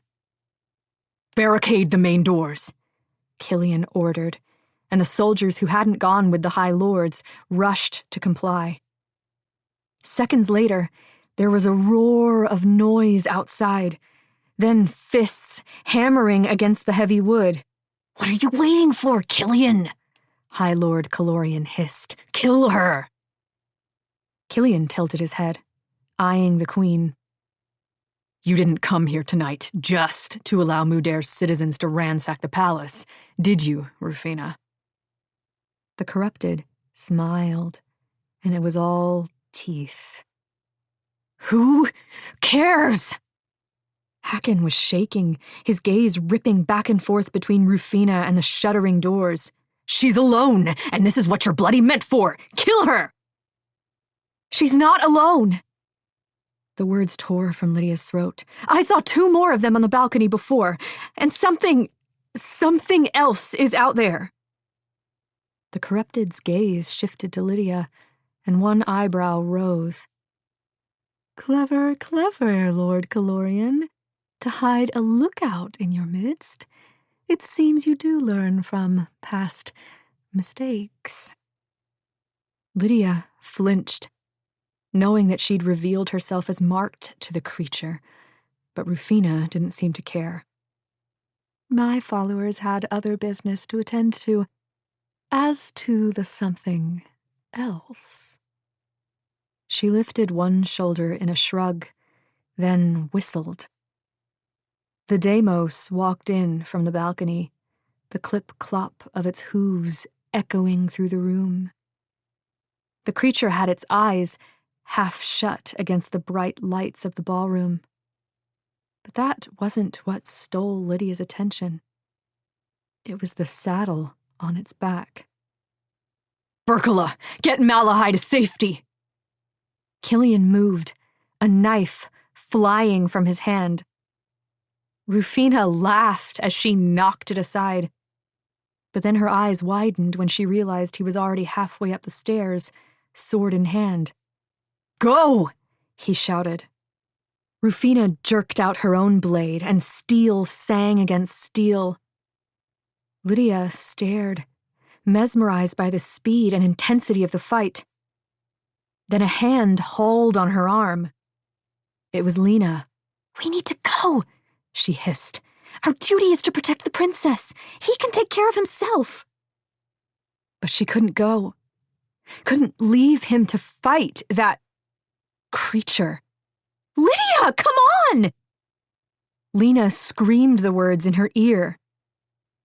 And she knew that if she didn't go now, she'd be trapped in here with the corrupted, with the Deimos, and, soon enough, with the starving civilians of Mudair. Killian sidestepped a swipe of Rufina's sword, his fist catching her in the face and driving her back. But instead of attacking, he turned, his eyes locking on Lydia's. Run! He screamed. Lydia ran. 50. Killian. Steel met steel with enough force to produce sparks, Killian driving Rufina toward the balcony. But he couldn't focus on the fight. Not with Lydia still in the room. Not with every move he made intended to keep himself between her and the demon that stood before him. Run! The word tore from his throat. And out of the corner of his eye, he saw Lena dragging Lydia through the hole in the wall. Safe. And then the world around him fell away, leaving behind only the fight. Their swords slammed together, hilts locking, and his eyes met Rufina's between the crossed blades. She hissed, "I'm going to enjoy taking your life, Lord Calorian. You can try." He swept out a leg, sending the corrupted stumbling back even as he flipped his sword around and lunged. Rufina deflected the blow, but Killian got past her guard and slammed her into the wall of glass, both of them falling together as razor shards rained down upon them, pain blossoming across his body. They rolled, losing their blades as they grappled, Killian coming up on top. He slammed his fist into her face, hearing the crunch of bone. Then motion flickered into his periphery as the Deimos attacked. Diving sideways, he felt the heat of the creature's mouth as he passed under it, coming to his feet in time to see Rufina kick his sword out of reach.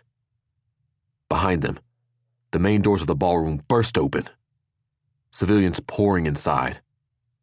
Not even the sight of the Deimos stopping them from running toward the tables full of food.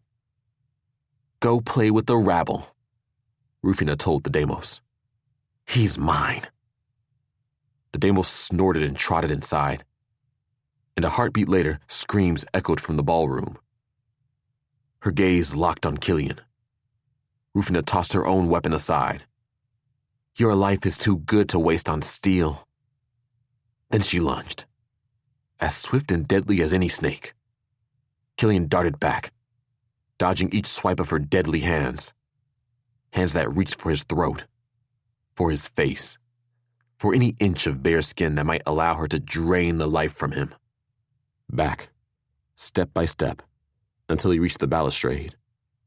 And overhead, he could see the flicker of flames carried by riders on the backs of at least a dozen Deimos, all of them soaring in the direction of the harbor and the fleet. No. Killian struck with his knife, and the corrupted sidestepped him, only to reach out, her fingers grazing the skin of his throat. He spun away, but he still felt a tug.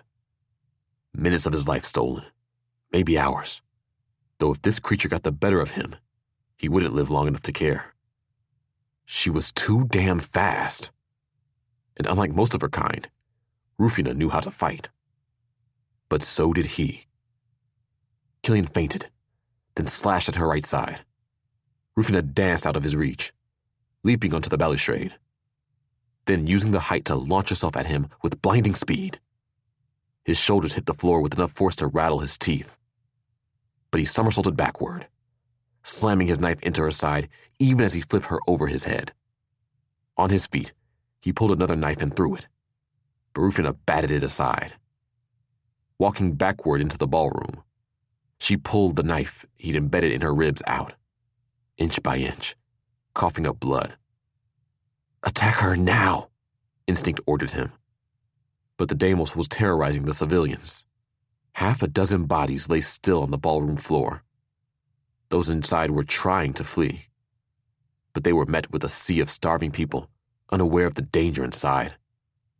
The Deimos was slaughtering them, but just as many were dying beneath the feet of their friends. The air loud with screams.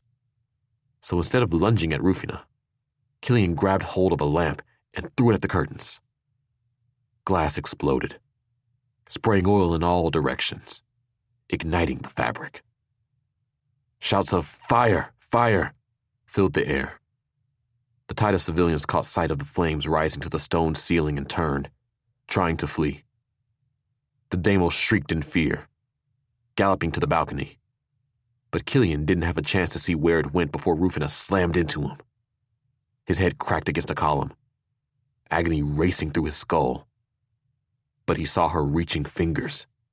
Killian ducked, ignoring the pain as he rolled, retreating until the stars faded from his vision. Then he attacked, knocking aside her hand and punching her in the face.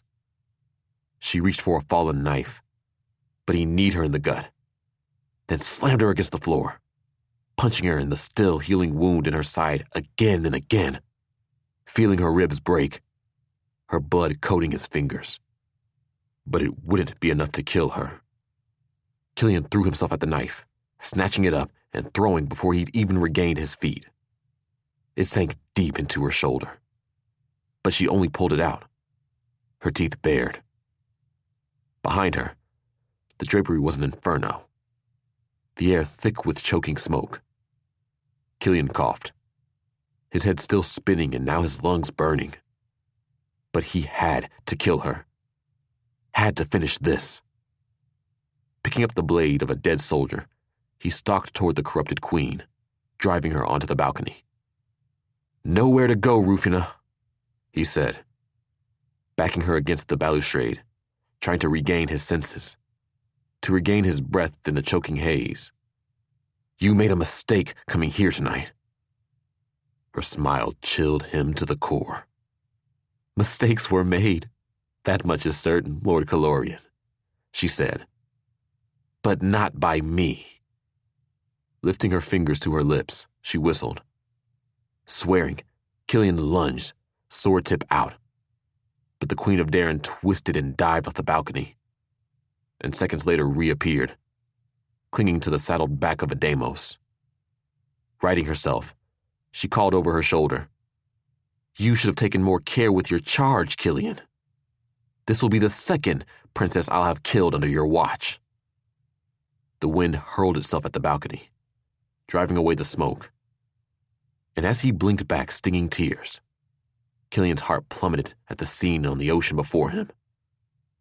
Lifting his sword, he ran back into the inferno. 51. Lydia. With Lena clutching her arm, Lydia sprinted to where Gwen stood wild-eyed and holding back a curtain covering a hole that had been knocked in the wall. "Hurry!" Lydia pushed both girls through the hole first, allowing the curtain to fall behind her as she scrambled through the cabinet, hiding the opening on the opposite side. The antechamber contained Malahai, her guardswomen, and one man, High Lord Calorian. "My brother?" he demanded, "buying us time." She could barely get the words out. Berkala pulled up the trapdoor in the floor that had been concealed by a heavy carpet, while Sonia and Bryn worked to barricade the door to the hall. Beyond, screams pierced the air as the civilians sacking the palace encountered fleeing nobility and soldiers, the latter clearly cutting down those who got in their way with no regard for the fact they were countrymen. Angry tears streamed down Malahai's face. "This isn't how it was supposed to go." "Things very rarely go as planned," Berkala snapped, "which is why Killian built you an escape route. Use it. Fight another day." "I can't leave my people." "You can't help them if you're dead." The giantess loomed over the queen. "Now climb down that hatch or I will toss you down." Scrubbing tears from her face, Malahai complied, fighting with her voluminous skirts to get through the opening. The group dropped one at a time into the chamber below, Berkala coming last and pulling the trapdoor closed with her. They were in the sub-level of the palace, below ground. The air cold and stagnant, for the space was used for little more than storing supplies. Cracking open the door, Berkala peered out into the corridor and then pulled it shut, swearing under her breath. They've made it down here already. How many? Sonia whispered. 10 that I saw. Hopefully the sight of swords will send them running. The room we need is the one 2 doors down and on the left. Go. The door swung open, and the giantess charged out, weapon in hand, Sonia and 5 others on her heels. Go, Lena said to Malahai, gently pushing her and the High Lord out into the corridor. She and Gwen flanked them, Lydia and the rest bringing up the rear. Lydia's heart hammered in her chest, the palm of her hand slick with sweat as she gripped her sword, casting backward glances as they moved up the hallway, but it was empty.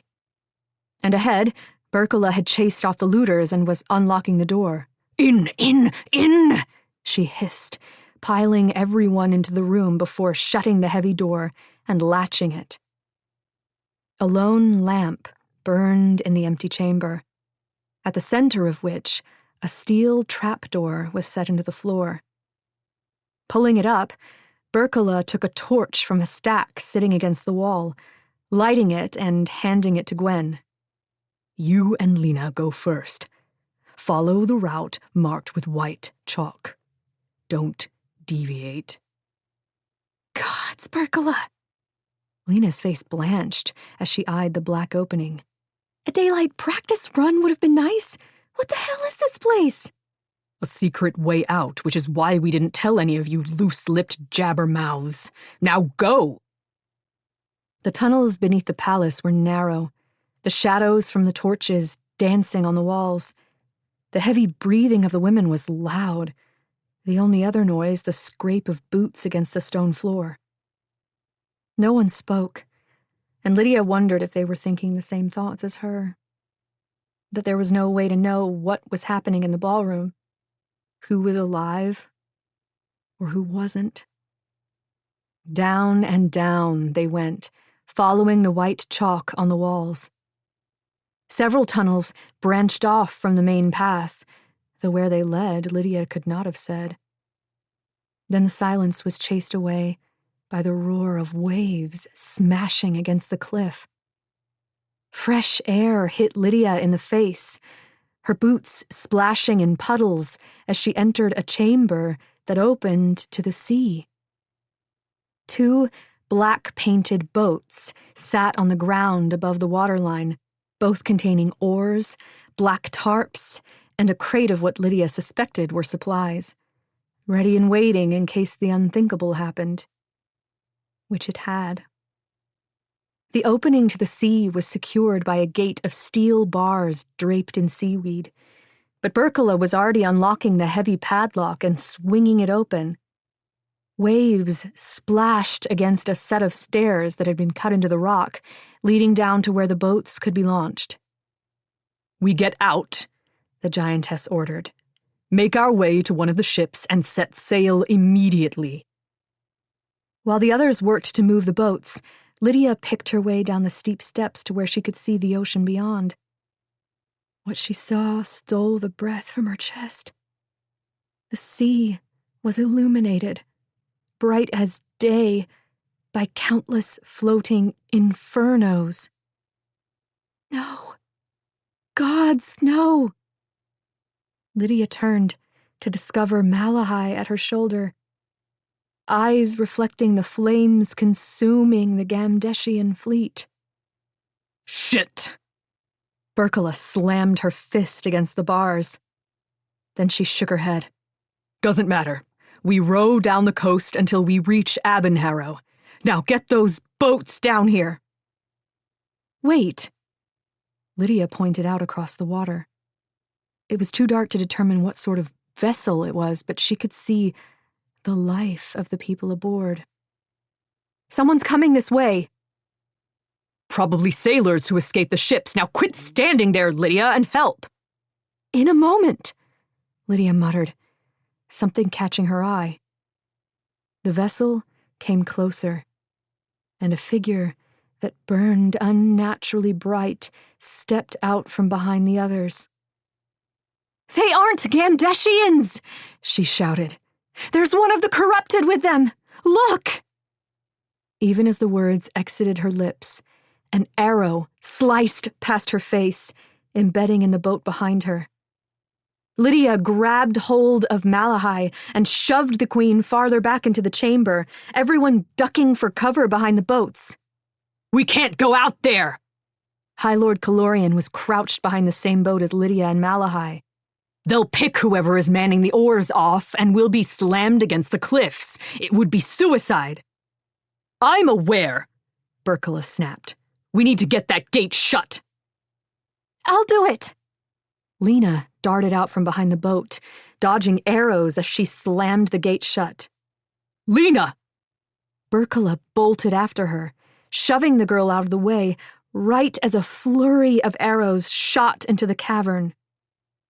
Lena rolled across the ground, the padlock in her hand slipping from her fingers to tumble into the water, even as Berkula recoiled, an arrow embedded in her shoulder. "Berkula!" Lena screamed. But the giantess only growled at her to stay down. "We'll wedge the gate shut with the boats!" Lydia shouted. "Push them closer! Push! Push!"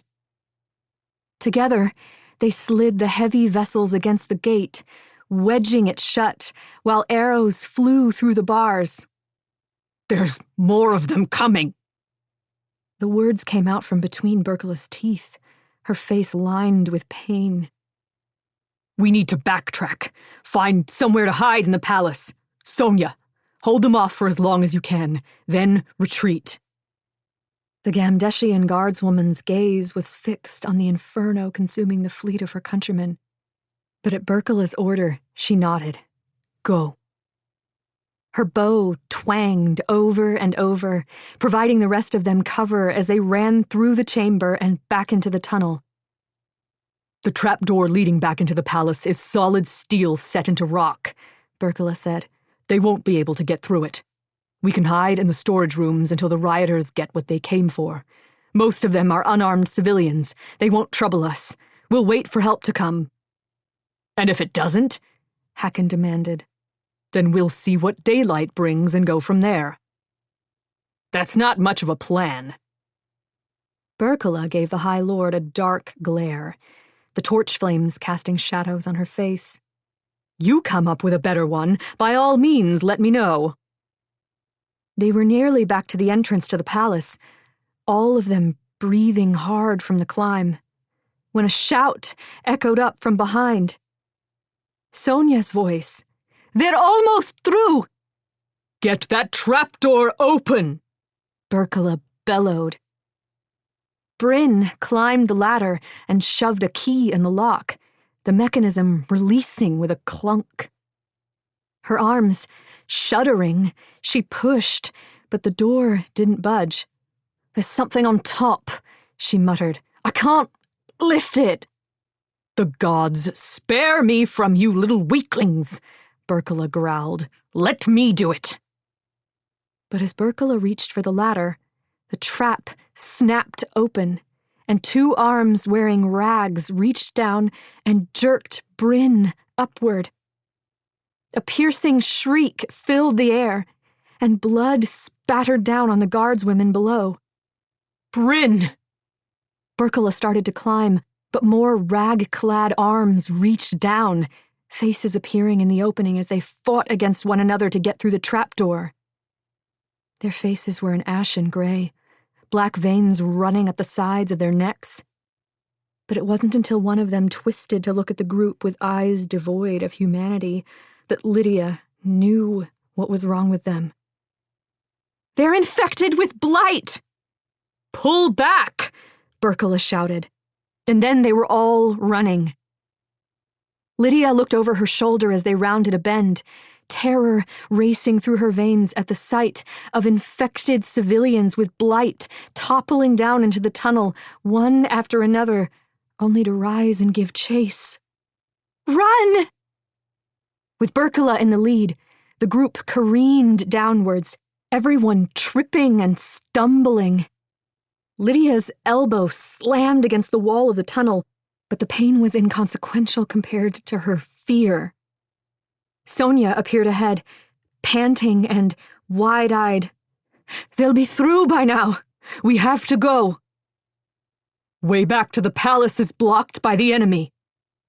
Blood streamed down Berkala's arm from the arrow wound. "We're trapped."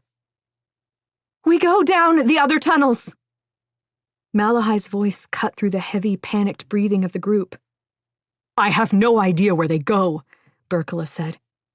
"They could be dead ends." "We have no choice." The Queen's face was streaked with dirt, but it did nothing to diminish the authority in her voice. "This way, now!" Torches in hand, Lena and Gwen led the way down a dark branch of tunnel. It bent and wove, narrowing in places only to open up wide, everyone fighting to keep their footing on the slimy rock. Lydia's pulse raced, her breath coming in fast little pants as the ceiling lowered, forcing them all to duck. Berkala nearly bent double. The giantess was struggling, the confined space and her injury slowing her to a crawl. Falling back, Lydia whispered, "Let me help you." But Berkala shook her head. "You get caught, he gets caught. I've had worse. Keep going." Yet even over her roaring pulse and rapid breath, Lydia could hear the sounds of feet racing up behind them. Not the boots of soldiers, but the bare feet of Mudair's poor. Women. Children. She and Berkala reached a spot where the tunnel widened enough for them to stand straight, and there the giantess stopped, setting her torch against the wall. "I'll hold them off here. They'll only be able to come through 1 or 2 at a time. Go!" Lydia didn't move, watching the light from the rest of their party diminish. "I can't leave you alone." "There isn't room for both of us to fight. You'll only be in my way. Go! You'll have your chance to die soon enough." Berkala was right, and Lydia knew it. But at least she could give the giantess a fighting chance. Reaching up, she pushed the arrow the rest of the way through the woman's enormous shoulder. And before Berkala could react, Lydia directed her mark at the wound until the bleeding stopped. "You're an idiot," Berkala muttered, then shoved Lydia up the tunnel. Despite the darkness, Lydia moved swiftly, keeping one hand in front of her and the other against the tunnel wall, following the trails of life the group had left behind them. It wasn't long until she caught sight of their torchlight. The skin on the back of her neck crawled as Lydia approached, meeting Sonia, who was guarding the rear, first. "Where is Berkala?" The other young woman's eyes were wide with alarm. "Holding them off. She told me that we should keep going." Several of the other guards turned, their expressions grim. "Is it a dead end?" It was a struggle to get the words past her lips, fear strangling her. "Not exactly," Lena replied, stepping aside. "Look for yourself." Stepping into a small chamber, Lydia's eyes locked on the stem of Zenthier glittering at its center. And from behind them, Berkala roared a battle cry. 52. Killian. Sprinting across the ruined ballroom littered with bodies, Killian exited the main door, only to find himself met with a tide of civilians, all coughing and choking even as they ransacked the palace, running with loaded arms out the front entrance and into the night. The main staircase bristled with soldiers, their duty to protect high lords hidden in the upper level, not to protect the palace. Killian prayed the fire he'd set would remain contained to the ballroom, or the strategy was see half the power of Mudamora dead in one night. But he didn't care about that now. He'd seen the smaller vessels bristling with men heading toward the cavern entrance, and his gut told him they weren't full of Gamdeshians. Malahai was trapped, and Lydia was with her. Shoving his way clear to the soldiers, he shouted, 15 of you with me! The Queen's escape has been compromised.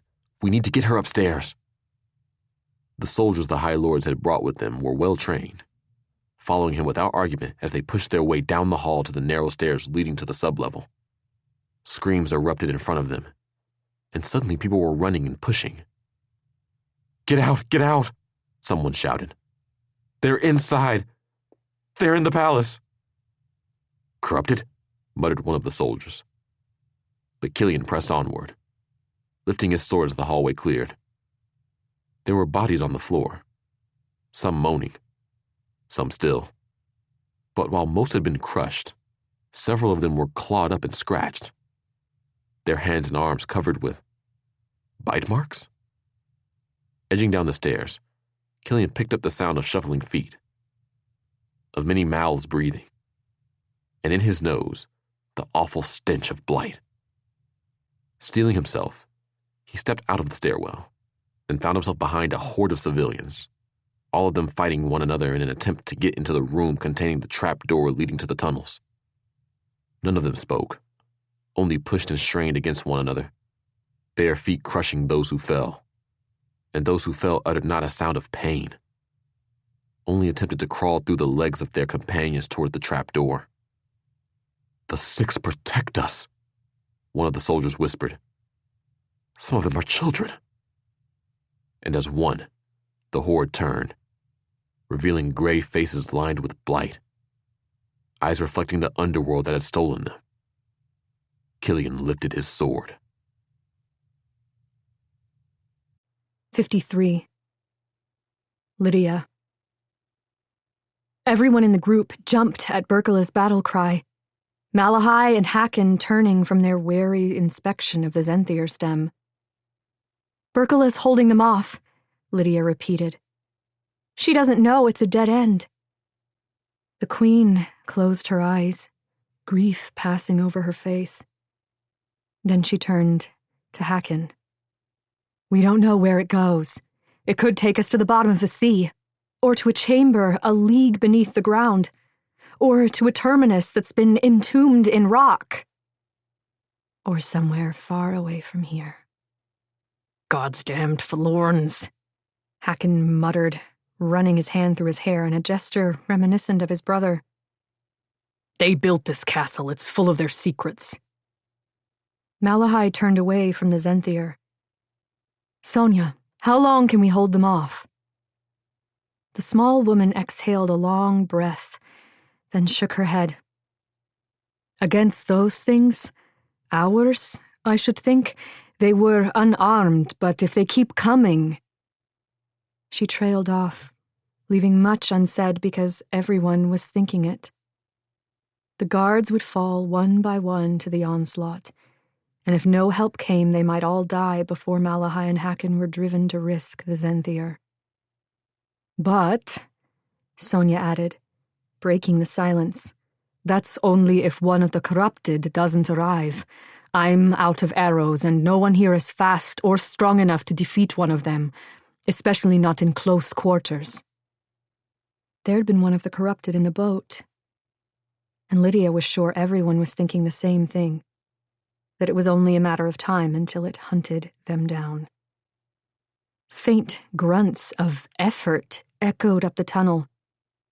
Thumps and thuds and the loud clang of a sword hitting rock. Berkela fighting off those poor souls who'd been infected by the blight. But notably absent were screams, as though those she cut down felt no pain at all. Because they aren't alive, Lydia thought. Merely hosts for the blight to control. For now, we hold our position. Help may well be on its way. Malahai stepped away from the Zenthier. But if one of the corrupted comes, we use the Zenthier. All of us. Hakon huffed out an aggrieved breath. It might follow. Better for some of your soldiers to try to hold it off. That will give the rest of us a chance to run. Malahai's eyes flared with disgust. No. We live together or we die together. That's an order. Do not presume to give me orders, girl, he snarled. Without me, you're nothing. All the guardswomen shifted angrily, but Malahai waved a calming hand at them. Oh, I don't presume to order you to do anything, High Lord Calorian. By all means, if you wish to stand here, sword in hand, giving us all a fighting chance of survival, I will ensure you are honored for your heroism. Hakon's gaze was vitriolic, but Malahai only frowned, assessing the group. You, she said, pointing at Lydia. Go inform Berkala of our plan, then stay there. If one of the corrupted comes, you'll be the only warning we have. Not a random choice. Lydia met Malahai's cool amber gaze, then nodded.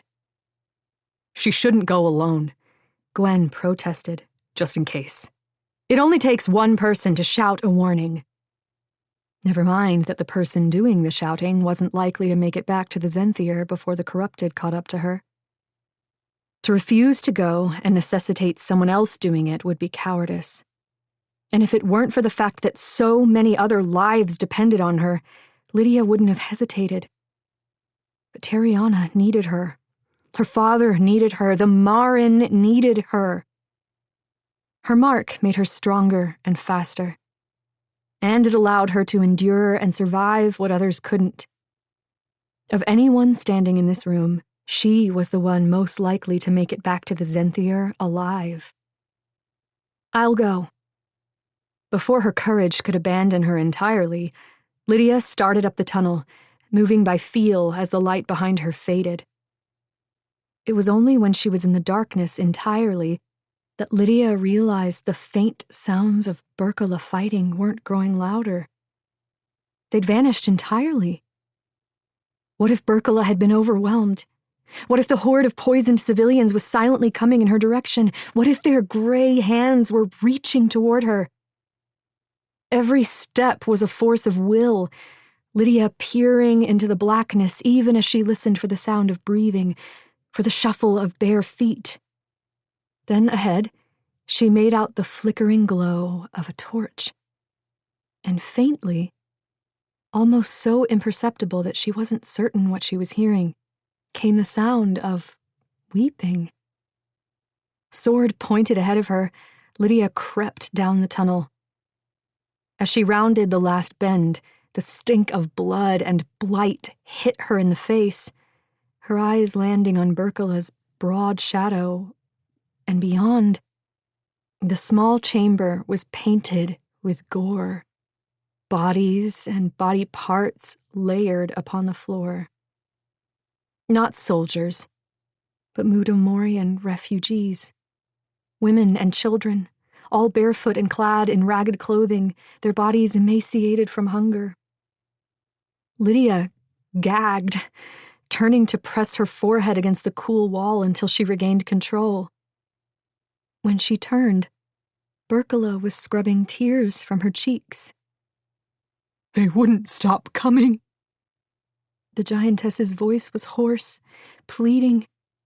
I tried just knocking them back, knocking them down, but they kept coming. It was then Lydia saw the rips in Berkala's clothing, the stains of blood, the scratches and bite marks on her enormous hands. I tried. Berkala's shoulders bowed, the tip of her sword resting against the ground. They aren't the enemy.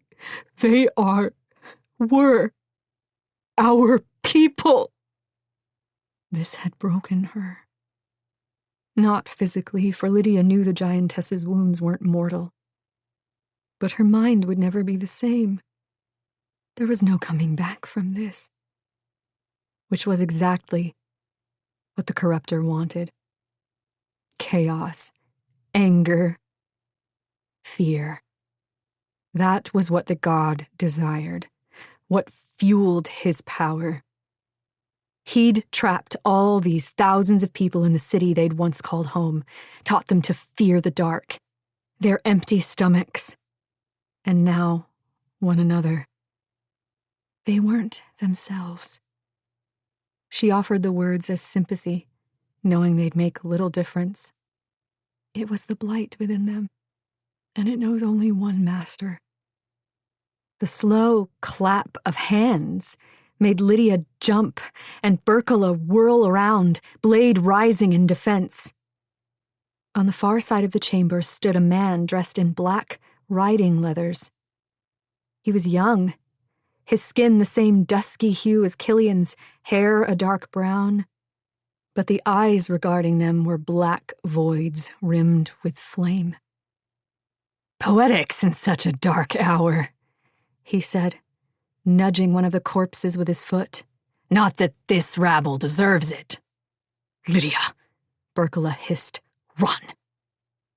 But the corrupted was across the chamber in a blur of speed. He knocked aside Berkala's sword in its downward stroke, sparks flashing as the blade hit the metal of his wrist guard, then tackled her against the floor with a bone-shattering crunch. Lydia opened her mouth to scream a warning. Then she heard shouts coming from the tunnel the corrupted had come from. They were calling Malahai's name, Hakon's name. Help was here if only she and Berkala could hold off the corrupted long enough. The giantess grappled with the corrupted, but the creature's strength was more than enough to counter Berkala's skill. They rolled, slamming into Lydia's legs as she tried to stab at the thing. He twisted, reaching up to yank the sword from her hands and toss it across the chamber. Berkala took the opportunity to punch the corrupted in the face, his jaw cracking, head snapping back. But he only hissed in irritation, catching her arm and slamming it against a ridge in the stone floor, breaking the bone with an audible snap. Berkala screamed, and Lydia stabbed with her knife, but the blade only skidded along the corrupted's ribs. Snarling, he rose and, before Lydia could dart backward, backhanded her, shattering her spectacles and snapping her head backward. Agony fired across her face and she fell onto her bottom, her neck screaming in pain. Blood dripped down her cheeks. Sobbing, she tried to regain her footing, but her vision was doubled, the world spinning. "Get up! Get up!" Berkala screamed, and as Lydia's vision finally cleared, she saw the creature had a naked hand around the giantess's throat, his teeth bared in a smile. Instinct took over. Lydia flung herself at the corrupted, grabbing him by the waist. They rolled, slamming into the wall, tiny pieces of rock raining down on them. She smashed her elbow against his nose, blood splattering her face even as his fist took her in the ribs. Agony split her torso, every gasping breath sending sharp stabs of pain through her body. "You'll heal," Lydia silently screamed the words at herself. "Just hold him here until help arrives." The corrupted's fists hammered her body, her wrist snapping as she deflected a blow aimed for her face. It hurt. It hurt with an intensity she'd never experienced, never dreamed of. Hang on. Boots pounded down the tunnel, coming closer. The corrupted turned his head, listening, then tried to shove Lydia aside. "I've more important targets than you." She lunged, grabbing the corner of his coat and pulling, but he only smacked her arm away with a force that made her cry out. "Berkala, help!" But the giantess was on her knees on the floor, too injured to move. The corrupted sprinted in the direction of Malahai and the others. "Go!" Lydia tore after him, running faster than she'd believe herself capable of as she pursued him down the twisting tunnels, following the foul brilliance that illuminated him. Ahead, light bloomed, and with all the strength she possessed, she threw herself forward. The corrupted went down, but twisted as he fell, and Lydia landed on her back with him on top of her. "Fine," he hissed, "if you must have it this way." His hand slapped against her cheek. It felt like her insides were being torn out, her skin burning, her heart hammering, a frantic and primal need to fight rising in her chest. "No!" Lydia screamed the word in the corrupted's face. Ripping free one of her gloves, she grabbed the creature's bare throat and dug her fingers into his flesh. And she pulled. Life surged back into her, what he'd taken from her, and more, her injuries melting away as she pulled and pulled, even as her mind recoiled from the strange pleasure that came with it. The corrupted's eyes widened in shock, and he reared backwards, her fingers slipping loose from his throat a heartbeat before a sword blade sliced his head from his neck. Blood gushed from the stump as his body toppled onto her, and Lydia screamed as it splattered her face. Then hands were under her arms, pulling her free. "Are you all right?"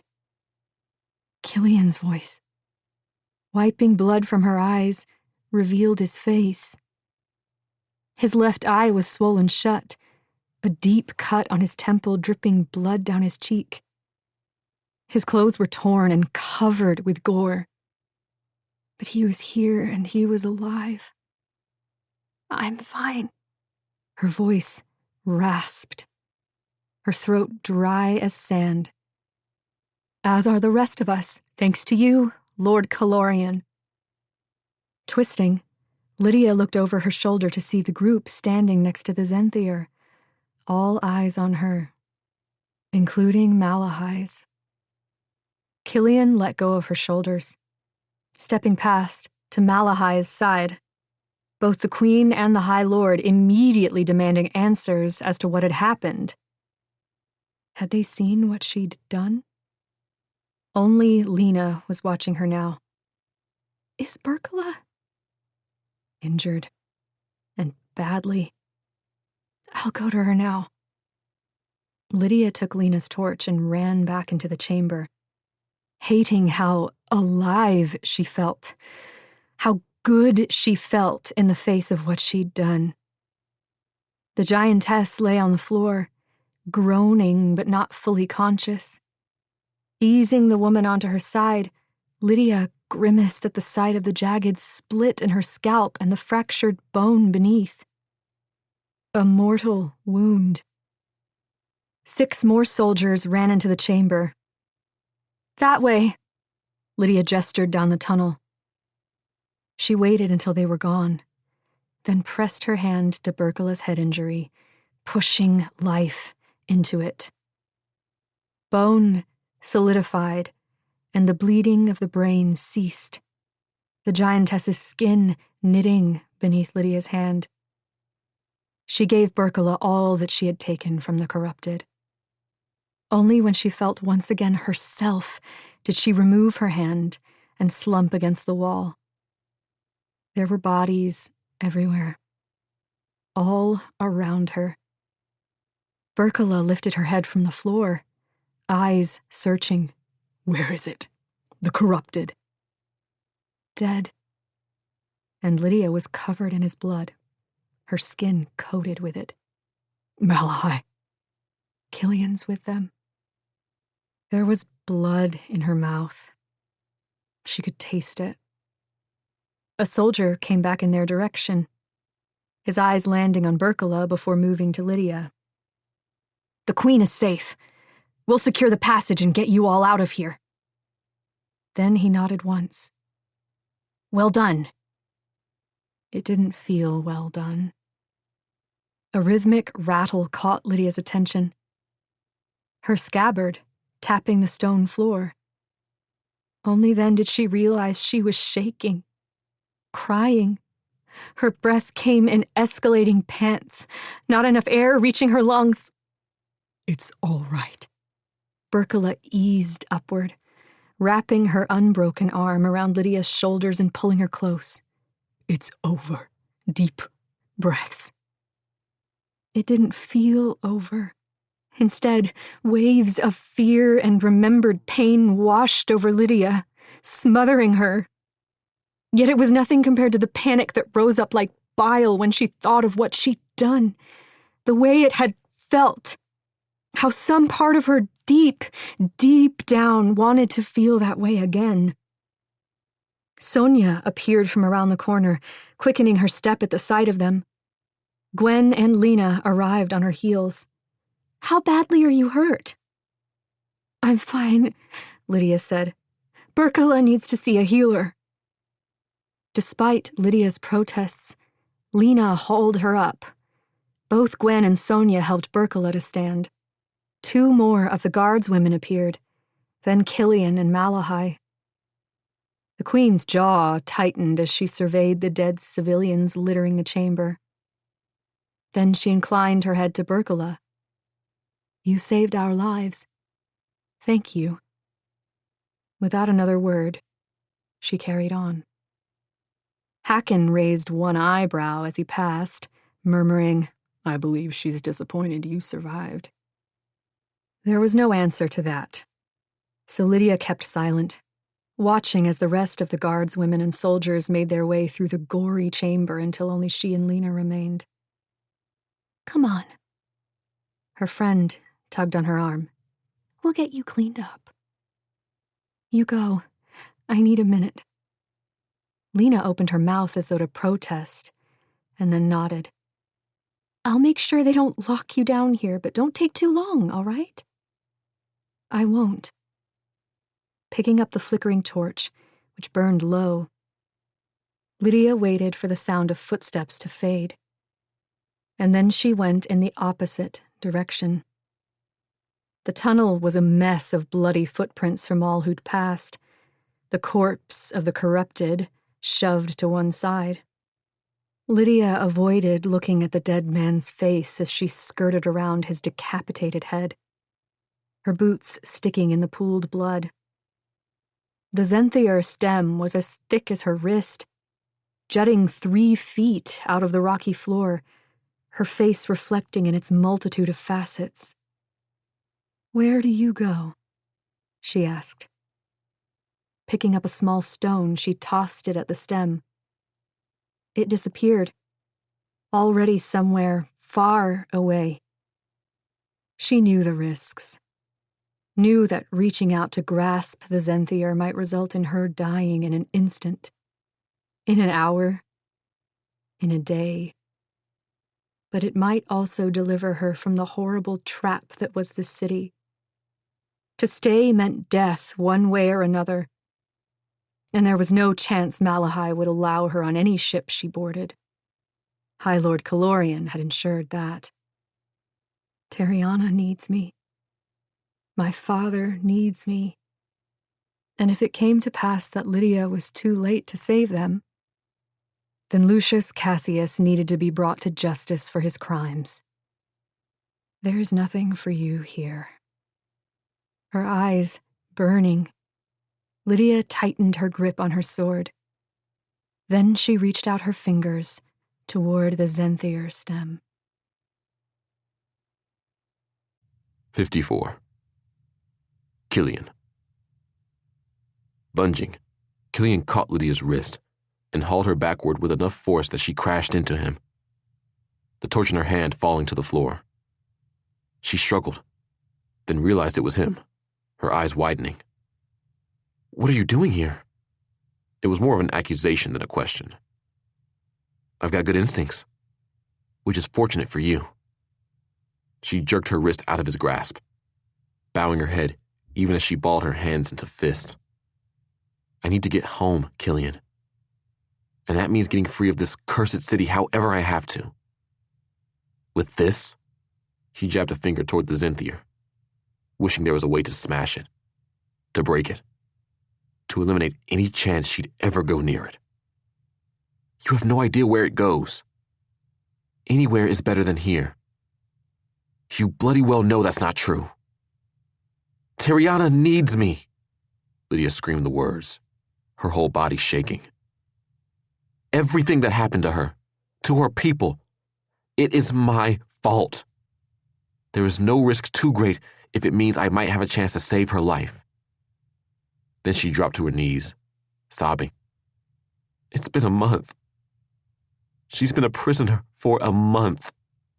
And all I can imagine is the things that Lucius has done to her. And to my father. I've nearly lost hope that he's still alive. Lifting her face, she stared up at him, black lashes glistening with tears. Every choice I've made has pulled me farther away from them. He knew she didn't mean distance. Dropping to his knees, Killian gripped her hands, wishing he had a way to stop her shaking. Every choice you've made since I've known you has saved lives. Her hands tightened on his, her pale skin sticky with drying blood. Yet despite it, she was the most beautiful girl he'd ever met. Lydia was no fighter, but she was a warrior in her own right, in her own way. Clever, fierce, selfless. Hageria chose well when she chose you. She gave the faintest shake of her head, fresh tears cutting tracks through the blood on her face. The sun will be up soon, he said. We'll know better than the state of the Gamdeshian fleet. With the vessels that survived, we'll begin immediate evacuations. The city is lost. Everyone has to leave, one way or another. And there isn't time for Quindor's little tests. I'll get you out of here. And if the fleet is lost entirely? Killian sucked in a breath, unwilling to consider the magnitude of such a loss. Then I'll make sure you're equipped and supplied. And you can take your chance with the Zinthier. You won't try to stop me? Every part of him would want to. Not just because of the risk of the Zinthier, but the danger he knew Lydia would face once she made it home. Killian knew the sort of man this Lucius Cassius was. Not the sort that would take kindly to his power being contested, especially by a young woman. And in trying to save Tariana's life, Lydia might well lose her own. But keeping her here was no safer. He could not protect her, and even if he could, Killian knew she didn't want that from him. It's your choice, not mine. Though by the gods, he wished it could be different. Except he was sworn to Malahai, was betrothed to Malahai, and he would not dishonor her. Never mind that none of this had been his choice. No matter that he could feel Lydia's breath against his cheek, her lips so temptingly close. No matter that all he wanted to do was peel away clothes stained with the horror of the night and lose himself in her. Not for a night, but for as long as she'd have him. Yet what Killian wanted had never mattered. And it did not now. Rising to his feet, he helped her upright. And that's when he heard the sound of running feet. Lena burst into the chamber, dropping her torch to rest her hands on her knees, panting. Thank the six. I was starting to worry that you two star-crossed lovers had chosen to abandon us to wherever that thing goes. Lena? Killian glared at her. You really need to learn to keep some thoughts inside your head. Right. Well, since you're still here. She handed him a tiny scrap of paper, the sight making his skin crawl with trepidation. This came in by pigeon from the Royal Army. Killian read the few sentences, his heart sinking in his chest as he eyed the date. What is it? Lydia asked. The rest of Rufina's host flanked the Royal Army 2 nights ago. Shoving the paper in his pocket, he started up the tunnel. More than 20,000 enemy soldiers are marching on Mudair, and there is nothing in their way capable of stopping them. 55. Lydia. Killian led them at a run through the tunnels, both Lydia and Lena struggling to keep his pace. just as it was a struggle not to look at the faces of the bodies they passed. More blight-infected civilians, most of whom Killian had killed from behind as he had raced to rescue Malahai. And Lydia couldn't help but think about Berkala. How the giantess had seemed broken in a way no healer could fix. How much worse was it for him? No one knew better than her how dedicated Killian was to protecting the people of Mudair, and to have been forced to slaughter them? She could only imagine the toll it must be taking on him, though he wasn't showing it. "Captain!" Lena called, but Killian didn't slow, didn't show any sign that he heard at all, even when Lena repeated his title. Finally, the other girl shouted, "Killian, will you listen to me?" He slid to a stop, and Lydia nearly slammed into his back, catching herself against the wall. "What?" he demanded. "You might want to go ahead of us," Lena said. "Her Majesty is waiting where you left her, and she's—" Lena's eyes went to Lydia. "Might be better if we followed along after, if you get my meaning." Killian was silent for a long moment. Then he said, "The reason I came back was that I'm not leaving any of you down here alone. That hasn't changed." Then he twisted on his heel, heading in the direction of the torchlight ahead. "Don't say I didn't warn you," Lena muttered. Catching Lydia's arm, she said, "Listen, I know the heart wants what it wants, but this is going to cause you a world of trouble." Her grip tightened. "Just keep your head down, all right?" There was little to do but nod, though apprehension bubbled in Lydia's chest as they followed Killian. Malahai and the rest of the group stood waiting at the base of the ladder leading up to the palace. Someone had dragged the bodies to the side, but there were still smears of blood and blight across the stone floor, the hem of the queen's gown smearing it as she paced back and forth. She stopped in her tracks as Killian approached, shadows from the torches dancing across her face. "Oh, how wonderful!" she snapped. "It appears our dear Lydia is alive and well." Killian didn't answer, only moved to go around her. But Malahai shifted into his path. "We are about to have an enemy army knocking on the gates to Mudair, Your Majesty. Perhaps we might prioritize that." "How nice to see that there is something you care about more than her welfare." "I'm not having this conversation right now." "Yes, you are." Malahai's hands balled into fists. "This is twice now that you've abandoned me in favor of protecting her. Explain yourself." "Abandoned you?" Killian braced his hands on either side of the tunnel. "I've never left you without at least a dozen armed guards standing in my place." "Which begs the question of why you don't send them instead of going yourself." Lydia held her breath, because this wasn't just a question of those 2 moments. It was all the times he'd left Malahai in the palace to see to the well-being of those other than her. "Because I don't like to put others unnecessarily at risk." "You swore an oath to me, Killian Calorian." Malahai's voice was a mix of anger and hurt. "And yet, most days it feels like you are my bodyguard in name only." Silence. "In name only." There was a faint shake to Killian's voice that made Lydia want to step forward, to stop this, but Lena's hand closed over her wrist, pulling her back. "Do you have any concept of what I had to do to save your life tonight?" He shouted the words, his voice reverberating off the walls. "Do you have any concept of the number of people I killed so that you could live?"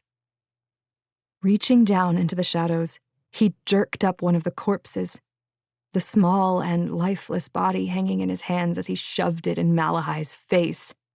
"I killed her. I remember slicing through her spine while I fought to get to you. And I have to live with it.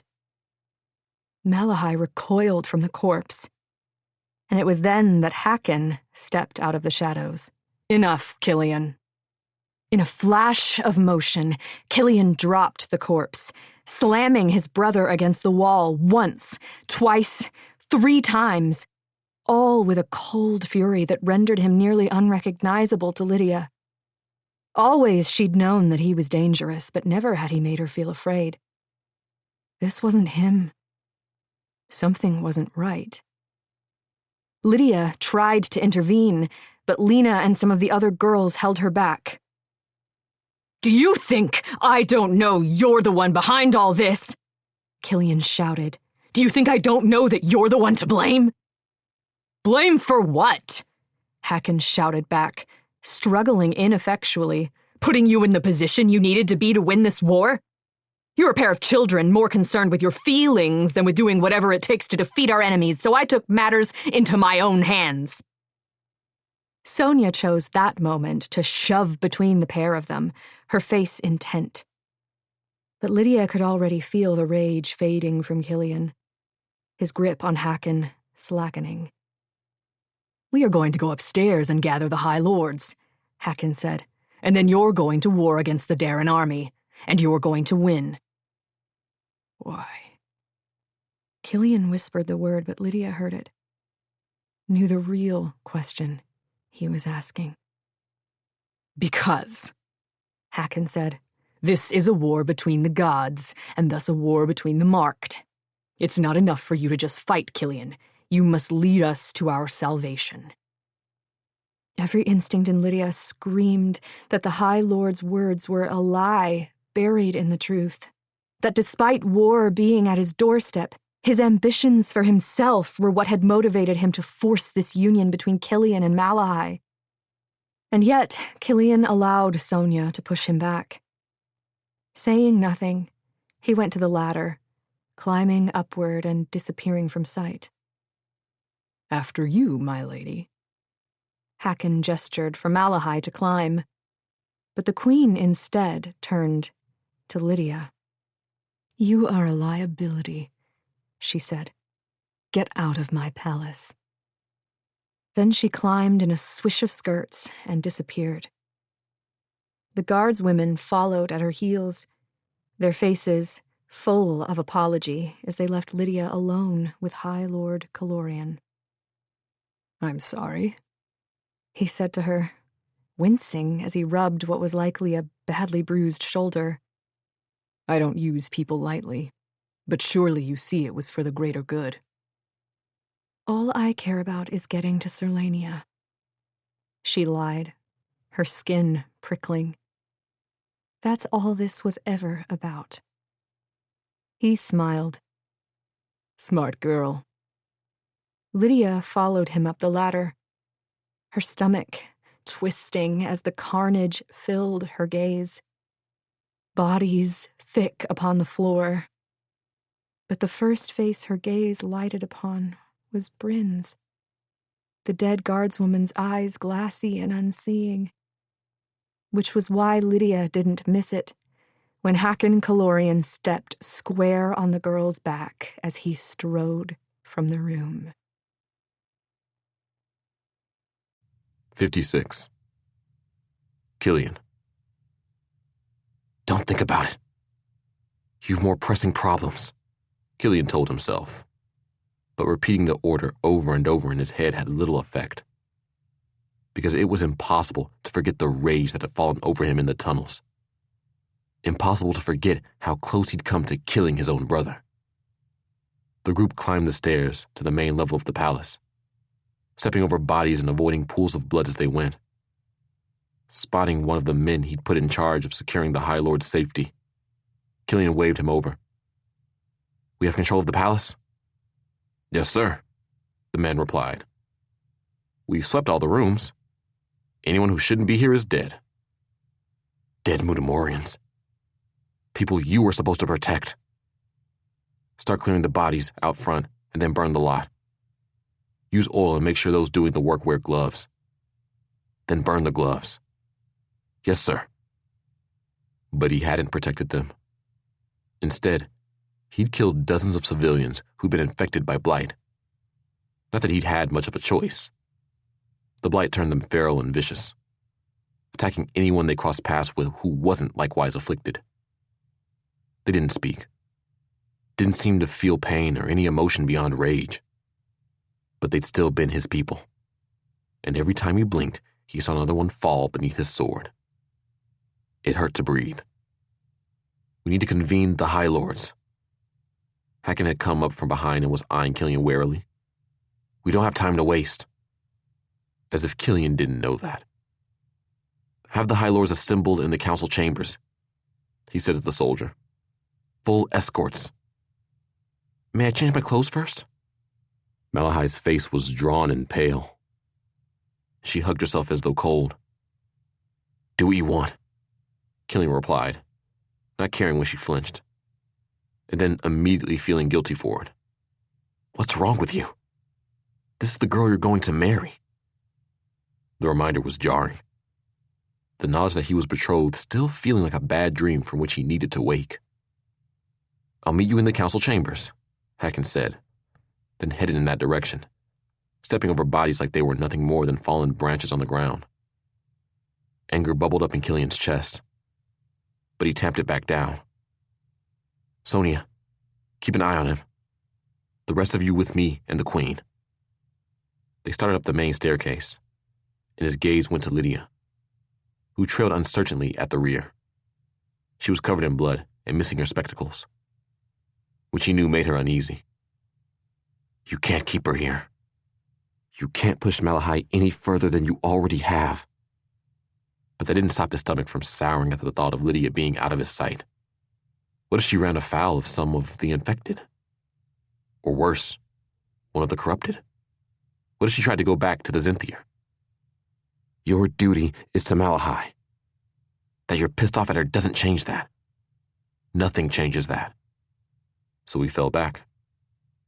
Wait until the sun's up, then go into the city, he said under his breath. I'll find you when I know more. Stay safe. Nodding, Lydia stopped on the bottom step, and it took every ounce of willpower Killian had to walk away from her, following Malahai up the stairs. The upper level was broadly untouched, the soldiers who defended it having done their duty, but the carpets were marred with dirt and bloody footprints, several plants knocked over and pictures askew. Reaching out, Killian straightened one of them, then bent to right a plant, not knowing why he felt compelled to do so. What is wrong with me? They reached the doors to her suite, which were flanked by the soldiers guarding the ladies within. Inside, Malahai went directly to her bedroom, and Killian mechanically swept the chamber to ensure it was empty. I need a minute, she said. 1 minute alone. Fine. Shutting the door behind him, Killian leaned against the wood, barely seeing the comings and goings around him. The stench of blood rose from his clothing, filling his nostrils and making him want to gag. Tearing off his coat, he flung it across the hallway, but it did no good. The blood had soaked into his shirt, coated his hands, crusted under his fingernails. All of it Mutamorian blood. Are you all right? Gwen's voice tore his attention from his hands, and he looked up to see the guardswomen watching him uneasily. They're looking to you for strength, he berated himself. You cannot falter. Not now. I'm fine. What's going to happen? Sunrise will allow us to determine the state of the Gamdeshian fleet. It was a concentrated effort to keep his voice steady. We'll begin evacuating Mudair immediately. But the whole sea seemed like it was on fire. Gwen dabbed at a cut on her cheek, then stared at her sleeve as though she wasn't sure where the blood had come from. What if they all burn? That's unlikely, but possible. There's no point in speculating now when another hour will give us facts. Which was true. But he still needed to come up with the plans for every scenario. And his mind was giving him nothing. Nothing but visions of bodies and limbs and... Incoming! One of the girls muttered. A soldier strode down the hallway, and Killian's skin prickled with unease. "Message for Her Majesty, sir." He handed over the tiny roll of paper that had obviously come by pigeon. "An unfortunate news. High Lord Torrington is infected with blight." Killian swore, handing off the message to Gwen, who disappeared inside Malahai's chambers to deliver it. How? It appears he consumed something tainted. He was on his way to the council chambers when he suddenly... The soldier broke off, giving a violent shake of his head. "He changed, sir. Turned feral. We were able to restrain him and return him to his rooms. Grandmaster Quindor is with him now." Killian moved so Gwen could step back into the corridor. "He's the only one?" "Yes, sir. The rest of them are convening in the council chambers. They've been instructed not to eat or drink anything." A vision of Torrington sipping wine during the vote slapped Killian in the face. "It's the decanter in the council chambers that's been poisoned. Go.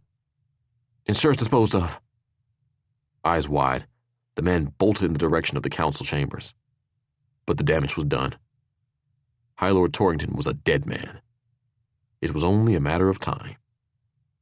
Grinding his teeth, Killian debated asking one of the guards women to inform Helene about her father before deciding better of it. Keep Malahai inside until I'm back. Striding down the hall, he entered the sitting rooms where Malahai's ladies were holding on to one another. Faces streaked with tears. "The palace is secure," he said, and all of them sighed with relief. "But I have unfortunate news. High Lord Torrington has been infected with blight." Helene clapped a hand against her mouth. "Is he?" "Quindor's with him." Killian gave a slow shake of his head. "But you need to prepare yourself for the worst. I'm sorry." A ragged sob tore from her lips, and she doubled over. The other girls tried to comfort her, but she only brushed them away. Climbing to her feet, she demanded, "Where is he? Where is my father?" "In the other wing. But you don't want to see him like this, Helene. Trust me on that." "I trust you with nothing," she hissed, then shoved past him into the corridor. Clenching his teeth, Killian motioned to a soldier to follow her. Then his eyes lighted on Malahai's open door, to the queen standing in the opening. "I'm afraid circumstances are even worse than we realized," she said, holding up the roll of paper. "The royal army is abandoning Mudair. We are on our own." Within an hour of receiving Sarek's message, everyone had gathered in the council chambers, which meant they were all present when Helene entered the room, her eyes red and swollen as she silently circled the table and took the Torrington's seat, now High Lady of her house. "I'm so sorry, Helene," Malahai said. "May the Sixth keep and comfort his soul." Helene gave a curt nod. Then the doors opened once more to admit Quindor. The Grand Master's face was aged and drawn from using his mark, and his white robes were stained with blood and blight. "I'll not mince words," he said, holding onto the edge of the table for balance. "Those infected by blight cannot be saved." Murmurs of distress filled the council room, but Killian asked, "Why is the infection taking hold so swiftly? It took days for Malahai's horse to succumb, and she was coated in blight." "Most likely because the infected individuals consumed tainted water, allowing the poison to reach the brain more swiftly," Quindor answered. "Or else the blight has grown more potent. There is no way to say for certain. I can say that once it takes hold, the individual entirely loses their mind, a strange madness taking hold. They feel no pain, seem to feel nothing at all but the desire to attack those not similarly afflicted." A strangled noise exited Helene's throat, and Killian knew she'd been there in those final moments, that she'd seen. It would take a long time for the haunted expression in her gaze to fade, if it ever faded at all. "The city must be evacuated," Quindor said. "But I expect you already realize that. Now if you'll excuse me, there are more patients requiring my attention." Without a word, he left the room. leaving everyone in muted silence. "So," Hacken said, "which will do the job first? Rufina or the Blight?" "Rufina," Killian answered. "We're stockpiling clean water, and more can be retrieved north and south of the city during the daylight hours. Whereas the Darren army will be here." He looked at the map, considering the math. "In 3, possibly 4 days." "And Syrinx abandoned us," High Lord Cavenburn shouted, slamming his fist down the table. "The 7th take him. Doesn't he realize half the ruling houses of Mudamora are stuck in this cursed city?" "He's not stupid," Hacken interjected. "He knows we'll get out before the siege begins." All eyes went to the hastily scrawled message in Syrinx's own hand. The ink smeared from where the paper had been rolled before it had dried. Then all eyes went to Killian. "This is what you do," he reminded himself. "Not politics and lies and manipulation, but war." He cleared his throat. High Lord Rowan's likely doesn't believe the Royal Army will be able to catch the Darren army before it reaches Alder's Ford. And in that he's probably correct. What Rufina will do once she passes the River Tarn is split her army into 3. Part to hold the ford, part to sack Mudair, and part to go south to the coast and take Abanharrow. So what High Lord Rowan is going to do instead is march the Royal Army hard south and east, cross the Tarn here. He pointed at the map. And intercept the Darren army before they can reach Abanharrow, where the Royal Army will make its stand. The whole room erupted in outrage. And from behind Malahai, Killian heard Sonia snarl something in Gamdeshian that he was fairly certain translated as craven yellow-haired worm. In truth, Syrinx's decision was strategically sound. Mudair itself was lost. The wells were poisoned and there was no reliable source of food. What were 100,000 lives compared to the millions living in the southern part of the kingdom who'd be at risk if the Royal Army wasn't able to intercept the enemy?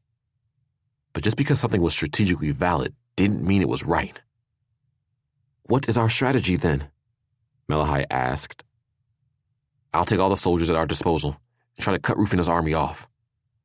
Buy some time." The door opened then. A Gamdeshian soldier in a lieutenant's uniform entered, the man bowing low. His clothing was both singed and salt-stained, a still bleeding cut marring one of his russet brown cheeks. "Your Majesty, Your Graces." Malahai rose. "You have a count, then? How many ships are sailable?" "Yes, my lady. 4 ships." She blanched and Killian felt his own stomach flip. He'd known it was bad, but 4 ships? Malahai repeated. "Out of 100? "Yes, my lady. 4 sailable ships." The Gamdeshian lieutenant's face was grim, the muscles beneath his skin flexing periodically, as though he was struggling to maintain his composure. "And your number of soldiers?" 500, give or take. "Of?" 2,000, my... The man's voice cracked, his head bowing. "Gods!" Malahai pressed a hand to her mouth. "I am so sorry. May the 6 take and comfort their souls." The lieutenant took a deep breath and squared his shoulders. "This is not a war against Mudamora, Your Majesty. It is a war against humanity, against the 6 themselves. If there was any doubt in the minds of my soldiers as to why we are here, last night vanquished it." "Good." Killian straightened. "Then they'll be ready to march by mid-morning. I assume you will be in command of the Gamdeshian force?" The man's gaze shifted past Killian to the guardswomen standing behind Malahai. Killian lifted one eyebrow. "Or am I to presume that Sonia will resume her role as captain, then?" The guardswoman snorted. "You can't do that." "Why not?" Killian asked. "I trust you. They trust you. Seems a splendid idea. What say you, Lieutenant?" Ignoring Killian, the man saluted Sonia. "I'll ready our soldiers to march on your order, Captain." "This is madness, Killian." Hacken threw up his hands. You can't really mean to strip Mudair of every soldier it has. I mean to strip the city of every person in it who is willing to fight, Killian answered, forcing himself to meet his brother's gaze. The city isn't defendable. We have less than 1,000 trained soldiers, and it would take 3 times that number to defend a wall of this size against a force as large as Rufinus. And that's if the wall was whole and strong. But we know the Blight has undermined the foundation. It won't be long until sections in the western quarter begin to collapse. But there are no buts, Hacken. Rufinus' army will be here in 3 days. You have only 4 ships to evacuate 100,000 people to Abinharrow, where they can caravan south to safety. At best, you can expect 2 round trips per day, which means you'll have evacuated fewer than 5,000 people by the time the battle begins. No one in the room spoke. Our only option is to try to stop them from reaching the city in order to buy you more time. Smoothing the map, he pressed a finger down on a spot west of Mudair. The only place suitable for an army to cross the River Tarn is here at Alder's Ford. It's narrow and steep and will have the high ground. We should be able to hold them back for a couple days before we're overrun.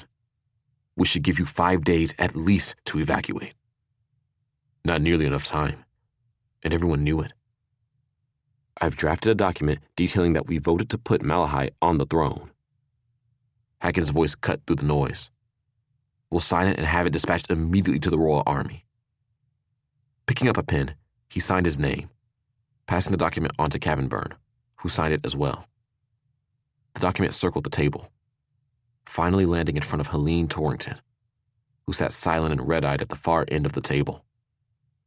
The vote they needed for a majority. The vote Malahai needed to remain queen. Slowly, she lifted her face. You want me to support the girl who caused all of this? Whose meddling and scheming got my father killed, resulting in the sacking of the royal palace and the burning of an entire fleet? She laughed, the sound piercing and shrill. And for what? To save those Mudamora is better off without, at the risk of the good and hardworking souls of the South who depend on our army to keep them safe? Killian shook his head, having known this was coming. But he still twitched as Helene rose in a flurry of motion, her eyes full of fury. You want me to vote for the girl who intends to marry him? Helene, enough, Malahai said. You've made your point. Shut up, Malahai. You no longer have the privilege of telling me what to do. Helene leaned her hands on the table. And neither do the rest of you. So if you'll excuse me, I'm going to retrieve my things, and then I'm going to board one of those ships. Without another word, she stormed out of the room. Hacken turned a dark glare on Killian, tempting him to point out that his conflict with Helene wouldn't matter if Hacken and Malahai hadn't forced this bloody betrothal down his throat without asking. Not that it was looking likely that he'd live long enough to attend his pending nuptials. We need to get word to Sarek. One of the High Lords banged his fist on the table. Advise him that we have forces on the way to hold the ford. I've sent word to Abinharrow already, Killian answered. They'll send riders to meet the royal army, but by the time they reach them, it's likely going to be too late. And anyone we send will have to find their way through the Darren army and its scouts. We must plan for the reality that we are on our own. Where are my boys? At the sound of a familiar female voice, Killian broke off, his head whipping to the doors right as they swung open and his mother strode in, a gray-haired giant at her heels. Everyone, including Malahai, rose at the sight of Lady Calorian, who surveyed them all with a glower. Well, haven't you all managed to botch things right up? No one answered. No one, Killian was quite certain, dared. His mother circled the table until she stood in front of him. Reaching up, she took hold of his chin and pulled him down to her level, brow furrowing as she inspected his swollen eye. This is the worst of it. I'm fine, Mother. She huffed out an exasperated breath. You could be run through and bleeding everywhere, and you'd still say the same thing. Not waiting for an answer, She continued in her progress around the table until she reached Hacken. Well? He blinked at her. Move, Hacken. I've just walked all the way up from the harbor and my feet hurt. Color rising to his cheeks, Hacken rose from the Calorian's seat and pushed it under their mother while she smoothed her black skirts. I've brought 5 vessels with me, all full of horses, weapons, and supplies, which my crews are in the process of unloading. I will, of course, be taking full control of the evacuation. It's a matter that requires organization, which makes me best suited. Mother, Hacken said, even as Malahai blurted out. Lady Calorian, surely... I believe you have other matters requiring your attention. Your Highness, Lady Calorian interrupted. And Hacken, you couldn't organize a closet without somehow making it political. Killian cleared his throat. Mother, it would be safer for you to leave with the first round of evacuees. Silence. Then her eyebrows slowly arched. Safer? The palace is destroyed. There are bodies everywhere, and the 6 know what will happen once the sun goes down again. His mother leaned back in her chair. Killian, I stayed with your father through the sack of Serlania during the Giant Wars. Do you honestly believe I'm going to turn tail when faced with hungry civilians? It's worse than that. She made a noise that told him to shut up while he was still ahead. How many days do we have? If we can beat them to the ford? 5. And 9 ships in total? Pulling a sheet of paper in front of her, she picked up a pen, gesturing to the giant. Ivan here is a summoner. He'll turn the winds in the favor of our ships. Draw in some rain so those who wait have something to drink that isn't full of poison. The giant spoke. Jotun Isle stands against the 7th. So today, that means we stand with Mutamura. He lifted a huge shoulder in a shrug, his face splitting with a grin. You are our favorite to cross swords with, and we would not care to see you fall to another foe when we have long wished for you to fall to us. It's good to have aspirations, Killian said, and the giant filled the room with his thundering laugh. Lady Calorian finished her calculations, lifting her head and tapping the pen against her chin. Well, Killian asked her, can you find enough seats at the table? His mother set down the pen, giving him a look that would have sent him running if he were still a child. If you can give me 6 days, I can do it. 57. Lydia. Lydia sat on her bed in the barracks, staring blankly at the worn wooden floor while she picked blood and grime out from under her fingernails. The house was silent, empty. Little more than a day had passed since it had been abandoned, the well contaminated by blight. But already it felt lifeless, as soon the whole city would be. Coming back here had been a mistake, or at the very least, lingering had been. Too many memories. Too many reminders of what, briefly, she'd had, and what she had lost. Exhaling a ragged breath, she stood and undressed, her uniform stiff with dried blood and sweat. She left the ruined garments on the floor and retrieved her one dress, the wool smelling like soap. Though it wouldn't for long, given how filthy she was. But a bath was out of the question. The bucket of water she'd drawn up from the well was gray and smelled of rot. Her mark might keep her from being poisoned, but she'd rather not tempt fate. Pulling her hair up into a messy twist, she buckled her sword belt over her dress, put her meager belongings into her satchel, and started downstairs, intent on walking to the harbor and washing up in the ocean. Reaching for the handle, she pulled the door open, to find a startled Killian standing on the doorstep. "What are you doing here?" she blurted out even as she took in the pieces of armor and chainmail he wore. His black war horse stood on the empty street, his saddlebags bulging. "You're leaving?" He nodded. "I'll lead our forces and try to hold back Rufina's army long enough to evacuate the city." "What about the royal army?" "Moving south to protect the rest of the kingdom." "Oh," she said. The realization of what that meant hitting her like a battering ram to the stomach. "I see." It wasn't a march to victory. It was a march to die so that the people of Mudair might have a chance to live. A tremor shook her hands, hundreds of words rising to her lips, 1,000 words, all of them designed to keep him from going, to keep him alive, no matter the cost. She said none of them. He cleared his throat, eyes shifting up the street before moving back to her. "My mother, of all people, is organizing the evacuation.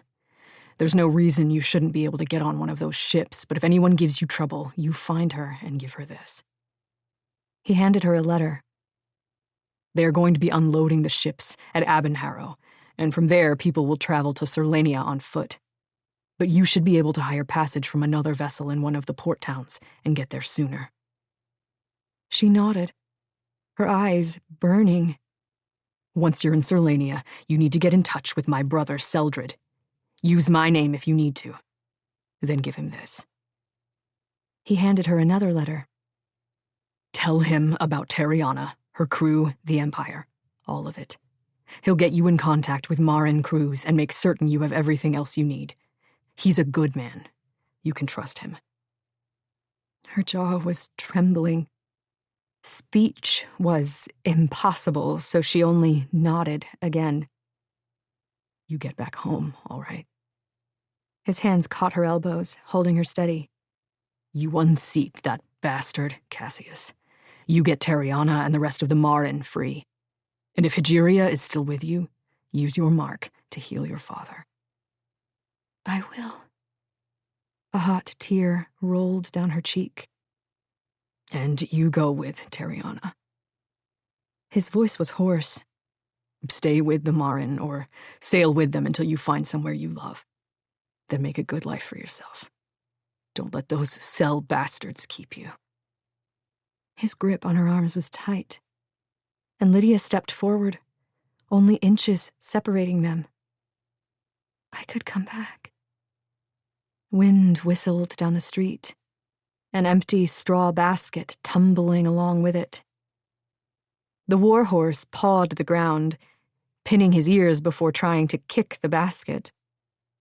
But Killian didn't answer. Then his hand slid down her arm to grip her hand. "In another life, I'd get down on my knees and beg you to come back. Might beg you not to go in the first place." Her heart was beating so very quickly, a promise sitting on her tongue, waiting to be spoken, only to be silenced as Killian shook his head. "Don't come back to Mudamora, Lydia. There is nothing here for you but pain." He lifted her hand to his lips, kissing her knuckles. "Good luck. May the Six guide and protect your steps back to Terriana's side." Turning, he strode toward the enormous horse and swung into the saddle, heeling the animal into a swift canter up the street. He didn't look back. Lydia didn't know how long she stood there unmoving. A minute? A lifetime? There is nothing here for you. Not in Mudair. Not on a Marin ship. Not in Selendor. Was there something for her anywhere? Was there anywhere that she belonged? Silencing the thoughts, she shoved the letters into her satchel and closed the door, heading up the street in the opposite direction toward the harbor. A scuffle of sound caught her attention, and she peered into the blurry shadows. Wary of those who might attack her to take the few possessions she had, Lydia extracted her knife. Moving to the center of the street and stopping in her tracks as Gwen stepped out from an alley. "Been looking for you," the other girl said. "You disappeared." "I was fired, remember?" Still could have said goodbye. Gwen was right. She should have. These girls had been her friends for the past month, had held her hand when she'd cried, guarded her back, made her laugh when she believed laughter impossible. Goodbye was the least of what she owed them. I'm sorry. Gwen started toward her, hands in the pockets of her coat. Come back to the palace with me. Do things right before you hightail it south. The skin on the back of Lydia's neck prickled, and she turned to see 2 of the other guardswomen walking up the street behind her, Lena following reluctantly in their wake. What was going on? Seems like I can say my goodbyes right here. The palm of her hand holding the knife was slick with sweat. Better if you come with us. They were approaching her on all sides. None of them had weapons in hand, but neither did they need them. All of them knew how to use their fists. What's going on? Gwen's face was grim, and she gave a weary shake of her head. I told you not to get involved with him. Told you it would be the worst sort of trouble. But you didn't listen. It's not like that. Lydia's free hand balled into a fist of frustration. If only she could tell them the truth. About her being a healer, about Killian hiring her because she could see the corrupted, about how he was helping her get back home, that he'd been teaching her to fight so she could protect herself. But was that the whole truth? Or was the person she was lying to herself? We followed him here, Gwen said. And from our vantage, it looked exactly like that. Run. Lydia bolted, trying to get past Gwen, but the other girl dived, hitting her in the legs. They tumbled across the cobbled street, Lydia's knife flying from her hand. Elbowing Gwen in the face, Lydia rolled the other girl off and scrambled up. But before she could regain her feet, someone else hit her in the back, sending her sprawling. The other girls dogpiled onto her, pinning her legs and arms. "Don't hurt her," Lena shouted. "Malahai said she wasn't to be harmed." Probably so that she can do it herself, Lydia thought bitterly. It was the last thought she had before Gwen clamped a foul-smelling rag over her mouth and everything went dark. Lydia blinked, the world blurry and unfocused, but not for once because of her missing spectacles. The room was well appointed with heavy crimson curtains, furniture of polished wood, and several paintings hanging on the walls, though she couldn't tell what they were of. The window was cracked open, and from it came a breeze carrying the salty tang of the sea. She was in the palace. Lydia's head ached abominably, but as she tried to lift a hand to rub her temple, rope dug into her wrist. Both her arms were bound to the chair she was sitting on. Legs, too. Biting her teeth against the pain, she pulled against the ropes, but they were too strong, too tight for her to do more than abrade her flesh. Her wrists grew slick with blood, and with a muttered curse, she gave up. The door to the room opened, and Malahai walked in, pulling it shut behind her before turning the bolt. "I told them that if they followed Killian, they'd find you. Turns out I was right." Anger chased away Lydia's fear. "Your kingdom is crumbling and your people are dying. But instead of focusing on that, you used your resources to have me dragged here. And for what? To have a jealous spat over a boy?" For the first time in her life, Lydia spit on the floor, immediately understanding why Tariana found it so satisfying. "You're pathetic." Other than raising one eyebrow as she circled Lydia's glob of spit, Malahai showed no reaction as she approached, pulling a chair opposite Lydia and taking a seat. We are here because of your relationship with Killian, Lydia. But let me assure you, jealousy has naught to do with it. I find that hard to believe given the way Hakon Kalorian played you like a lovesick girl. Malahai cast her eyes skyward. Please, sometimes it's best to allow the player to believe you're being played, because then they won't expect your attack from the rear. Perhaps some of that was the truth, but Lydia had seen Malahai's reaction. Even if the Queen knew that there was nothing between Lydia and Killian, having his lack of sentiment for her shoved in her face had hurt. Badly. Hakon's soldiers guarding the palace ensure I can't sneak much past him, Malahai continued. He believes I'm in here having my revenge on you, but the truth is a much different beast. You're going to do something for me. Give me one reason why I shouldn't just start screaming. No one will come. Berkala is still in the infirmary waiting for a healer to tend to her injuries. Rising from her chair, Malahai went to the sideboard and poured herself a glass of precious water, drinking deeply before she added, You only healed her enough to keep her from dying, didn't you? The blood fled from Lydia's skin, leaving ice in its wake. I don't know what you're talking about. Malahai sighed, then came back across the room. Don't bother denying it, Lydia. It's easy enough for me to prove. Reaching down, she took hold of Lydia's wrists, her fingers uncharacteristically stained with ink. Then she pulled back the rope, revealing the healing abrasions. Moments passed, red fading to pink, and then to white, before disappearing. Undeniable proof of her mark. You're the healer who saved Killian's life from the Deimos. The healer no one has been able to track down in the month since. The healer he's doggedly refused to describe despite the danger aiding you puts him in. Malahai removed her fingers from the rope. The healer he hid in plain sight as one of my bodyguards, knowing it was the one sure way to get you past Quindor's testers when I sailed south for Serlania. And to help keep you alive until you were safely there, Lydia wanted to add, but did not. I suspected some time ago who you really were.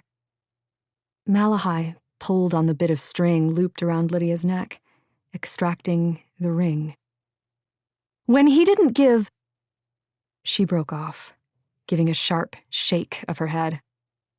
When I asked Helene to describe the girl she'd purchased this from, she said you were filthy, built like a boy, and ghastly tall.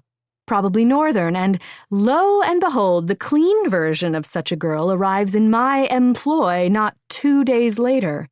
One, my sworn sword abandons me in the middle of a riot in order to go back and save. Malahai's voice was steady, her face serene, but for the throbbing vein in her forehead that gave away her anger. Her hurt. Then the rumors began that Hijiria herself was walking the sewers at night to care for Mudair's orphans with a marked swordsman guarding her back. Someone needed to care for them. And it should have been the crown.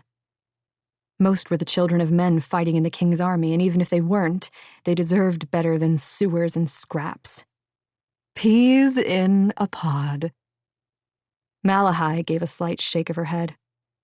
Both of you seeing only the suffering in front of your faces, with no mind for what good you could have done for those fighting to defend those children. Then why didn't you stop us? If you knew who I was, why didn't you turn me in?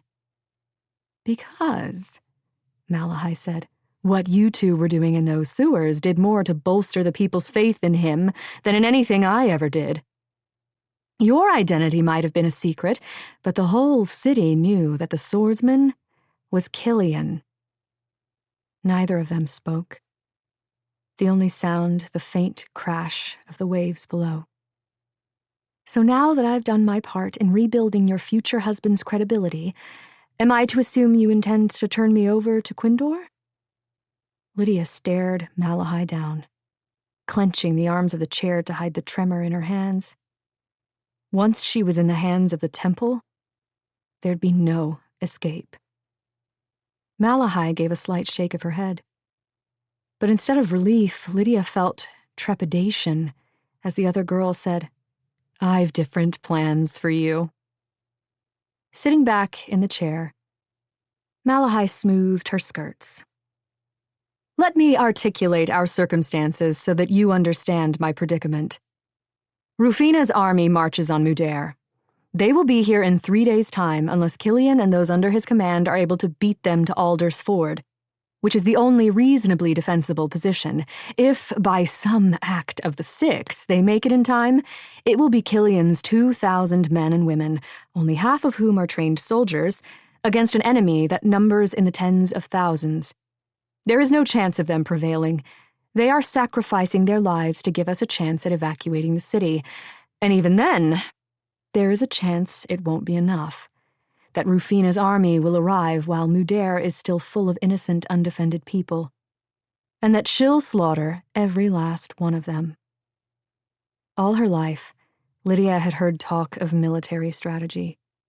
Her father and his peers sitting on couches, wine glasses in hand, while they discussed which legion would be moved where, the gains and losses, who'd be saved and who'd be sacrificed. It had always seemed so distant to her. Not real lives, but game pieces on a board. To be in the midst of it, with lives that she knew, lives that she had touched, at risk, was another thing altogether. You're queen now. Take control of your army. Malahai's jaw tightened. Unfortunately, High Lord Torrington was killed last night.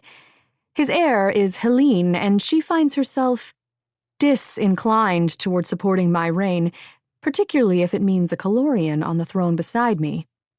I've sent word of our situation to High Lady Fallorn, but there is no love lost between our families, so I have little confidence that she'll vote for me no matter how dire the circumstances. As it is, I don't see how she could make it here in time." It was sickening. Sickening that people were dying and these men and women were scrambling for power rather than scrambling to save every soul they could. Yet the question remained, what does any of this have to do with me? Malahai didn't answer, and the tension that hung between them was thick enough to cut with a knife. 1,000 scenarios ran through Lydia's mind, but none of them, none at all, ended with her boarding a ship south to Serlania. There's another way for me to remain queen. Lydia's blood chilled, because gods, she knew what was coming. Both Hacken and Lady Calorian brought horses with them, fast horses, and Killian didn't take them all. Lydia's breath was coming in fast little pants, her ribs aching from the violence of her beating heart. The Royal Army will be expecting messengers from us. It will be easy to give you one, which will allow you access to my father. Then you'll kill him. The light seemed too bright, too intense. And because the alternative was to cry, Lydia laughed, the sound wild and manic in her own ears. "You want to use me as an assassin? I can barely unsheath a sword without risking my own foot, whereas your father is surrounded by trained soldiers." "I don't want you to kill him with a blade." Malahai's face was steady, though the throbbing vein in her forehead remained. "I want you to kill him and make it look like the enemy is responsible." Bile rose in Lydia's throat, and she swallowed it down. "How could I possibly do that?" Silence. "I didn't send you to stand watch with Berkala in that tunnel because I wanted you dead," Malahai finally said. "I sent you because I knew your mark would make you more likely to survive anything that came at you. I didn't realize how right I was. It hurt to breathe." I saw what you did to that corrupted. Malahai leaned forward, her face intent. Everyone else was too busy trying to protect me to notice, but I saw when he took life from you, and when you took it back. I don't know what you're talking about. You can do what they do. Lydia shook her head wildly. I'm not corrupted. The curtains sailed inward on a gust of wind, and both of them jumped. Rising, Malahai went to the window and pulled it shut, the curtains settling back into place, making the room still, silent. No. But you could be. Malahai remained staring out the window.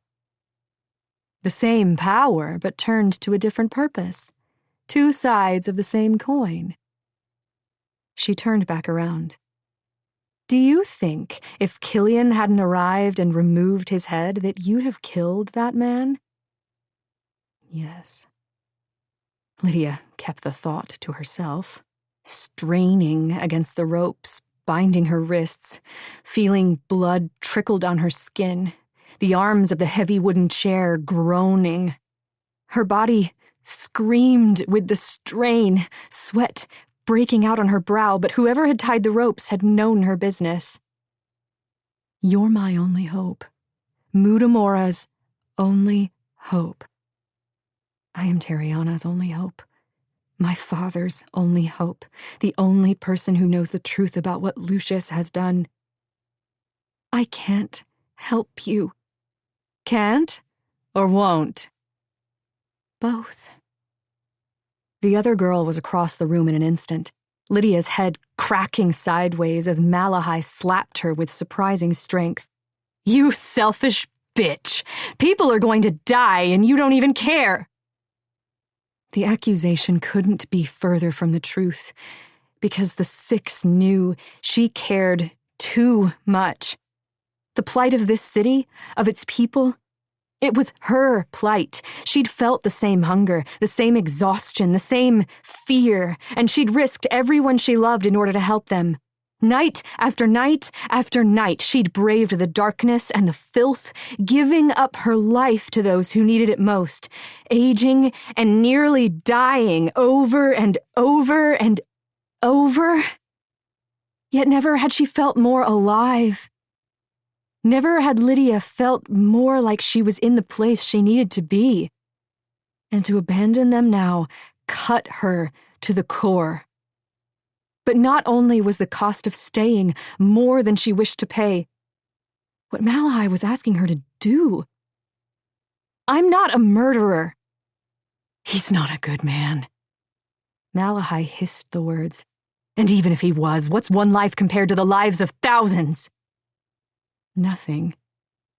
And everything. There are other people who need me too, who are depending on me. Even if I was willing to steal life like one of the corrupted, doing so would mean abandoning those I care about. What about Killian? Don't you care about him? He's going to die if we don't enable the Royal Army to march to his aid. Don't you understand that? Lydia's eyes burned, and she looked away, unable to meet Malahai's gaze.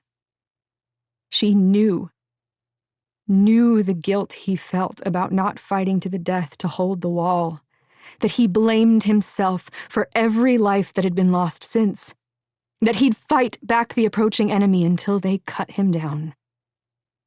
You could save him, a voice whispered inside her head. I'd be sacrificing Tariana for him. Tariana might already be dead, the voice countered. Your father, too. You know Killian's alive. He wouldn't want me to kill anyone to save him. True, the voice conceded. But what about to save his people? I'll give you some time to consider, Malahai said, tearing Lydia back into the moment.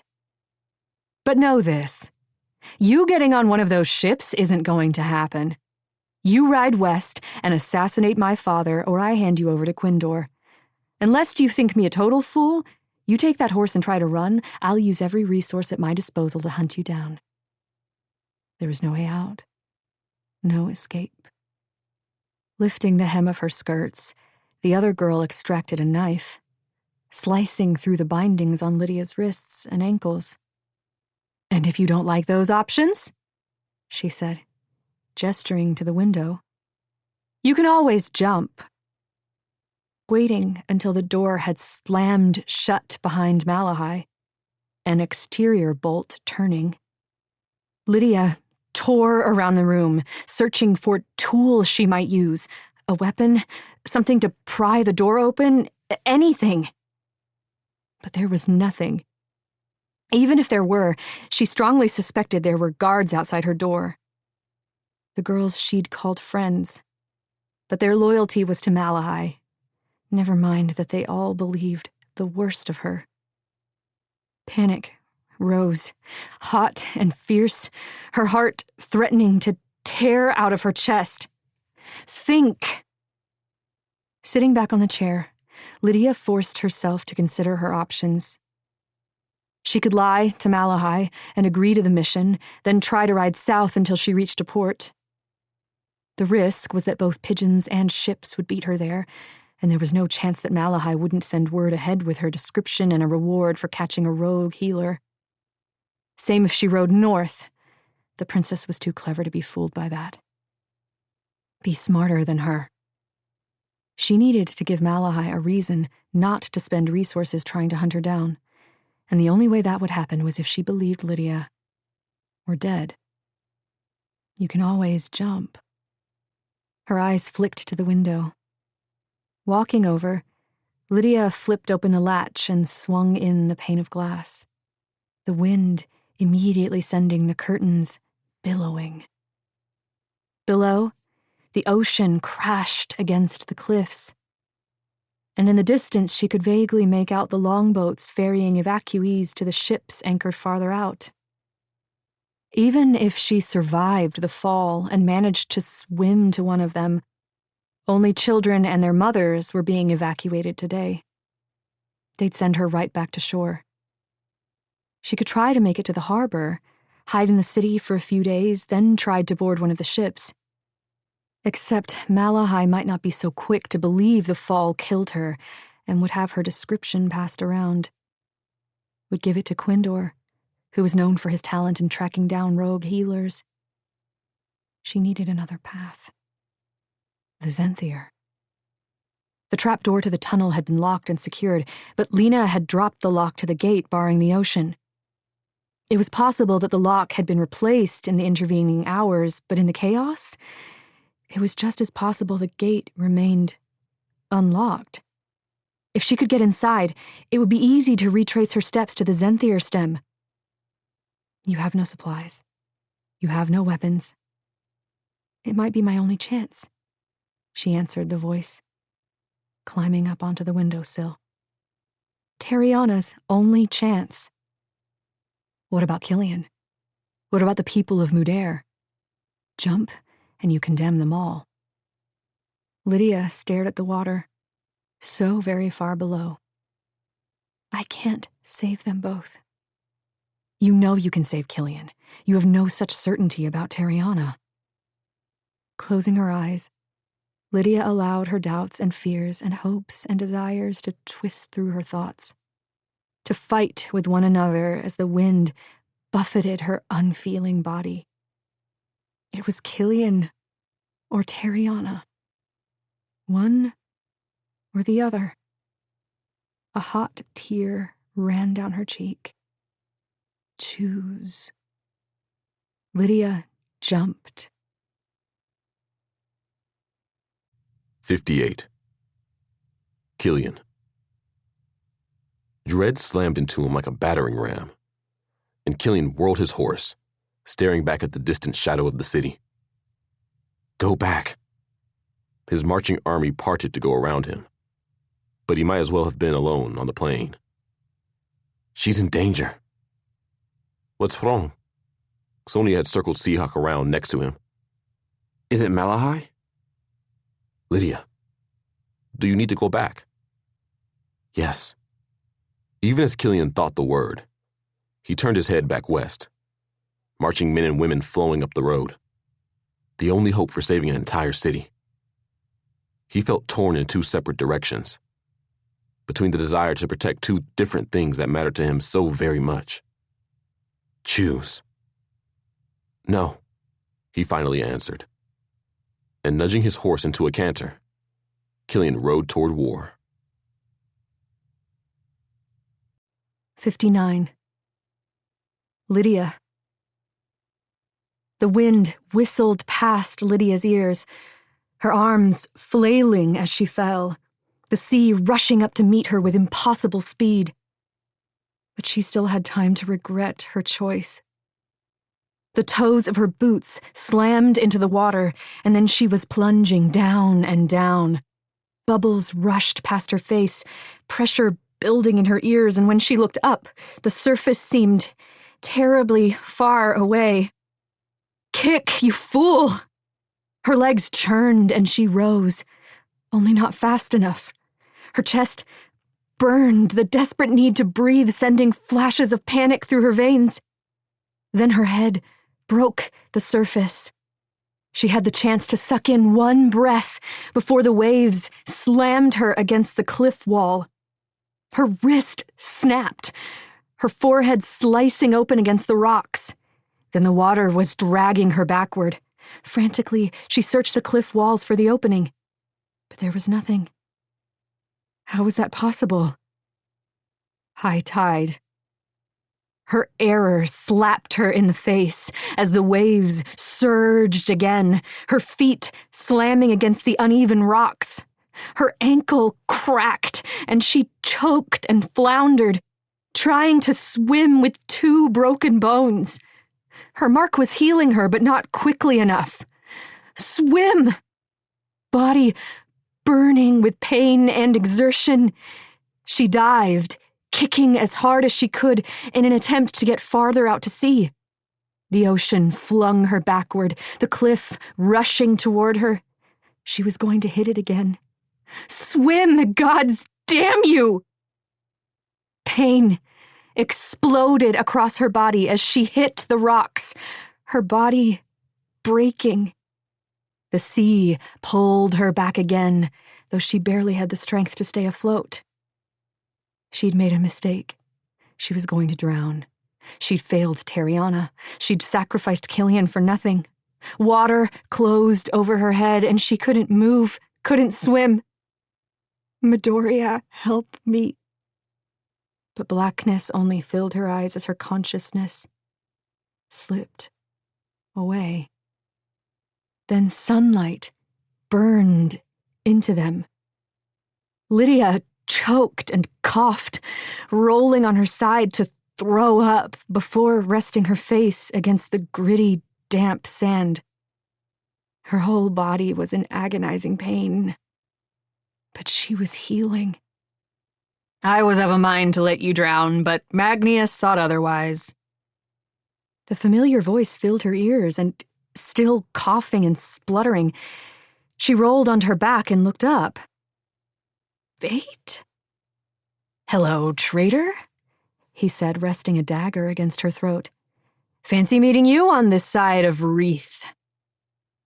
Her rattled brain struggled with his words, and then she understood the accusation. I didn't tell Lucius anything. I swear it on the names of the gods. Invoking the names of the six, you godless cell wretch. Her throat stung, and Lydia felt hot droplets of blood dribble down her skin as she gasped. I didn't betray you. It was hard to get the words out, her lungs feeling like they'd never have enough air again. Prove it.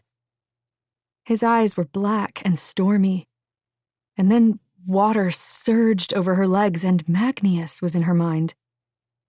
The demigod delved into her memories, and she relived the moment of learning the Quintessence was in danger, of running through the gardens toward the gates, desperate to warn her friends. Worst of all, that painful moment when she learned the Quintessence had been taken. Only then did Magnius release her mind. Her vision clearing, to reveal Bates' stunned expression, and she knew he'd seen it all. "Gods, Lydia!" he breathed, pulling the knife from her throat and shoving it into the sand. "I'm sorry! We assumed—" "It's fine." She caught hold of his arms. "Please tell me Tariana's with you." Bate slumped and exhaled a long breath.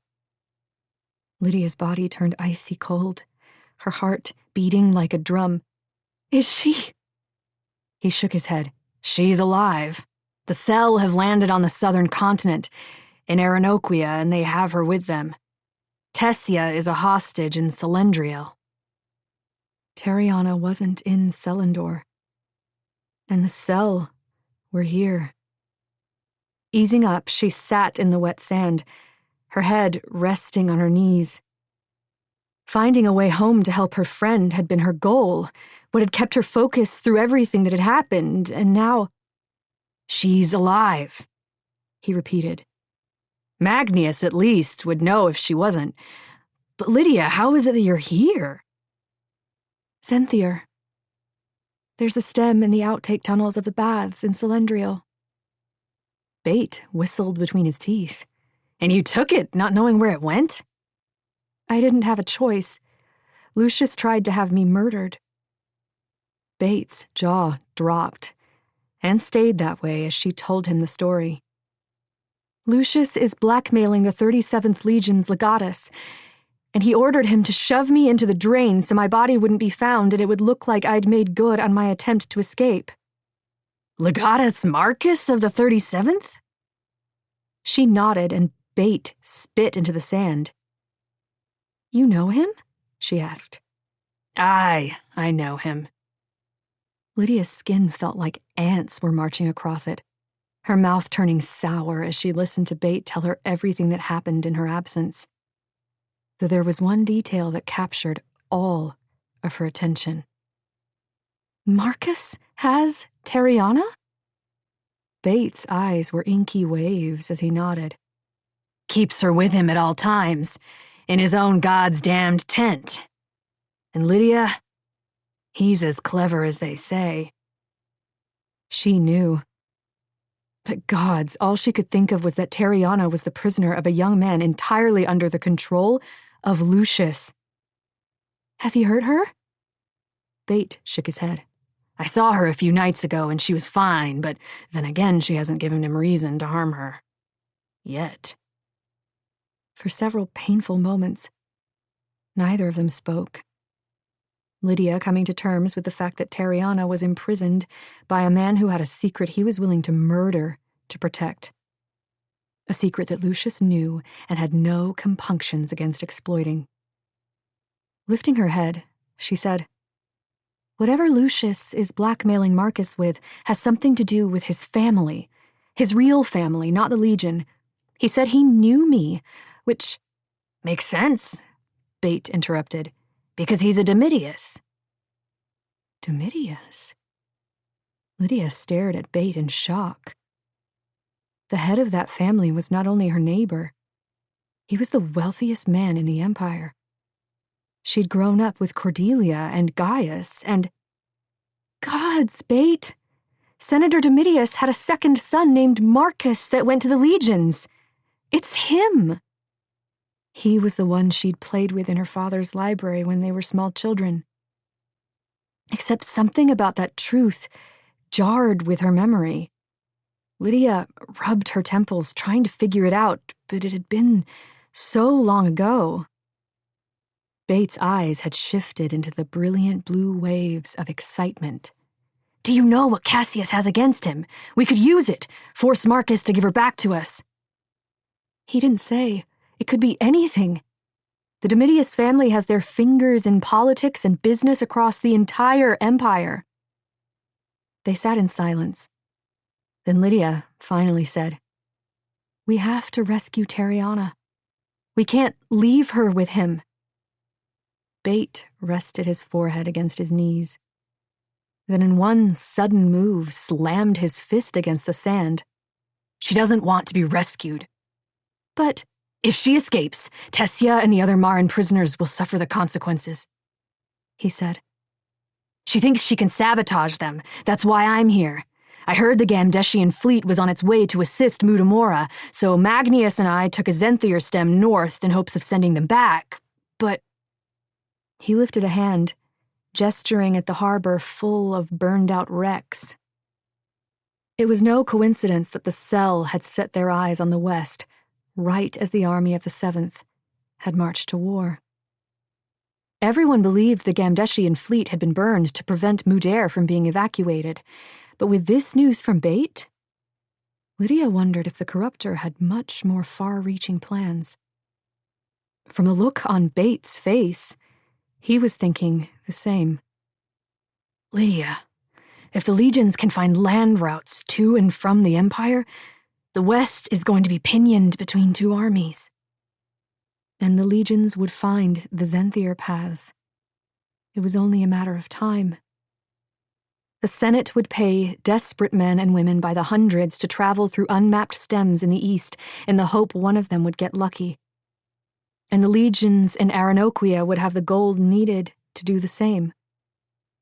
What do we do? She asked, more to herself than to her friend because the idea of doing nothing made her sick. Bait exhaled slowly. Do you think I haven't been asking that very question since the moment the Quinsense was captured? Perhaps her going back to Selendor and implicating Lucius would be enough to prevent the horror that was to come. Can you get me back to Selendriel? Both his eyebrows rose. Do you think you can stop Cassius? He broke the law, she said, and trying to have me murdered is the least of it. The truth might see him removed from his position as consul. But would that be enough to stop the invasion? Never mind that the Senate had no ability to contact the legions on the southern continent. There were many others like-minded to Lucius in their desire for conquest. Others who might pick up his torch and carry it onward, especially if they discovered Marcus had been successful in his venture. The more she thought about it, the more she realized that the only sure thing going back would accomplish was seeing Lucius dangling from a noose. Was vengeance worth sacrificing Killian's life? The lives of all those in his army? All those who couldn't be evacuated in time? Never mind that Lydia possessed information the West might use against the Cell. Lydia? Bait's voice tore her from her thoughts. He was staring at her broken wrist, the swelling and bruising fading as the fracture knit. He gaped at her. Did Hijiria mark you? Denying it seemed like a waste of time. Almost as soon as I arrived. Terriana always believed you were from the West, that you were from Mutamora. A faint smile rose to his lips. Looks like she was right. His words sank into her soul, the truth of them ringing like a bell. This was where she was from. This was where she belonged. This was where she needed to stand her ground and fight, no matter what she had to do, no matter what it cost her. I can't leave, she said. I can do more good by remaining than by going back. That's insane, Lydia. You don't want to be in the city during a siege, and you certainly don't want to be here when it falls. He caught hold of her wrist and pulled. I can get you out of here. She shook her head. You need to go. Convince the Sultan of Gamdesh that the Cell are as great a threat as the 7th's army. Convince him that maybe there's a link between the two. Lydia nodded. And you need to get back to Terriana. If she can find out what the Domitius family has done that would allow Lucius to blackmail Marcus, maybe we can use it. It will take me some time to get to Gamdesh. There's no underwater Zenthier paths on this coast that run south, so Magnius and I will have to swim. Swim? Then she understood. You're marked by Midoriya. Which meant he could breathe underwater and turn the tides. He winked and grinned. his teeth white against his ebony skin. "A pirate of the sea floor, Domina. You didn't think the Quincense got so rich selling to cheap sell scum, now did you?" An idea rolled into her thoughts, something she'd barely been willing to consider.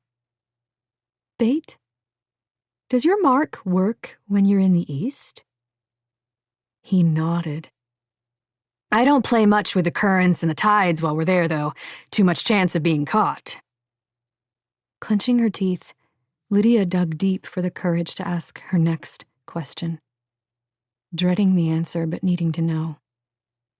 "Was my father still alive when you left Selendor?" Bait blinked. "Yes? Why?" "Thank the gods." The words rushed from her mouth, relief filling her core. "His nephew, Vibius, is in league with Lucius. He's been poisoning my father with the aim of taking control of the Valerius seat in the Senate."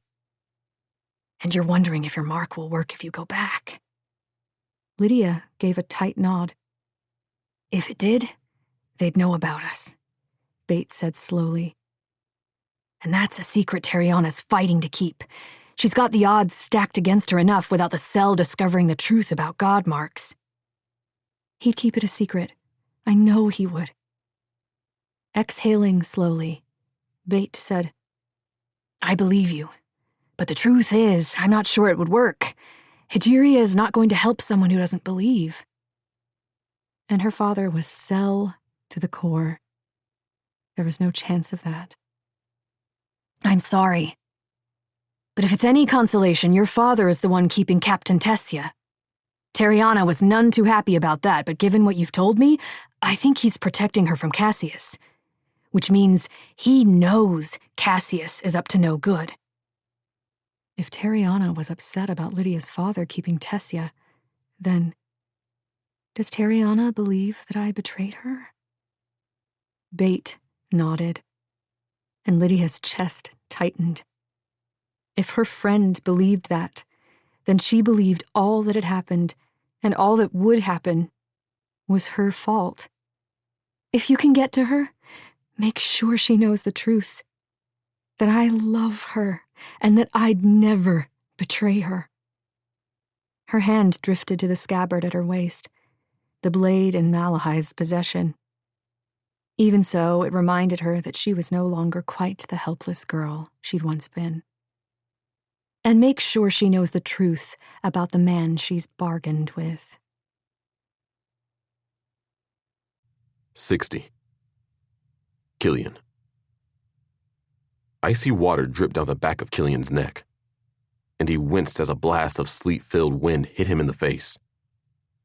He spared a longing thought for his fur-lined cloak, but the aging soldier he'd lent it to needed it far more than he did. If only he had 200 more to give.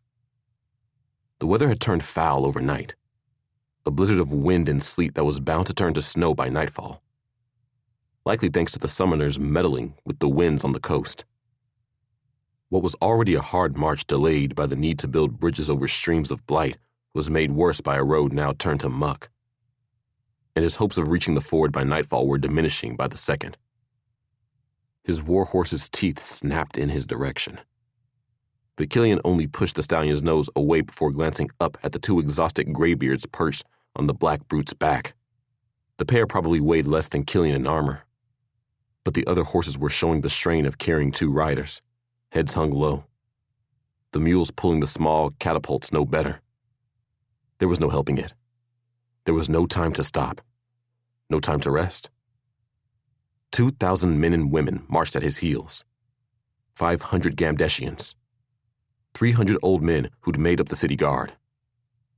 600 soldiers the High Lords had brought with them, and the rest were women who'd volunteered to fight. Some of them were warriors, but most were civilians here to give the families they left behind in Mudair a chance to flee, a chance to live. There were some who'd call this army weak, but Killian knew better. These men and women had something to defend, and while they might die fighting, they wouldn't break. "Scout," Sonia muttered from where she strode next to Killian, seemingly unaffected by the abysmal conditions despite having been born and raised in the balmy heat of Gamdesh. Likewise, the soldiers she led pressed onward without complaint. The loss of their comrades when the fleet was raised fresh in their minds. They wanted revenge. Killian knew the feeling well. Peering through the sleet, he watched the scout gallop toward them, the pace alone telling him all he needed to know. The woman slid to a stop. The advance force is only a few hours. March from the ford, my lord. She gasped, dismounting next to them and leading the tired horse. Shit, Killian said under his breath, exchanging a quick glance with Sonia. The Gamdeshian captain knew as well as he did that if Rufina's men made it to the ford ahead of them, the battle was lost, and Mudir would be at the mercy of their enemies. Off, he ordered the men on his horse, then swung into the saddle. Archers on the horses. The rest of you, double time.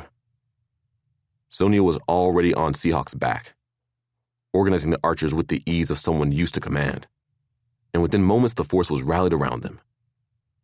We have less than an hour to make the ford and get that bridge down, he bellowed. Now ride.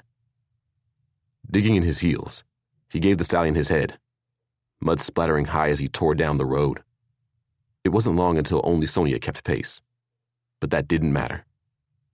The two of them alone could bring down the bridge. If only that was all it would take to stop Rufina's army. The rolling farmland turned to forest, the branches giving some respite from the wind, if not the mud. The stallion leapt over the stream of blight that crossed the road, then slid, struggling to keep his footing. Then they were out in the open, the great ravine containing the tarn cutting across the landscape. Killian stopped on the lip of the steep incline leading down to the narrow bridge spanning the river. The embankment on the far side was lower and not as steep, but as on this side, the road disappeared into the trees, hiding whatever marched upon it. Not that it mattered. His gut told him they were close. Sonia behind him, he eased his horse down the slurry of mud and rock, dismounting next to the bridge. You call this a ford? Sonia muttered, eyeing the churning rapids of the tarn as Killian extracted the canisters of naphtha from the sack attached to his saddle. It's doable, he replied. Bridge gets washed away in floods every few years. It's only waist deep, but it's cold enough to freeze your balls off. How fortunate I was not cursed with such vulnerable body parts, she replied. And despite the gravity of the situation, Killian laughed. They walked onto the bridge, pouring the liquid onto the planks and dousing the thick pillars holding it out of the rapids. Wind blasted against them with such strength that it seemed to suck the air from Killian's lungs, whipping away the stink of the liquid, which gave him an idea. Back on their side of the tarn, Sonia pulled up a flintstone from her pocket, but Killian shook his head. I have a better idea. Retreating up the slope, he explained his plan to the young woman. You're worse than Kyra, Sonia said when he was finished.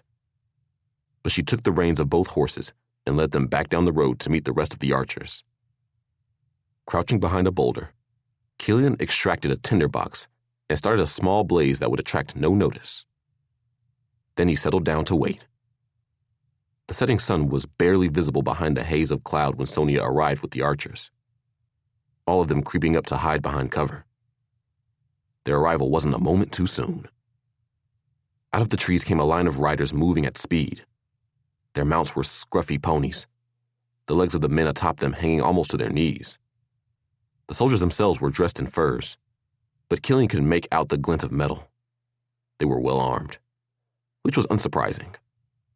Rufina knew she needed this ford. She'd have sent her best. They picked their way down the slope, weapons out and eyes searching for any sign of danger. There were 50 of them, and Killian easily marked their commander, a small man with a sharp nose that protruded from his hood. From this distance, there was nothing about the man that set him apart, but Killian noted the way his men gave him wide berth, the nervous way his pony shifted from side to side, ears pinned, as though a mountain lion sat in the saddle rather than a man. Corrupted. You and you, the commander shouted, pointing at 2 of his men. Scout ahead and see how much time we have until they arrive. The two soldiers heeled their horses up the slope, and Killian let them pass unmolested. Sonia met his eyes. There were archers waiting down the road, ready to take out the enemy scouts. The bulk of the men began crossing the bridge, 2 abreast, but 10 remained on the far side. Killian grimaced. Those would be hard shots in this wind, but he had no intention of allowing any of the enemy to escape to warn the main force. "I'll deal with those on the west bank," he whispered to Sonia. "You handle those on this side." Out of the corner of his eye, he saw her nod, her weapons already in hand. "We need to hold the high ground," the commander ordered from below. "Start building fortifications at the top of that slope." He dismounted and handed his reins to one of the men. Then he went still, head cocked as though smelling the air. "Ambush!" he shouted, and Killian laughed, his bowstring twanging. The burning tip of his arrow sank into the man's left eye, and the corrupted toppled back onto the bridge, where the flames ignited the naphtha. Killian sent 2 more arrows through the air, and within seconds, the bridge was an inferno. He turned his attention to the fleeing soldiers on the far side of the river, leaving Sonia and the Gamdeshians to handle the enemy charging up the embankment toward them. He hit 3 men in the back in quick succession. Missed one, swore, then caught him on the next shot. All it would take was one of them making it back to Rufina to turn this into a failed gambit. Bows twanged to either side of him as Killian took down 2 more fleeing men. Only there were too many attackers on this side of the river to kill with arrows alone, and it would only be seconds until they were upon Killian and the archers. "Cover me," he said to Sonia. "I've 4 left to kill." "Hurry!" Killian aimed, judging the wind in the distance as he shot arrow after arrow. 2 more men toppled from their horses, alive, though neither would make it far. But the front runners were up the slope and galloping toward the trees. "The 7th take you!" Killian leapt onto the rock for better vantage and let an arrow fly. It sank into the back of one man's skull. The next missed. "Come on," Killian snarled, aware that the enemy was upon him. His bowstring snapped forward, and the arrow caught the galloping horse, which went down hard. But the man was up and running. Killian knocked an arrow, aware of the enemy soldiers riding at him, hearing their battle cries, knowing that this risk would have been for nothing if he missed. He tracked the fleeting man's progress, then let the arrow fly. Killian didn't have time to see whether he hit his mark. A blade swung at him, but he dived under it, slamming into the side of the man's horse and knocking it from its feet. They fell in a tangle of limbs, the animal sliding down the slope as it struggled to right itself. The man screaming until his head cracked open against a rock. Dodging the flailing hooves, Killian leapt to his feet, sword in hand. He carved into the enemy even as Sonia's archers dropped their bows and drew their blades, screaming their own cries as they leapt into the fray. It was over almost as soon as it had begun. Slitting the throat of a dying man, Killian straightened and wiped the blood from his face. "How many did we lose?" "2. Sonia wiped her sword on a dead man's cloak. 6 wounded. Nodding, Killian turned to the distant bank, hoping the loss of those 2 men had been worth it. His eyes landed on the dead horse in the distance, then skipped ahead to where its rider should be. There was only empty ground. Killian's heart sank, and he let loose a blistering string of oaths before a flicker of motion caught his attention. Just before the tree line, the enemy soldier was crawling away, an arrow protruding from his back. "Won't make it far enough to matter," Sonia said. "Not worth crossing the river to kill him." "I don't need to cross the river." Picking up the bow he dropped, Killian knocked an arrow. All the world fell away as he aimed. The voices a muffled blur of noise. The string slipped from his fingers, his eyes tracking the fletching as the arrow carved through wind and sleet. The soldier twitched once, then went still. When Killian turned, Sonia was staring at him, jaw slightly parted. Then she shrugged. "I never said your aim was poor, just your form." "I I believe the word was satisfactory, he replied, then turned to the archer standing behind him. Leave the dead, he ordered in Gamdeshian. Start felling trees. We have a wall to build, and we've only got a few hours before Rufina's army is upon us. 61. Killian. Killian peered through a narrow opening in the hastily constructed fortifications, trying to count the campfires spreading back from the western bank before swearing and giving up. His time would be as well used trying to count stars in the sky. They had at least 10 times his numbers, and when they decided to come, no amount of strategic advantage would stop them. I've got a rotating shift of archers watching our rear, Sonia said, coming up next to him. She took a long swallow from a water skin before continuing. We've got the tree line pushed back 100 yards, but it's dark. Anyone with stealth could get close with no one the wiser. Setting some torches burning in the open space would rectify that problem. No, Killian replied, watching the flickers of light and motion on the riverbanks below, his archers taking shots at them when the mark was good. The Deimos are overhead, and while they might be able to see in the dark, their riders can't. As it stands, they don't know just how undermanned we are, and I'd like to keep it that way. Not that he could keep it from them forever, but that wasn't the point. He was buying time for Malahai and his mother to evacuate Mudair as best as they could. Time. That was what he was fighting for. Nothing else. Yet reminding himself of that fact didn't stop Lydia's face from swimming into his thoughts. She would be on a ship headed south by now. And then it was only a matter of time until she tracked down a Maran vessel and make her way back to Selendor to help Teriana. He had no doubt that she'd succeed, and that her success would come at great personal cost. Sonia grunted, pulling Killian back into the moment.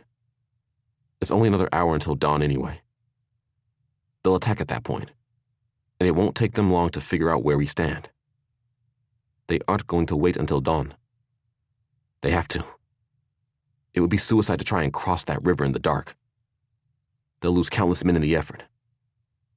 I don't think Rufina cares. Killian held a finger to his lips. Listen. They'd been treated to the sound of Deimos wings overhead through the night, but the pair above them had labored in an unsteady beat. There was a whistle of something falling through the air, then a massive crack as it hit the ground on one of the banks. What in the name of all the gods is that? Sonia exclaimed, peering through the opening.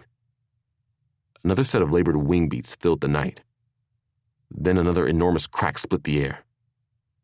That's wood, Killian muttered. They're dropping building supplies for a bridge. Do you want us to set it on flames, sir? One of the archers standing near them asked. No. Even in the darkness, Killian could tell everyone within earshot was staring at him. But sir, the man said, they'll get across the river. That they will. Killian turned to Sonia. Move your soldiers to the rear. The Deimos have been ferrying men across all night, and they'll attack us shortly to provide a distraction for their comrades trying to cross the Tarn. The Gamdeshian woman moved down the line, barking orders. Men and women moving into position. Killian stood listening to the sounds of the enemy working down by the river below. Then he moved down his line, explaining the plan to his soldiers, clapping his hand on his shoulders and offering words of encouragement where needed, until he heard a familiar high-pitched voice. How many of them do you think there are? Striding toward the figure, Killian jerked the helmet off the boy's head. God damn it, Finn! What are you doing here? You're supposed to be on a ship to Solania with the rest of the children. Finn stared at him, then squared his shoulders. I'm not a child. No chance of me fleeing or hiding behind walls like some sort of coward. You are a child. You're supposed to hide behind walls. That's what they're there for. Killian wasn't sure if he was furious, terrified, or both, but he'd been making decisions based on the need to buy time, not with the mind to get his soldiers through this alive. But now, he didn't get a chance to finish the thought before battle cries split the air behind them. Turning, he peered into the rising dawn, watching as the enemy ran toward the line of archers standing at the ready. "Loose!" Sonia shouted, sending volley after volley into the ranks. And when those who remained standing were almost upon them, she pulled her blade and charged into their midst with the rest of the swordsmen. "Lord Calorian, they're across!" Killian jerked his attention back to the river, pulling Finn with him as he moved to a position where he could see. "You stay with me, Finn. Do you understand? Do not leave my side unless I say otherwise." If the boy answered, Killian didn't hear, his attention all for the enemy's activities by the river. In the faint dawn light, he could make out men wading across the river with ropes, which they secured on the eastern bank. Then they hauled the thick tree trunks across the water, which they lashed together to form a rough bridge. They kept casting backward glances at the fortification, and Killian knew they were wondering why there'd been no attack. Knew that rather than filling them with confidence, it made them more afraid of what was to come. "Hold," Killian said, sensing a tremor of unease run through his force as the enemy poured down the western bank.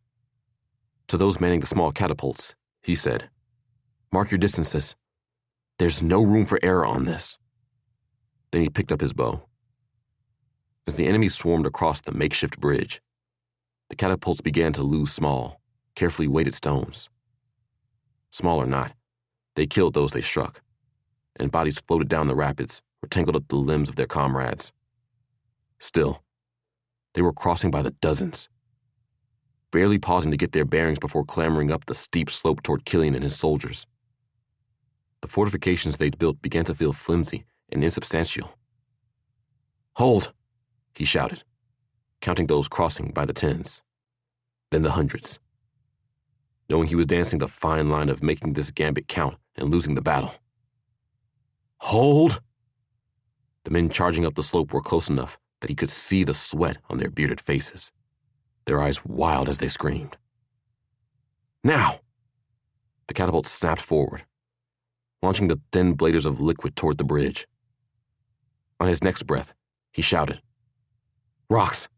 and soldiers sliced the ropes holding the traps, sending an avalanche of boulders cascading down the slope.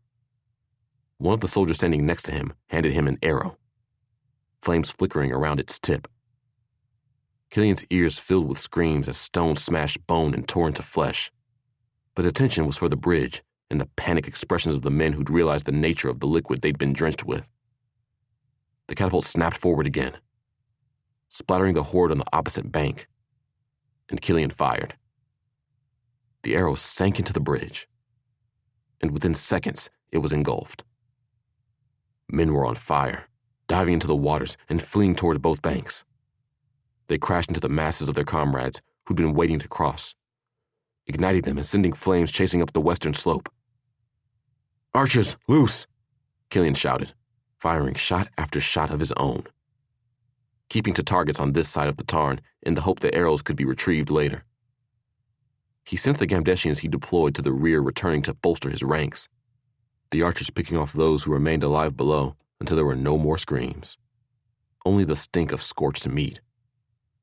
It was done. Gesturing to the woman who'd released the rocks, he said, 10 of you go retrieve weapons. You have until the count of 500.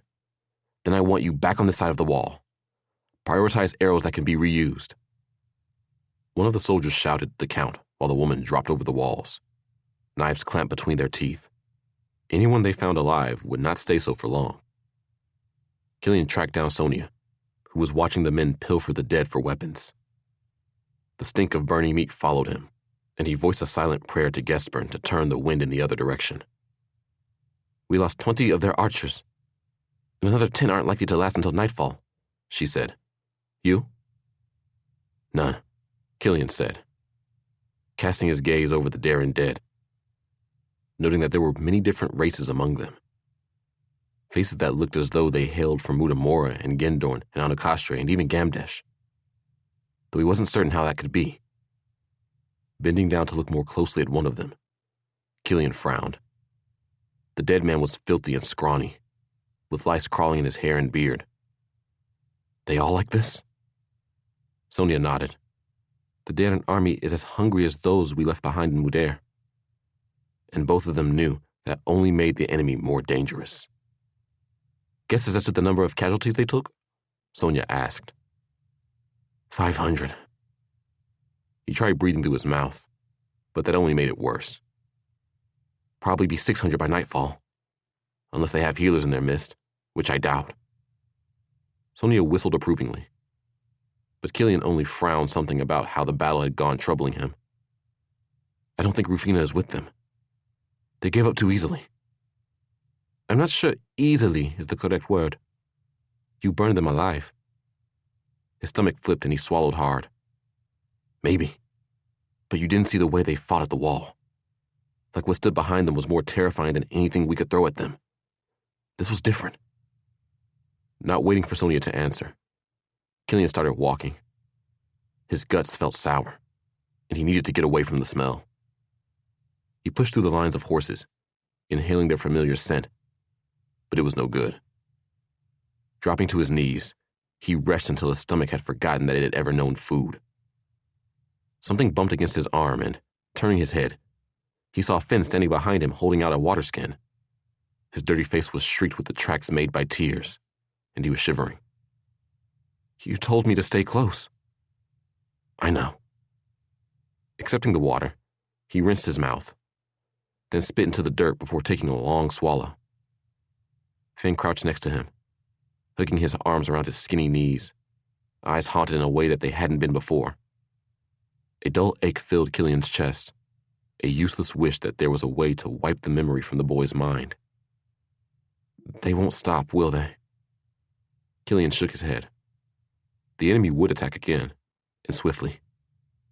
And the same ruse wouldn't work again. Maybe they could hold them a second time, and third. But each time they'd lose more soldiers, and the outcome would be inevitable. You are buying time. I'm afraid, Finn whispered. Killian eyed the smoke still rising in the air, gray and stinking. So am I. 62. Lydia. Lydia peered through falling sleet at the sprawling mass of men and horses trudging across the countryside, and tried to muster the courage she needed to approach the royal army and complete the task she'd came for. That she'd made it this far at all was nothing short of a miracle. At first, she'd tracked Killian's army, wishing to the depths of her soul that she could ride up and find him. But she knew he'd stop her from completing the task Malahai had set her, and Lydia couldn't allow that to happen. So instead, she'd bypassed them in the night, leading her horse so as not to accidentally fall afoul of a stream of blight. Once past them, she'd galloped hard, crossing the bridge where Killian would make his stand, and then riding around the terrifying horde of the Darren army. It seemed impossible that he'd have a chance against a host that large, which was why she couldn't fail. Letting her reins go slack, Lydia allowed her tired horse to nibble at the browning grass, tucking her frozen fingers under the armpits of her coat as she considered the plan Malahai had given her. Lydia had returned to the palace, soaking wet from her plunge, the guards at the palace gates allowing her back inside only by virtue of them believing her still Malahai's bodyguard. Not caring about protocol, she'd entered through the main entrance, trudging upstairs and down the hallway until she found the door Gwen and Lena were guarding. They'd both gaped at the sight of her. "You did not," Lena said. "That's not even possible." "Find Malahai," Lydia had interrupted, unlatching the door and re-entering. "Tell her I said I'll deliver the message, but before you go, I want both of you to hear the truth from me." A cough caught Lydia's attention, and she twisted in her saddle to find two men on horseback with arrows leveled at her head. She stared at them. They stared at her. And because there was nothing else to say, she said, "I have a message from Her Highness, Princess Malahai, for His Majesty." Slowly, because it seemed prudent, she extracted the letter and held it up. One of the scouts lowered his bow and rode closer, eyeing the seal before nodding. We'll take you to him. Flanked by the pair, she rode down the slope and into the horde, which seemed to be setting down to camp for the night. Though why they were stopping when time was of the essence, she didn't know. The soldiers all walked slowly, listlessly, as if they didn't care, all of them dirty and malnourished. They looked like what they were, an army that was losing a war. An army without hope. Lydia and her escort approached an enormous white tent resplendent with banners of crimson and gold. The guards standing outside leaned heavily on their spears. I'll take your horse to the picket lines, one scout said, and Lydia struggled to hide her dismay as her escape route, along with her sword, was led away.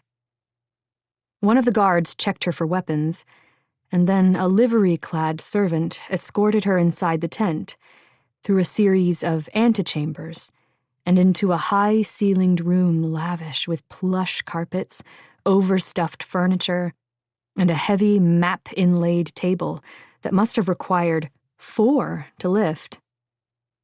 A messenger from Mudair, Your Majesty, the servant said, bowing low.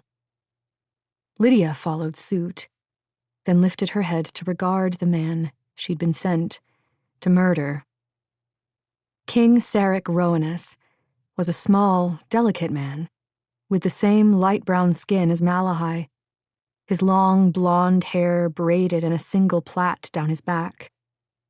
He wore heavy red robes, the collar embroidered with golden scorpions. His watery, amber eyes burned with an intensity that made Lydia want to run from the tent and never look back. He nodded at her. You bring word from my daughter? Yes, Your Majesty. Lydia's gaze skipped to the tall healer standing behind the king. Like Lydia, she had northern features, but the healer's were marked by age. The wrinkles around her slanted eyes deep, her long braid laced with gray. She regarded Lydia with obvious interest, but said nothing. There was one other man present. He was older, but dressed in armor, and there were sheaves of golden wheat gilded on his dented breastplate. High Lord Damashir. Give it here, then, girl. Lydia jumped, then realized the king was asking for the letter. Hurrying forward, she handed it to him, averting her eyes from his searing gaze. Sarek broke the seal and scanned the contents. Lydia knew what it said. There'd been no chance of her delivering a message without reading the contents, so she'd lifted the seal with a hot knife on the journey. Within it, Malahai outlined the direness of the situation in Mudair, begging her father to ride in all haste to the aid of the city. Though she obviously believed they were wasted words, or Lydia wouldn't be here at all. His brow furrowed. The king set down the page and retrieved a sheet of paper from a lockbox sitting on the table. Referring to the page, he silently circled certain letters in Malahai's message, and Lydia's stomach dropped as she realized what he was doing. There was a code hidden in the message. She leaned forward, trying to read the coded message as the king transcribed it, but without her spectacles, everything was blurry. The king held up the scrap of paper so that the healer could read it, and the woman's eyes widened in surprise before furrowing into a frown. Then, to Lydia's dismay, the king held the transcription over a candle until it caught fire, tossing it into a silver basin, Malahai's original letter following suit. Give the order to break camp in 2 hours, the king said to High Lord Damashir. We march to Abinharrow with all due haste.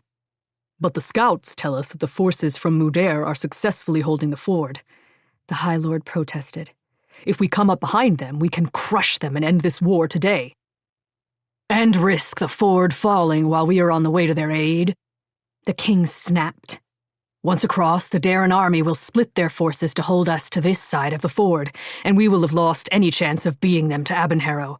But Mudair is lost, Sarek interrupted. I'll not risk the rest of Mudamora for the sake of the handful who willingly gave up their lives to hold that ford. The Six will take their souls and reward them for their sacrifice. Killian was one of those souls. And not just him. The Gamdeshians who'd sailed north to assist Mudamora and had already suffered so much. The civilians who'd volunteered to fight to give their loved ones a chance to flee. Even the Mudamorian soldiers whose duty it was to defend that ford deserved more from their king. Lydia's heart hardened as she stared at Sarek Rowanus. It was him who didn't deserve to live. And it was clear High Lord Damashir agreed. Your Majesty, with respect. Damashir, you overstep yourself. You've spent your lifetime counting shipments of grain.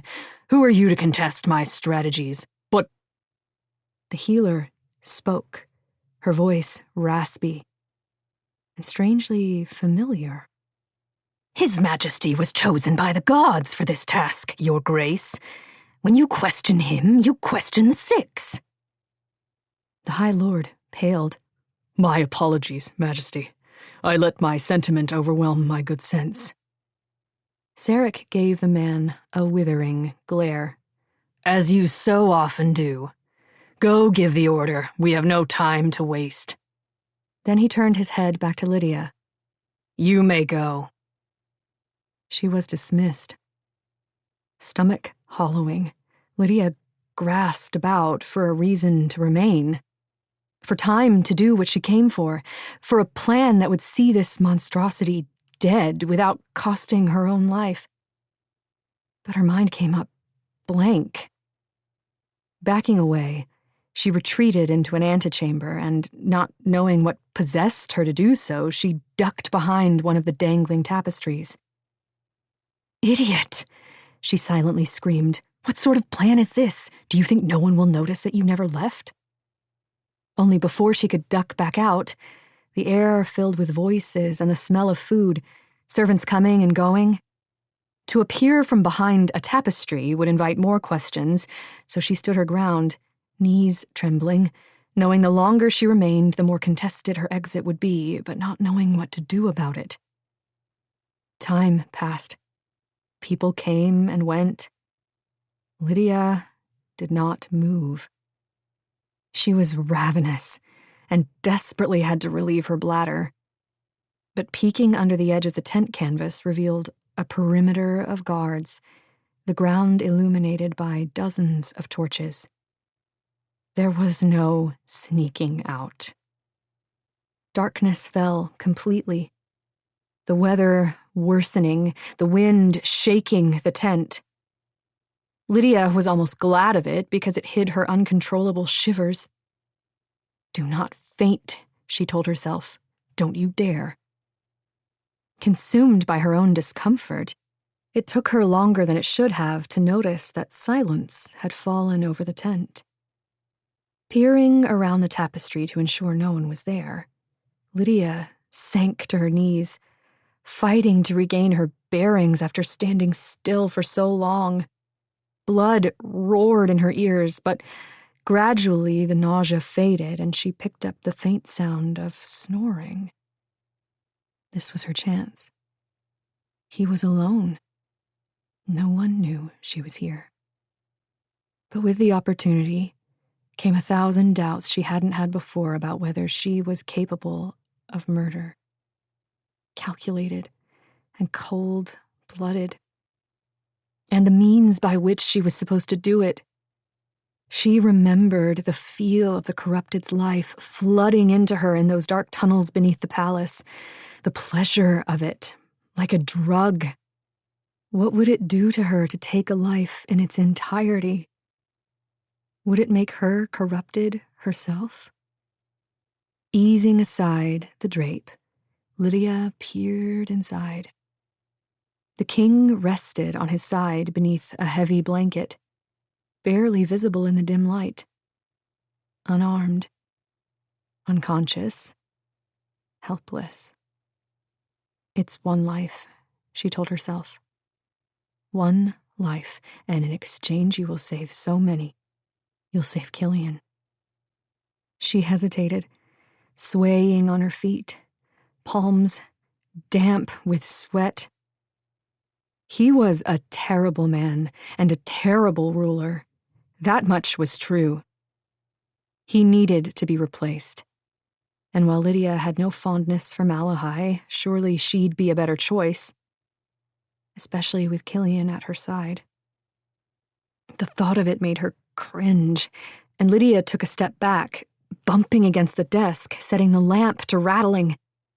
Clenching her teeth, Lydia reached out to steady it, her eyes latching on the piece of paper illuminated by the flame. It was the cipher. You don't have time for this, she silently told herself. You need to get this done and then figure a way out of this tent. Yet the page tempted her. What had Malahai written to her father that she hadn't wanted anyone else to know? That she hadn't wanted Lydia to know? Picking up a pen, she dipped it in a pot of ink and then drew a blank page in front of her. She needed to remember what Malahai had written exactly, or this wouldn't work. Even the smallest error would render the task fruitless. Closing her eyes, she envisioned Malahai's letter, falling back into the moment when she'd crouched next to a tiny fire, reading and rereading the message before resealing it. The page came swimming into focus behind her eyelids, and she read the contents once more before opening her eyes and starting to write. The letter flowed swiftly onto the page in the princess's overly flowery prose, a plea for her father to help the innocents, to not abandon his people. And when she'd finished, Lydia drew the cipher next to it, carefully circling the letters until she'd reached the end. Then she sat back, reading and rereading the message. Citizens evacuated to Abenharrow. March to them with all haste. Mudair is lost. It was a lie. Mudair was not evacuated, and with the Gamdeshian fleet burned and sunk, there had been little chance of it being so before the arrival of the Darren army. A lie that seemed to have no other purpose but to ensure that the royal army bypassed the ford, abandoning the soldiers there as well as the city they protected. But why? What could Malahai possibly gain from doing this when it risked so many lives? Think, Lydia, she screamed at herself. This girl is a politician. You know politicians. What is her end game? If Malahai saved Mudair and its civilians after they'd been abandoned by the royal army, the people would support her rule. And if Killian defeated Rufina alone, it would certainly bolster the people's faith in him. If they pulled it off, no one would question their reign, not when it would seem to be mandated by the gods themselves. Yet if that was her plan, why bother sending a message to her father lying about the evacuation of Mudair? Why risk it when her father was already doing everything Malahai wanted him to? Lydia's hands abruptly turned to ice as she understood. Malahai hadn't just lied to her father. She'd lied to everyone. The king never intended to abandon Mudair. At least, not until now. Malahai was gambling with the lives of everyone, and all to ensure her own rise to power was seen as mandated by the gods. Heart in her throat, Lydia entered the king's sleeping quarters, approaching the divan. And though she was loath to do so, she put one hand on his bare wrist. It was warm, his life swirling around her fingertips. Take it. The urge to do so hit her with an indescribable intensity, as though she'd been deprived of water for days and a cold cup of the liquid sat before her. One sip wouldn't be enough. One life wouldn't be enough. Lydia recoiled from the compulsion, landing hard on her bottom and then scrambling backward. This was not who she was, not what she was. All her life, she had questioned her purpose, her role. But in the weeks since she'd been marked, Lydia had discovered the answer to that question. She was a healer, and that meant preserving life at the risk of her own, not taking it to save her own skin. Reaching out, she took hold of the king's arm once more. But before she could do anything, hands latched on her shoulders and jerked her violently backward. She slammed against the carpet, gasping for breath as she looked up into the eyes of the king's healer. Inexplicable terror filling her chest. What is the meaning of this? The king had jerked upright from the commotion. Why are you in here? Please, hear me out, Lydia gasped, struggling against the healer's strength. You need to know. Malahai didn't send me here to deliver a message. She sent me here to murder you. 63. Killian. You stay up here, Killian instructed, balancing Finn on the saddle in front of him until the boy had clambered into the tree. Climb up high so that no one can see you. Then tie yourself to a branch in case you fall asleep. Keep that blanket wrapped around you so you don't freeze. I'm not going to fall asleep. Finn's voice was sour, the boy not at all pleased that Killian was keeping him out of the fight. Just do it. Killian waited until his friend had complied. And you stay put until this is over, all right? You wait a good long time after the Darren army has passed, and then you follow the Tarn down to the coast. Don't drink anything but rainwater. Do you understand? Don't eat anything but the supplies I've given you. And once you reach the coast, you use the coin in your pocket to book passage to Solania, not to buy sweets. You've told me all this 3 times. It was impossible to see in the dark, but Killian was quite certain Finn was glaring at him. And none of it matters anyway, because you're going to win. Killian wasn't going to bother arguing with him. Take care of yourself, Finn. Then he heeled his horse back toward the wall, knowing that time was short. The night was quiet with no wind, the snow falling steadily around them.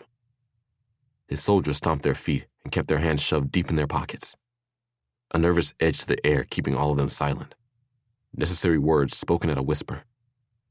They long since ceased glancing skyward at the sound of the Deimos passing back and forth, delivering soldiers behind the lines to attack when the moment was right.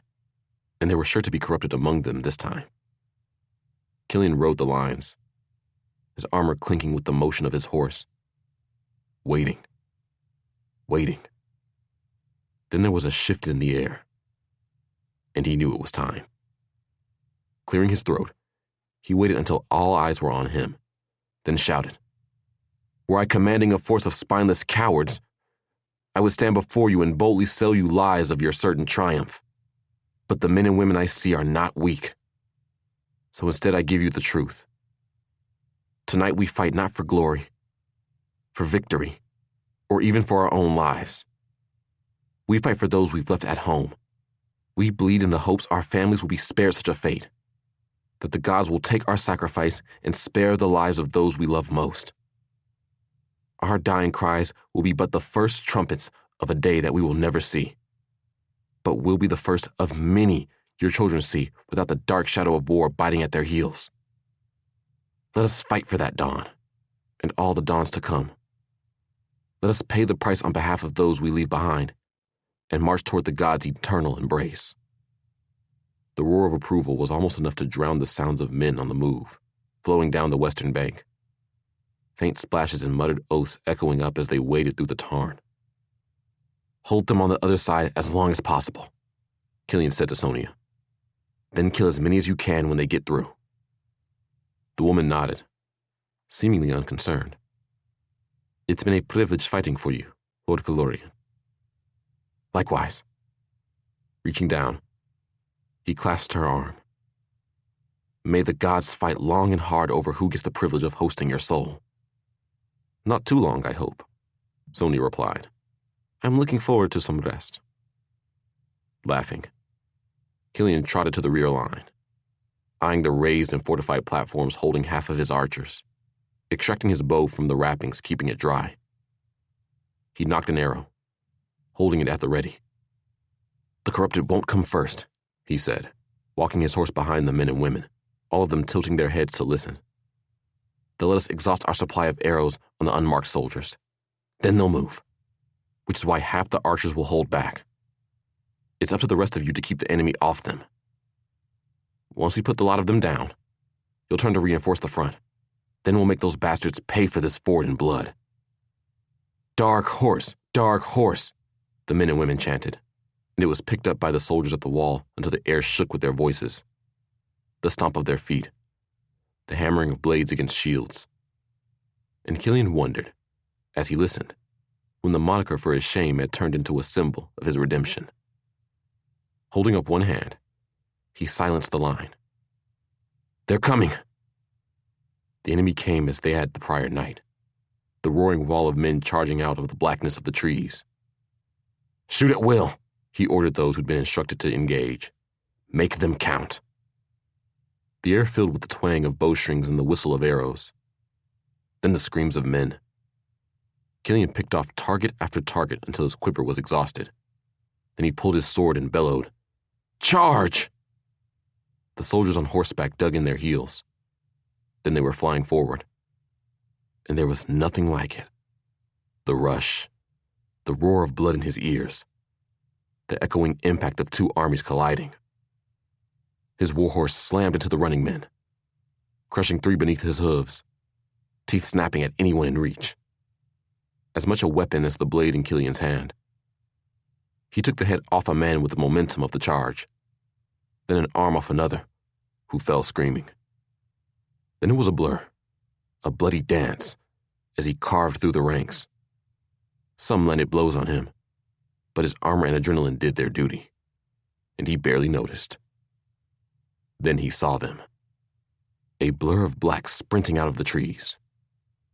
Two of them cut toward him, and he dug in his spurs, horse leaping over the fallen as he plunged toward the corrupted. One of them leapt into the air, and Killian lifted his shield. She slammed into it, the impact numbing his arm, but she flipped over his head to land heavily. The other divided at the horse. The huge animal squealed and staggered.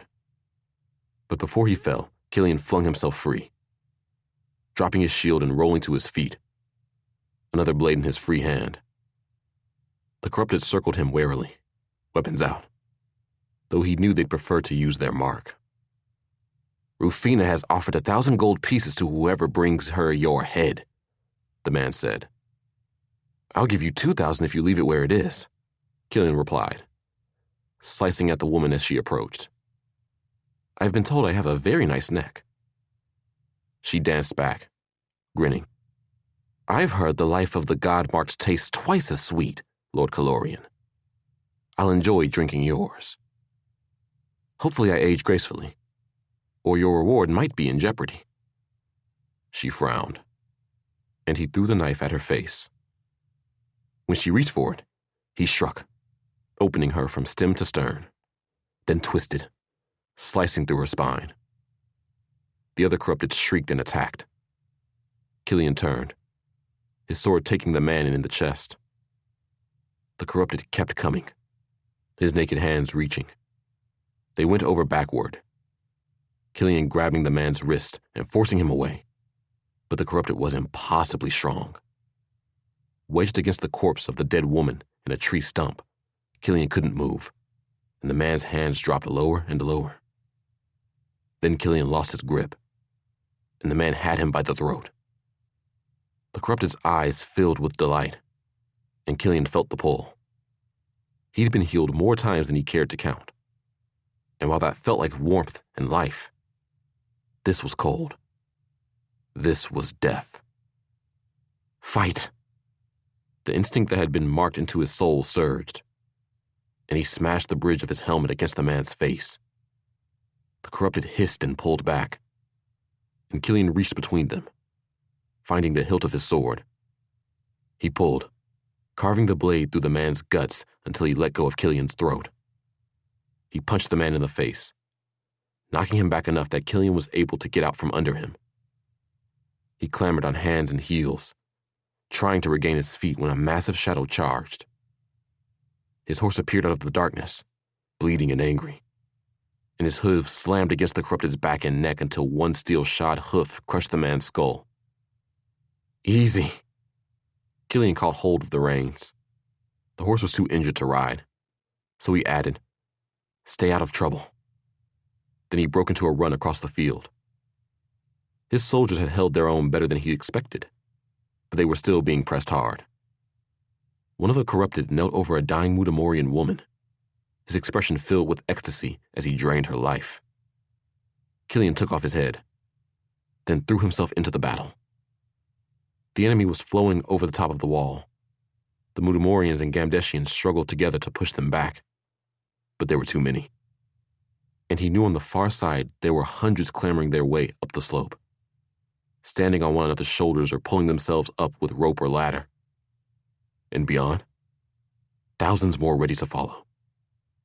"Retreat to the wall," he shouted, and those who could ran in the direction of the fortification.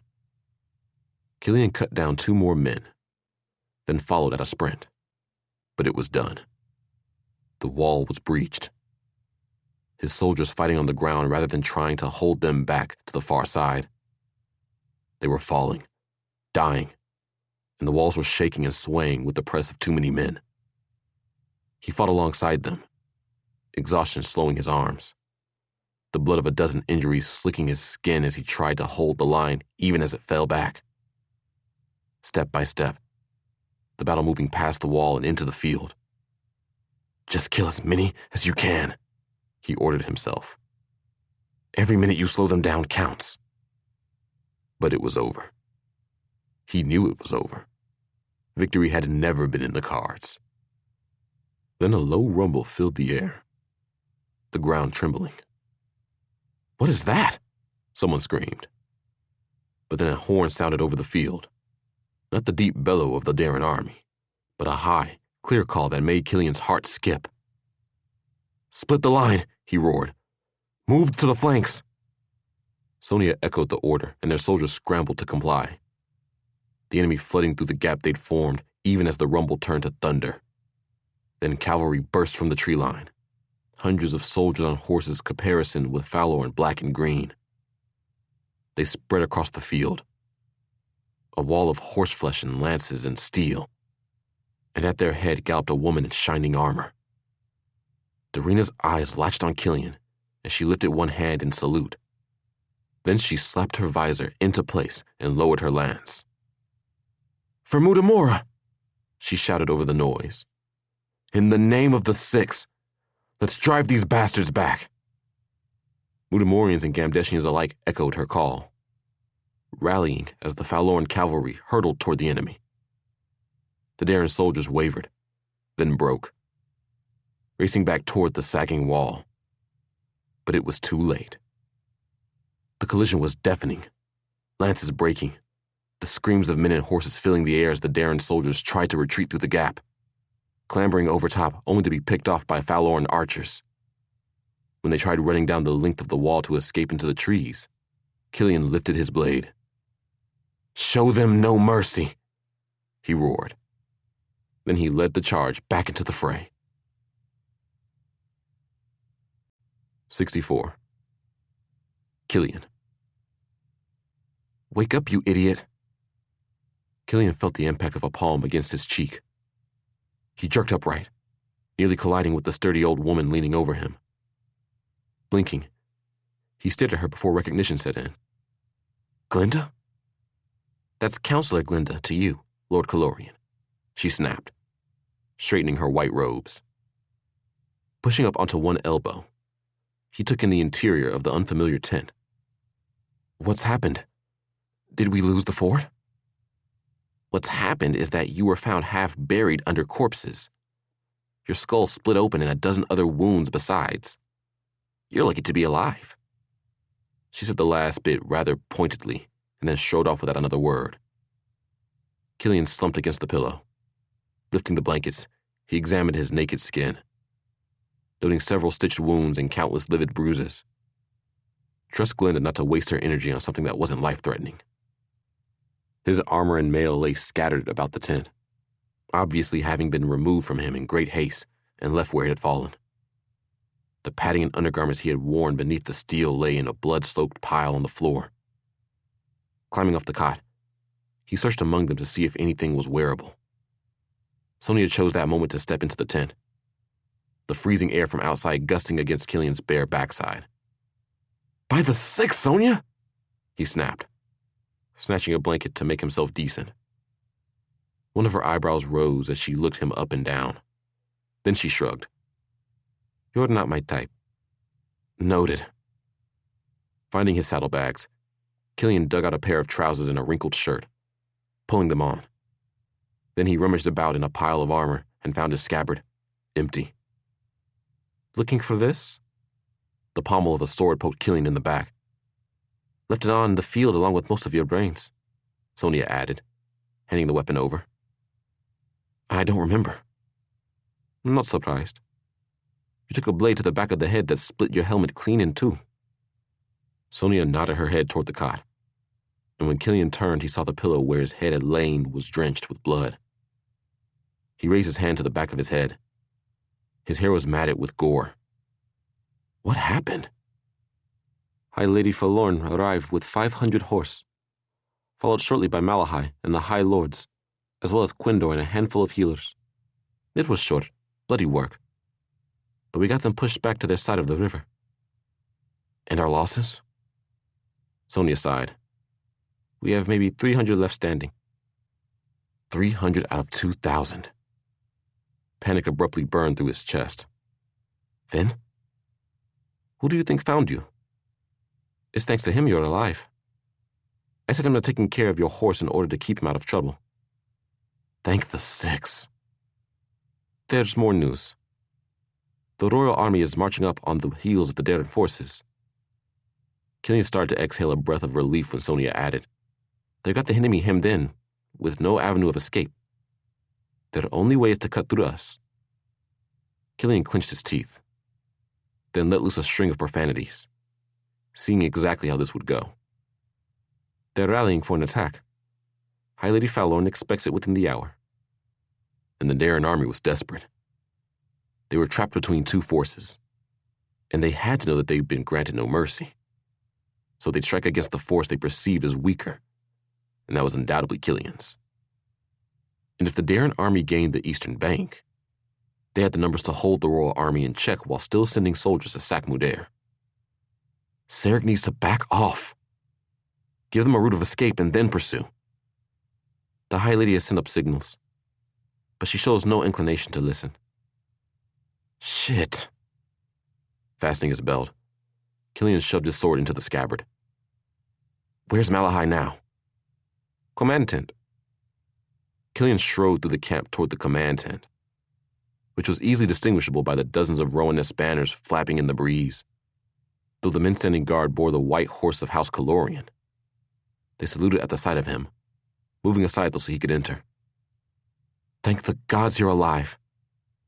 A small form slammed to him before his eyes could adjust to the dimness, and his nose filled with the familiar scent of Malahai's perfume. Beyond, Darina, Hacken, and the rest of the High Lord stood next to the table covered with paper. How's the skull? Darina's armor still bore splatters from the battle. Her inky hair was pulled high into a top knot, the base of her head shaved to reveal the black falcon tattoo of her house. She looked tired, the war paint around her green eyes smeared. But that was no surprise given that she must have ridden day and night to get here in time. Still attached. I understand we have a surprise guest at our party? Darina nodded. The Darren army always wanted this side of the river, but now they need it. Every single soldier in that army knows that it's take this bank or die. Unless Sarah gives them another option, they're going to hit us hard and we won't be able to hold. Killian didn't question her. If Darina said it was so, then it was so. He pushed Malahai back, noting the tense lines of her jaw. Gwen, Lena, and several other of her bodyguards stood watchfully. Though Berkela's absence made his hackles rise, as to the fact that none of the women were meeting his gaze. You have a plan, I take it, and an explanation for why you are all standing 500 feet from a battle we're about to lose? The plan is to remove Sarek from authority, and this time for good, Hacken replied. Now all in favor of crowning Princess Malahai as Queen of Mutamora, let it be known. All the men in the room lifted their hands. Then their eyes shifted to Darina. Allow me to remind you, the High Lady said, that my presence is not by command, request, or... She gave Malahai a flat stare. Invitation. You willfully excluded me from your plans, Malahai. Risked a good many lives in order to ensure it would be your head the crown sat upon, not mine. You had your chance, Darina, Malahai answered. The 12 chose not to stand behind you, but they have chosen to stand behind me. Behind your gold, girl, not you. Darina squared her shoulders and lifted her chin. But your father is a problem that needs to be remedied. And for that reason alone, I'll stand behind you. For now. Good, Hacken replied, dipping a pen in a bottle of ink and scrawling his name on a sheet of paper. Now everyone sign. We need to get a copy of this to the Royal Army with instructions that Her Majesty is ordering them to stand down until we are properly fortified. Killian. I'll go. If he could get there in time, it might be possible to save what remained of his forces. It might be possible to end this war today. No, Malahai blurted out, then took a measured breath. No. You need to stay with me. One of the High Lady's soldiers can go. Irritation flashed through Killian. I'm not hiding behind the lines, Malahai. Not today. This is my fight. Which is why you need to be in command. The muscles of her jaw stood out against her skin, and her eyes flicked to Hacken. Because even now, even in this moment when all their lives were in jeopardy, he was playing politics. Malahai needed Hacken's support to retain her crown, and that meant Killian marrying her. Though for the life of him, Killian couldn't understand what Hacken stood to gain from him on the throne. No. Darina snorted with obvious irritation. I'll send 2 of my best. We don't have time for this. I'll go myself, Killian said. You can spout all the orders you want, Your Majesty. But you need to get on a horse with the rest of the High Lords and ride hard for Mudair. Then you need to get on ships and sail to somewhere safe. He's right about that, my lady, Hacken said.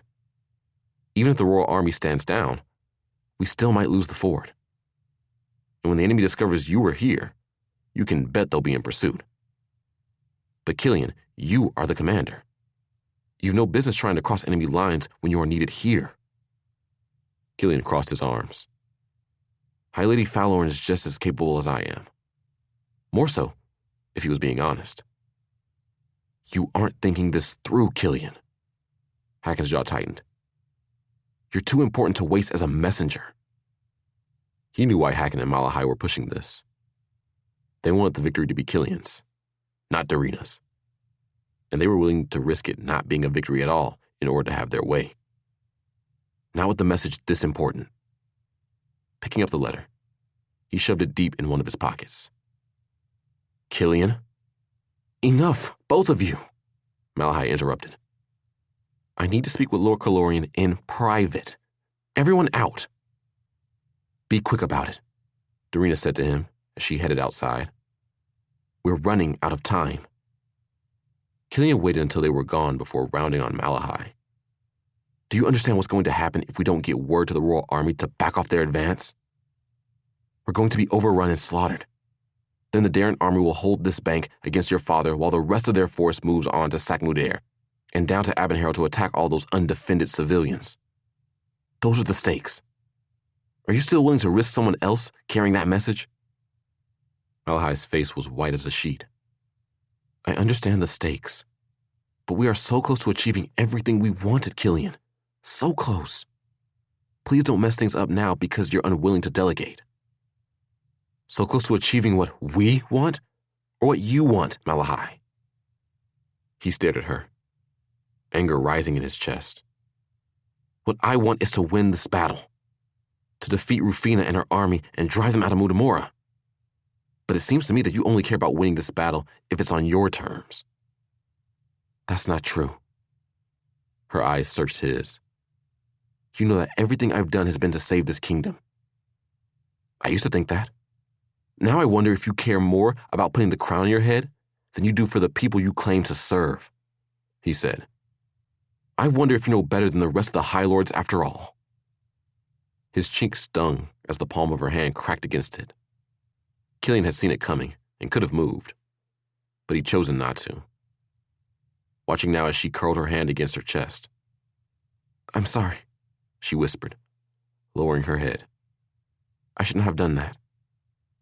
Killian didn't answer, only watched as she pulled herself together, smoothing both the wrinkles from her skirts and the emotion from her face.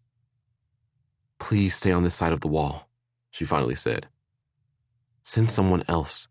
Send 10 men, 100 men, send Arena. Just please don't go yourself. His skin prickled with the sense an attack was coming, but it had nothing to do with the enemy on the other side of that wall. Let me go. Lena's voice tore his attention from Malahai's face, and he turned to find the girl struggling with Gwen, who was trying to haul her out of the tent entrance while hissing. You can't. She'll fire you and you'll have to go back to turning tricks, under her breath. What is the meaning of this? Malahai demanded. Have you two forgotten what the word private means? Shaking Gwen off her arm, Lena straightened. Respectfully, Your Grace, I can't stay silent. He needs to know what you've done. Malahai blanched, and Killian's skin crawled with apprehension. What's she talking about, Malahai? Nothing. It's nothing. She doesn't know what she's talking about. It wasn't nothing. Even if Malahai didn't look ready to vomit on his boots, he would have known it wasn't nothing. I know I'm fired or worse for this, Lena said. But what you did to Lydia wasn't right. Lydia. Killian's pulse roared, and it was all he could do not to grab Malahai by the shoulders and shake her. Did you hurt her? No. She broke off, her chin trembling. Either you tell him or I do, Your Grace, Lena said. Your choice. Malahai closed her eyes for a long moment, then nodded. Get out. I don't need you listening in. Where is Lydia? Killian demanded, not noticing or caring if Lena complied. What have you done to her? Silence. I didn't think Darina would vote for me, she finally answered. I thought killing my father was the only way to take the crown away from him. I discovered that Lydia was a healer, and I used the information to convince her to help me. It was the worst sort of betrayal. Even if Killian hadn't been truthful about Lydia's identity, she'd still risked her life to protect Malahai's. You mean you threatened her until she agreed to be your assassin? Yes. Killian stepped back, needing distance from her, not knowing how he could ever stand to be close to her again. You're telling me that she's with the royal army planning to kill the king? Yes, but she's supposed to have done it already. Something's gone wrong. Lydia. Lydia, who could barely manage to swing a sword without tripping over her own feet, was going to attempt to murder the most important man in the kingdom. 1,000 things could have gone wrong. I'm sorry. Malahai reached for him, but he batted her hands away. Please understand that I only did it to save our people. Why her? He demanded. You could have chosen anyone. Or is this all jealousy? All a result of your falling for my brother's manipulations rather than asking me for the truth? Would you have given it? No. She gave a slow shake of her head. It doesn't matter. This isn't jealousy. I know she's the healer who saved your life and that you were helping her out of obligation. If only that was the entire truth. Then why her? You don't know her as well as you seem to think you do, Killian. I know she's innocent. I know she doesn't deserve this. She's not innocent. Malahai shouted the words in his face before checking herself. If you knew the truth about her, you might not be so quick to defend her. He stared at his queen. You more than anyone should understand why she'd be trying to evade Quindor's net. That's the least of it. Malahai's hands balled into fist. She's corrupted. Bullshit, he snarled. I've seen her heal dozens of people with my own eyes. And I saw her almost kill one with her bare hands. The corrupted you beheaded in the tunnels? He tried to take her life, and she took it back. And more. She can do what they do. His mind raced back to that moment, of running through the tunnels, of the corrupted kneeling above Lydia, her eyes wide in what he'd believed was fear. But had it been something else? It was dark. You were seeing things. Not that dark.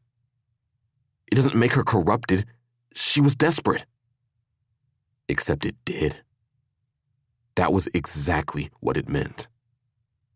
There was pity in Malahai's eyes. I sent her to kill my father with her touch so that everyone would believe he was assassinated by Rufina. He'd be a martyr, and there would be no chance the royal army wouldn't want to take their revenge. I sent her because she was a life I was willing to sacrifice. If she succeeds, thousands will be saved. And potentially thousands more lost. Terriana, her crew, all the Marn in captivity in the Selendor Empire. And gods, but he was certain the stakes were even higher than that. She's more important than you know. What you've done. Words failed him. She reached for him again. She's one life, Killian. And a tainted one at that. She's not just one life, he screamed. Not to those who are counting on her. And not to me. I'm not allowing her to throw her life away. Malahai's face hardened. You're sworn to protect me, Killian Calorian, not her. You swore to stay by my side. The worst decision of his life. It would have been better to have let the executioner take his head, because then Lydia would have never met him. Would never have been marked. Would probably be on her way back to Selendor already instead of risking her life, her soul, because of Malahai's threats. You swore an oath. Fine, he hissed. Make me stay with you, Malahai. Make me marry you, and I will be loyal to you and protect your neck for as long as I live. But know that I will hate you every waking minute of it. And that on my dying breath, I'll curse your God's damn soul to the underworld for this. Malahai's face blanched. Then slowly, she took a step back. If my father dies, I'll be High Lady. I'll have a vote, and it won't matter if Hacken retracts his. You wouldn't need to marry me, and I could release you from your oath. He'd have his freedom back. But at what cost? Lydia not just a murderer, but corrupted? I'll suffer any amount of misery if it means sparing her from the fate you force upon her. Misery. She whispered the word.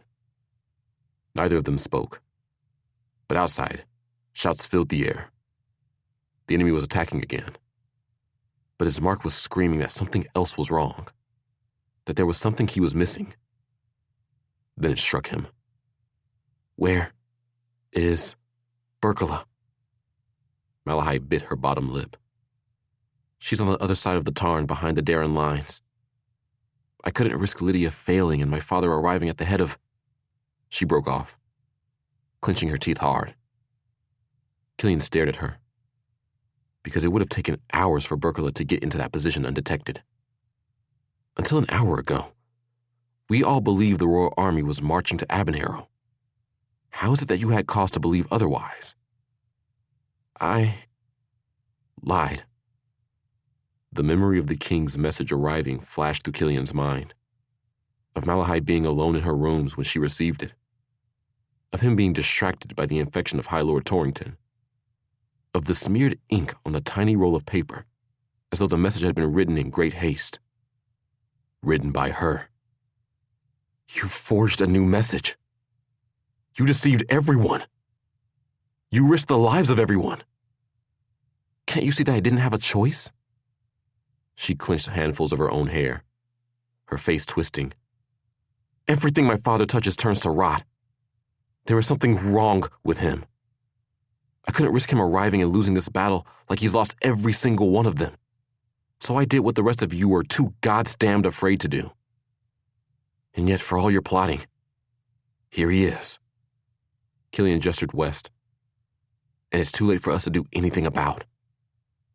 It's not too late. Berkala. No. He started to the front of the tent. I'm going, Malahai. And you'd best pray to all the gods that I can undo the damage that you've done. Go then, Malahai called after him, her voice bitter. But know this, Killian. If you don't come back to me victorious, and I lose the crown, everything that happens will be because of you. Because of the decision you made in this moment. And any blood that is shed will be on your hands. Have a look at your own hands, Your Majesty, Killian answered. Because I assure you, they are far from clean. The camp was chaos as soldiers ran to their post. Shouts and screams filling the air as the Darren army assaulted the wall. Falorn archers picking them off by the hundreds. To try to go through the ford would be throwing himself into a death trap, which meant he needed to find another way across. Sonia was outside. They're trying to scale the cliffs. They've got lines across both north and south. The High Lady has set archers to pick them off, but we're spread too thin. Won't be long until they have enough men across to flank us. That's Darina's problem, Killian said, motioning for the woman to follow him. I need to get across. Are you insane? Quite possibly. Leading her at a sprint, he tracked the lip of the ravine, keeping far enough back to avoid being shot by enemy archers. The Darren soldiers climbed over the edge, some engaging with Mudamorians, even as others secured lines their archers had shot across. The ravine was crisscrossed with ropes heavy with men, but Killian ignored them until he found a spot that suited his fancy. Cutting down the men guarding the secured line, he sheathed his sword in favor of a sturdy branch. When he placed over a taut rope, gripping it firmly on both sides, he shouted, "Cover me!" Then jumped. The eastern bank was higher, and he slid down the rope with speed, using his feet to knock loose climbers coming across. He lost momentum in the middle, grabbing hold of the rope with one hand even as he grappled with another man, elbowing him in the face until he fell screaming into the river. Arrows whizzed past, one scoring a fiery line across his shoulder, another knocking against the heel of his boot as he slid toward the western bank. Shoot him! Shoot him! The Darren soldier screamed, and sweat dripped down Killian's brow as another arrow glanced off the hilt of his sword. Shit! Killian, hold tight! He heard Sonia scream. Then he was falling. His shoulders snapped as he swung toward the ravine wall, twisting to get his legs in place. The impact nearly jarred him loose. Dangling from one arm and breathing hard, he reached up to catch hold of the rope and then began to climb. Cover him! Arrows flew from forlorn bows, sinking into the enemy above. Reaching the top, Killian rolled over the edge and to his feet, sword in hand. He cut into the ranks of Darren soldiers, forcing his way past them and into the trees. The Darren army reeked of terror and desperation. Black-clad corrupted driving them toward the ravine, killing those who attempted to flee. Vaulting onto a loose horse, he kicked the animal into a gallop until he was clear of the enemy lines. In the distance, the royal army was spread in a long line, rushing forward like a massive hammer intent on crushing the enemy against an anvil. Except it would be the anvil that shattered. He lay low across the neck of the horse, riding hard, searching for the striking scorpion of House Rowaness, even as he combed the trees for any sign of Berkala. But there was no sign of either of them. No sign of Lydia either. Please be all right, he prayed. Please be alive. But it couldn't be Lydia he focused on. His first priority needed to be to wrest control from Sarek and reroute the royal army before it was too late. This would be done right, or not at all. There, in the certain ranks, a group of cavalry surrounded a man in gilded armor, his head bare but for the golden circlet on his brow. Sarek? And next to him rode Lydia? But where the hell was Berkala? He looked backward, seeking her large form among the trees and chaos, only to be forced to pull up his mount as archers trained their weapons on him. "I'm Lord Killian Calorian," he shouted. "I need to see the king." Several of them lowered their weapons as they recognized him. But before he could proceed, motion in the tree line caught his attention. Turning his head, he saw a figure standing in the shadows of the trees, face obscured by a hood, a spear held in one hand. "No," he shouted. But Berkala either didn't hear him or chose not to listen. Killian dug his heels into the sides of his horse and plunged forward. 65. Lydia. The cavalry massed around Lydia, shifted uneasily, the harsh tang of unwashed bodies rising to fill her nostrils as they pushed steadily toward the ravine containing both the river Tarn and most of the Darren forces. Without her spectacles and through the falling snow, she could make out little detail. Only that on the far side of the ravine, the sheer cliff was broken in one spot, with a steep incline that led up to a wall made of wood and rocks. Beneath it, the slope churned with motion, and though she knew it was the Darren army trying to break through the wall, it looked for all the world to her like a swarm of insects climbing only to be knocked back. She rode at the King of Mutamora's left, under strict orders from the moment she'd told him Malahai's plans that she wasn't to leave his side. Sweat drenched her skin, and the horse beneath her pranced sideways, picking up on her anxiety. All her life, she'd been exposed to war, to strategies of deployment, the discussion of battles past and battles to come. Her ears had been filled with the costs of victories, the numbers of soldiers lost to death or injury tossed about as though they were nothing more than toys misplaced through careless play. The distance had made it palatable, but now she was about to see the reality. She was terrified. Horns sounded through the air from the opposite bank. Signals, she guessed, though what they meant Lydia couldn't begin to guess. High Lord Damashir wove through the lines toward her and the king, horse foaming at the bit as the man reined it in hard. "They're signaling again for us to back down, Your Grace. Their wall and lines are at risk of breach." "I'm not deaf, Damashir. I can hear the horns," the king snapped, his breath forming clouds of mist in the cold air. "Ignore them. They are lies, all lies. Get back to your position." Unease filled Lydia's chest. Malahai might be a liar, but it would be Killian and his soldiers who were sending those signals. She opened her mouth to say as much, but before she could, the king's healer, Sintha, leaned in close. "Her Highness wants this victory for herself. She'll risk the lives of everyone to ensure it. You must not let her have her way." "But it's not the princess who is giving orders," Lydia argued. "It's Lord Calorian." "Who well you know has failed this kingdom in the past." Despite her words being directed at the king, Sintha's eyes were latched on Lydia, her gaze searing. "Tremon turned his back on Lord Calorian. We've seen proof of it. Never mind that he's Malahai's tool. He cannot be trusted." Lydia's skin was crawling. Bringing the royal army here was supposed to be delivering Killian from certain death, but now it felt like she'd damned him. "He's not a tool. He knows nothing about the princess's intentions." "That seems unlikely, given that he's planning to marry her," Sarek growled.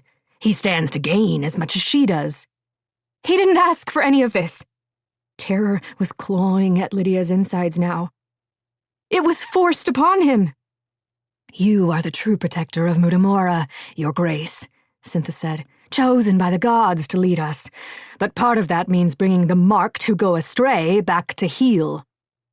Some are beyond redemption. Even so, Your Grace. Lydia stared at the woman, expecting to see fanaticism burning in the woman's eyes. But there was only cunning. She wanted this. The armies of the Seventh stand before you! Cintha's voice rose, loud enough for those around to hear. None must be left alive! The king lifted his hand, but before he could speak, a commotion ahead caught his attention. Lydia squinted, catching sight of a rider just ahead of the front lines, shouting at those whose arrows were trained at him. His face was too blurry for her to make out, but instinct told her who it was. Killian? He wheeled his horse around, eyes scanning the snow-covered trees. Another assassin. Of course Malahai wouldn't have banked everything on Lydia's success. Then Killian dug his heels into the sides of his horse, the animal leaping forward, not galloping toward the king, but in the path of... No! Lydia screamed, but she was helpless to stop the spear that punched into Killian's unarmored side. Lydia lashed her reins against her horse's neck, driving the animal through the soldiers surrounding the king, barely hearing the shouts of those around her. Killian was swaying in the saddle, his shirt already drenched with blood, and then slowly he toppled off the horse. A howl tore from her throat, and Lydia flung herself off the side of her own mount, falling to the ground and crawling to his side. There was blood everywhere. No! No! No! She reached for him, but he caught her wrists. Don't. The word was strangled, but his grip was strong. They'll see. They'll know. He was right. She could sense the soldiers who'd gathered around them, hear the faint drone of their voices. But she didn't care. You'll die if I don't. Doesn't matter. His grip on her was weakening. Marked or not, he was dying, and she refused to lose him. Not like this. Turning to the watching soldiers, she said, On my count, I need you to pull the spear out. It will kill him, one of them said. It won't, she answered. Because I'm going to save him. Lydia. 1, she said, seeing the soldier take hold of the spear. 2. He braced his heels. Don't. Killian's eyes were pleading. Bending over, she pressed her lips to his, silencing him even as their fingers interlaced. 3. 66. Killian. Agony tore through him, like his insides were being twisted and torn out of his body. Everything went black. For a heartbeat, a moment, a lifetime. Then with a gasp, Killian jerked upright. The pain gone. All of it. Not just from Berkela's spear, but every cut and bruise and torn muscle vanquished. Lydia.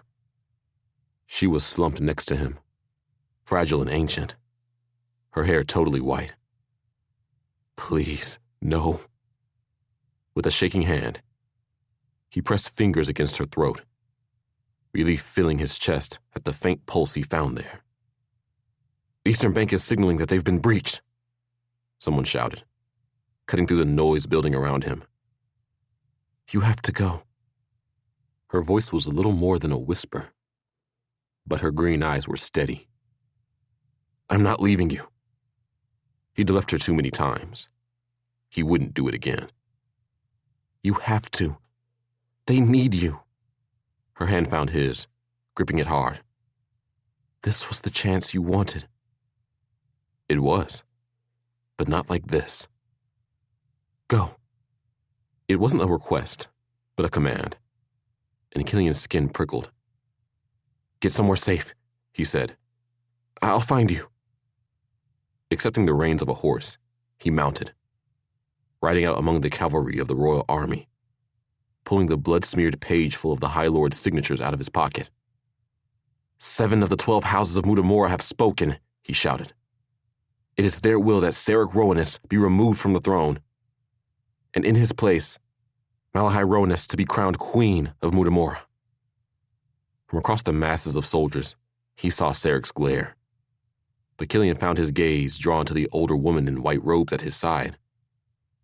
She met Killian's stare, then reined her mount away from the king's.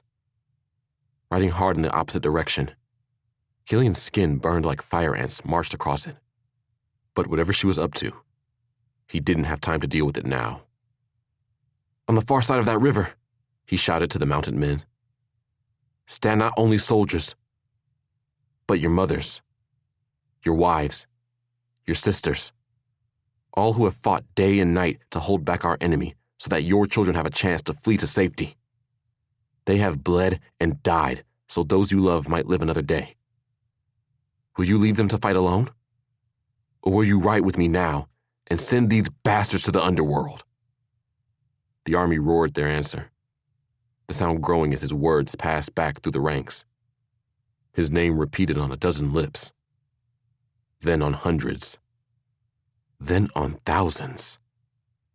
And when it reached the fevered pitch he was waiting for, Killian pulled his sword and held it in the air. For Mutamora and the 6! He shouted, then led the charge toward the battle. 67. Lydia. Lydia awoke to the feel of a hand gripping her own, and she blinked in the faint light of a glowing lamp. She was in a tent, a pillow beneath her head and a heavy blanket pulled up to her throat. Beneath, her clothes were sticking to her skin and reeking of blood. But that all fell away as she turned her head to see who was next to her. Killian sat on a stool, half asleep with his chin resting on the palm of one hand, his elbow balanced next to her. There were dark shadows beneath his eyes, his clothes marked with mud, blood, and worse. But he was there. Killian, she whispered, and he blinked, focusing on her face. Thank the gods, he breathed. I was afraid you'd never wake, that you... His throat convulsed as he swallowed down the rest of his words, and she gripped his hand to prove she was alive and well, or at least as well as she could be. What happened? After the battle, I went in search of you, found you passed out beneath a wagon, and I brought you here. Camp is still in chaos, so no one paid me much attention, thank the 6. He straightened, his back popping with the motion. Armies flushing out the last pockets of resistance, but the war is done. What remains of the Darren forces are fleeing back to the wall, presumably with Rufina, as she hasn't been found among the dead. We've received word from Mudair that the city is nearly evacuated. Everyone is safe. You won the war. He shrugged a shoulder and looked away. I wouldn't go that far. But he had. The last thing she remembered was him galloping toward the enemy army, the Mutamorian cavalry rallying behind him, unblinking and unhesitating, as though they knew without a doubt that Killian would lead them to victory. Malahai lied to everyone, she said. I discovered what she was up to and told the king that she wanted him dead. There was no other way for me to get him to march to your aid, but then it made everything worse. Killian was silent for a moment. Who knows what Malahai sent you to do besides Sarek? His personal healer, Syntha? He made me swear to tell no one else. It had been the reason Sarek had kept her next to him from the moment she'd confessed. He hadn't trusted her to keep her mouth shut. This is dire, Killian said. I need to get you out of here. There were too many witnesses to you healing me, and Sarek himself knows your face. Your description is being circulated, and it's only a matter of time until someone finds you. And with the High Lords having voted to crown Malahai as queen, Sarek needs you as proof that Malahai tried to have him killed. It's the only chance he has at keeping his crown. A chill ran down Lydia's spine, knowing that she was being hunted. You need to get back to Selendor to help Terriana. Terriana's not in Selendor, she said, watching the color drain from his face as she told him what she'd learned from Bait. I can't help her. Maybe not, but that doesn't mean I'm allowing Quindor to cage you up. Killian extracted a cloak from beneath the cot. Put this on. Sonia has horses waiting. I'll sneak you out of camp and she'll get you to a small port and on a ship. If you ride fast, they won't be able to catch you, and they don't have the pigeons to warn every harbor on the coast. Sonia has connections, and Gamdesh is the safest place for you to go. You won't need to hide your mark. She held the clothing in her hands, staring at the fabric. What about you? He looked away. What about me? They'll know it was you who helped me escape. They'll suspect it was me, but I'll lie through my teeth if they ask. And besides, he hesitated. Without you, Malahai's rule is uncontested, and it's not in her best interest for me to be charged with a crime against the crown. Because he was betrothed to her. Was going to become Malahai's king or prince consort or whatever sort of nonsense title she forced upon him. Anger and grief abruptly rose in Lydia's chest, and she blurted out, "Do you want to be with her?" Killian went still, his eyes fixed and unblinking on the ground. I'm sworn to her. To protect her, not to marry her. He gave the slightest shake of his head as though to clear it. I have to believe that Malahai will make a better ruler for Mutamora than any of the High Lords. Better than her father. If my marrying her is what it takes to get the crown on her head and to keep it there, then I'll do it. Lydia's chest throbbed in the way it did when she'd healed too much and it was threatening to give out. Like it was too tired to keep beating. You didn't answer my question. I answered it well enough. He turned away, his back to her. For all that she's done, Malahai is my queen and my future wife, and I'll not speak against her. Of course he wouldn't. Not even if Malahai deserved it. He was too honorable, too God's damned loyal. Do you love her? Lydia. His voice was hoarse. Don't ask me that. Do you love her? She demanded, rising to her feet, her knees wobbly. Please don't push this. Let it go, a voice whispered in her head. Nothing good will come of this. But she couldn't. Not this time. Tell me that you love her, and I'll let you be. Hot tears were rolling down her cheeks. Say it. Just say it. Say that she's the one you want. The silence was interminable. The worst she'd ever endured. Lydia was on the verge of speaking again just to break it when Killian turned around. Voice low as he said, "Don't make me lie to you." Lydia took one step toward him. then another. Her foot rose to close the distance between them when he reached up, catching her shoulders. She could feel the heat of his hands through her clothes, his arms trembling, fingers flexing. "You can't." He said the words under his breath, barely loud enough for her to hear. Not speaking to her, but to himself. "You can't do this."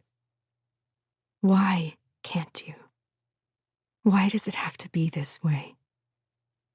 The thoughts circled wildly in her head, demanding to be voiced. But Lydia shut them down.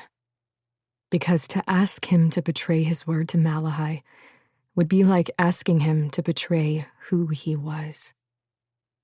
She squeezed her eyes shut, trying to hold back the flood of tears even as she felt the heat of his breath against her face, heard his soft inhale and exhale in her ears. This was what her heart wanted. He was what she wanted. But neither of them took that next step, only stood and breathed and thought of what might have been. Because it would never be more than that. Never more than a dream that taunted the mind in the darkest hour of the night. "Lord Calorian?" A voice called from outside the tent, both of them jerking away from each other with a start. "What?" Killian demanded. "I'm trying to get some sleep." The individual coughed uncomfortably. "You've been summoned by the king." "Malahai is queen." A hesitation, then, "I'm just conveying the message." Hissing between his teeth, Killian shook his head. "Keep the lamp down and your head covered. I'll be back as soon as I can." 68. Killian. He strode through the muck of the Royal Army camp, barely noticing the soldiers who inclined their heads to him as he passed. There was only one thing that Sarah could possibly want: Lydia. Without her, he had no proof that Malahai had tried to kill him. And without that proof, the crown was no longer his. If Sarah got his hands on her and forced her to testify, Malahai would be executed for treason, and then Lydia would be given over to the healing temple. And Killian refused to allow that to happen to either of them, which meant he was going to have to lie. Lie. And then get Lydia free of this camp, and, in doing so, save both her and Malahai. Guards opened the flaps of Sarek's tent, and Killian stepped instead, making his way through the series of antechambers, following the sound of voices. The first face he saw as he stepped into the receiving chamber was Hacken's, and Killian froze in his tracks. His brother was splattered with mud, and a long red scrape marred one cheek. The rest of the High Lords who'd been with him were also present, equally filthy and battered, but alive. Sarek sat in a chair, hands folded, face grim, flanked by the High Lords who'd accompanied him on the campaign. Only Malahai was absent. "Where's the queen?" Sarek's face soured, but he gestured a hand to Hacken. "We were attacked as dusk fell," he answered. "By Rufina. She was alone, but mounted on a Deimos." Killian couldn't breathe. "Malahai?" "Rufina took her. Gods know." The room faded in and out of focus, Malahai's last words echoing through his head like a prophecy. "If you don't come back to me victorious, and I lose the crown, everything that happens will be because of you. Because of the decision you made in this moment. And any blood that is shed will be on your hands." "You should have been with her," Hacken hissed. "You were supposed to protect her." He'd sworn to protect her. "And yet we cannot fault Lord Calorian's decision to do otherwise," Sarek said, rising to his feet. We have him to thank for Mutamore's victory over our enemy. And I have him to thank for my life. Rufina has Malahai. Whereas it was you, worms, Sarek gestured at the High Lords, who put the target on my daughter's back, setting her up as your paper queen. And you, he glared at Hacken, don't for a heartbeat think that I don't see what you hope to gain with your brother on the throne. You greedy little creature. You are disgusting to have used her so. And at what cost? He looked away, grief painting his face. My girl is gone, and I should hang the lot of you for your meddling. Vaguely, Killian realized that Sarek hadn't told anyone about Malahai's plot to assassinate him. But his mind couldn't focus, couldn't move past that he'd left her alone, and now she was gone. You have no authority over us, Sarek, Hacken growled. You are no longer king. No? Sarek spit the word. Then who rules Mutamora? Your would-be queen is dead. Malahai is dead. We haven't to fear for a majority vote. So why not do so? Crown a new king. Sarek laughed. It need not be me. It could be any of us. It could be you, Hacken, who sits on the throne. All the High Lords shifted uneasily. Of course. Sarek sat back down. If you grasping fools were capable of choosing among yourselves, Malahai would be alive. Malahai would be alive if you hadn't left her. All of you get out, Sarek said, motioning for a servant to refill his cup. Debate among yourselves somewhere out of my sight. Until you make a decision otherwise, I am king of Mutamora. Don't get comfortable on your throne, Sarek, Hacken said. You won't be sitting on it for much longer. Then he and the other High Lords left the room. Killian blindly followed them until Sarek called out. Not you, Killian. You and I have much to discuss. Freezing in his tracks, Killian fought to regain composure. Lydia was still at risk. He wouldn't fail her too. Sarek picked up the decanter sitting on the table and poured 2 glasses, handing Killian one. Where's the girl? Lydia, I believe her name is. I don't know. The last time I saw her was moments before I rode into battle. Taking a mouthful of his drink, Sarek eyed him. I doubt that's the case, Lord Calorian. But given the circumstances, I'll not press that issue just yet. Killian only crossed his arms, saying nothing. Lydia was adamant that you were unaware of Malahai's plot to kill me. But I did not believe her. Sarek shook his finger at Killian. Did not believe her, that is, until you came galloping across that field to foil the second assassin, nearly losing your own life in the process. Seems unlikely you would have done so if you were complicit in the plotting. Malahai was dead. What was the point in trying to protect her now? She confessed what she'd sent Lydia to do. I took issue with it. I've no doubt you did. The king's eyes were too knowing for Killian's comfort, as if he saw quite clearly that the issue was not with Sarek being murdered, but with Lydia being the one to do it. If that spear had been intended for me, would you still have ridden into its path? It was intended for you. Sarek gave a soft smile. Oh, I think we both know it wasn't. Malahai had the crown in her hands. My death was hardly necessary. But killing the girl who knew her plans most certainly was. Malahai sent an assassin to kill Lydia, not me. And you knew it. Had he? Killian wasn't certain. Wasn't even certain now if that had been Malahai's intent.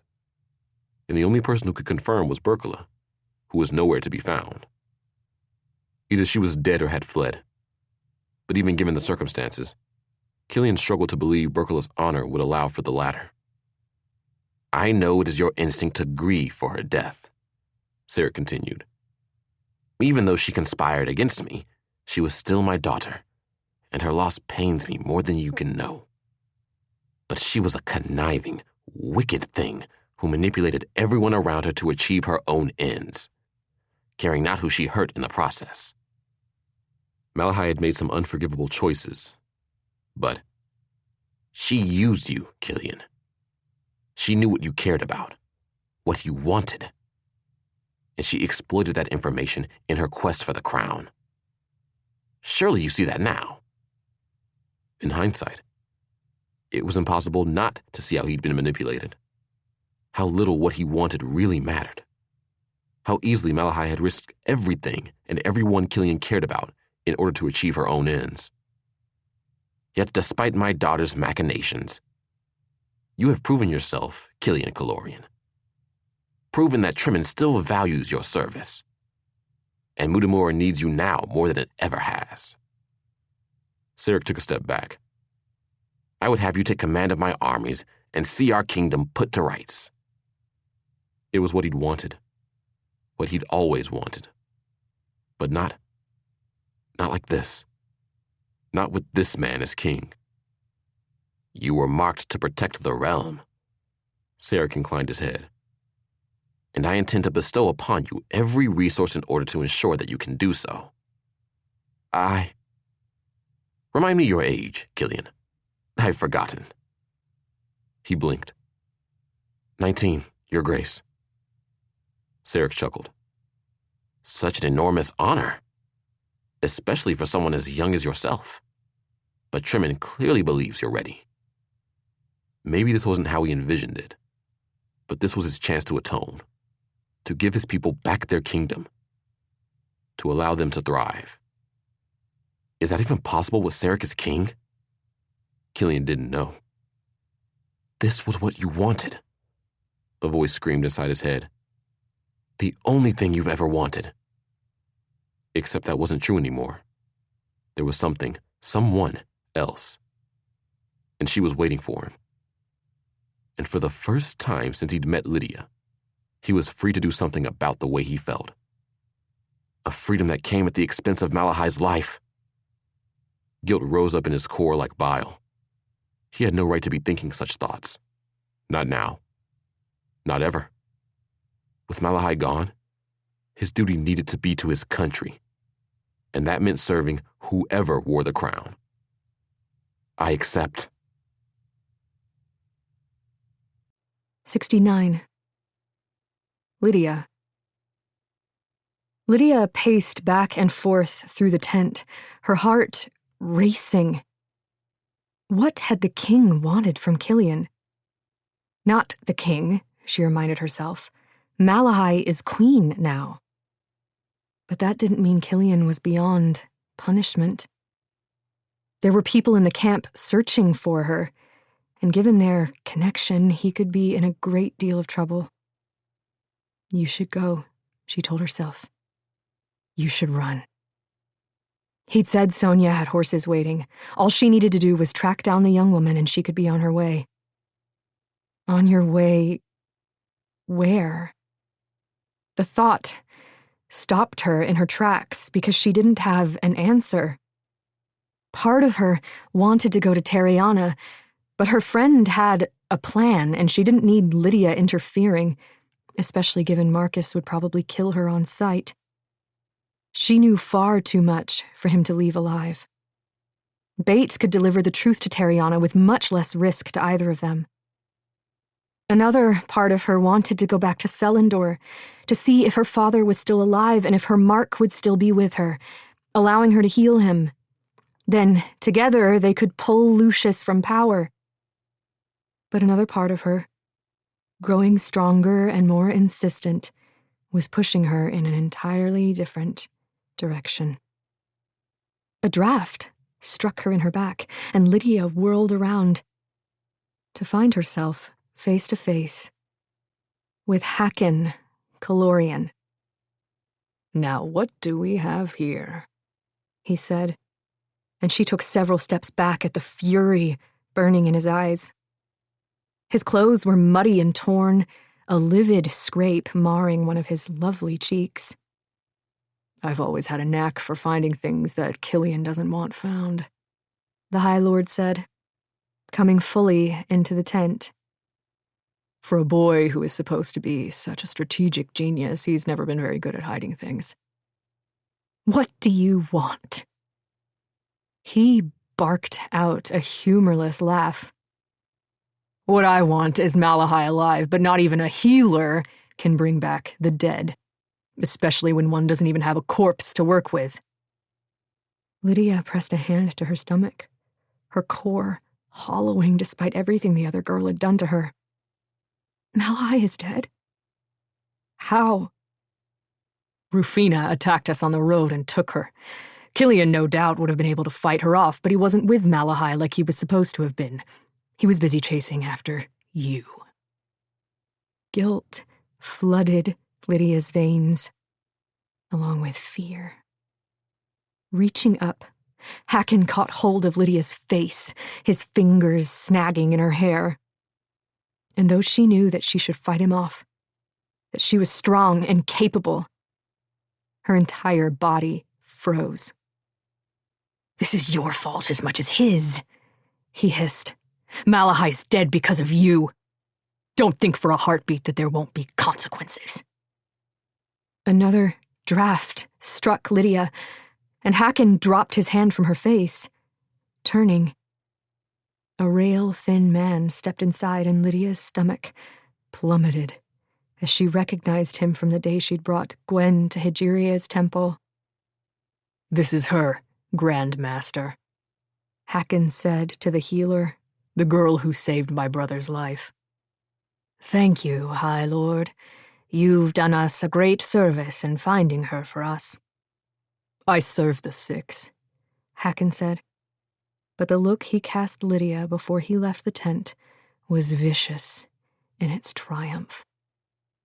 We meet again, the Grand Master said, his eyes full of recognition. Lydia found herself barely able to breathe, much less answer. This was the moment she'd been trying to avoid almost from the moment she arrived on the dark shores. And despite everything she'd done, everything Killian had done, here she stood, like fate, unavoidable and unchangeable. I long suspected Lord Calorian had you hidden away. We heard the rumors that Hejiria herself walked the sewers at night, healing the orphan children with a god-marked swordsman standing guard at her side. And stories, I find, always have some basis in truth. If you knew, why didn't you come for me? The question slipped out from between her teeth. The healer smoothed his white robes, which were spotted with blood. Always, we are accused of hunting down those with Hejiria marks, of stealing them away. But that is rarely the truth of it, because most often the marked come to us. Lydia's skin prickled. Our goddess is not random in her choices. She knows who are suited to dedicating their life to the well-being of others, and it is those she marks. He eyed her for a long moment. When I heard you were using your gift, likely because you couldn't help yourself, I knew it would only be a matter of time until you accepted your destiny and came to us willingly.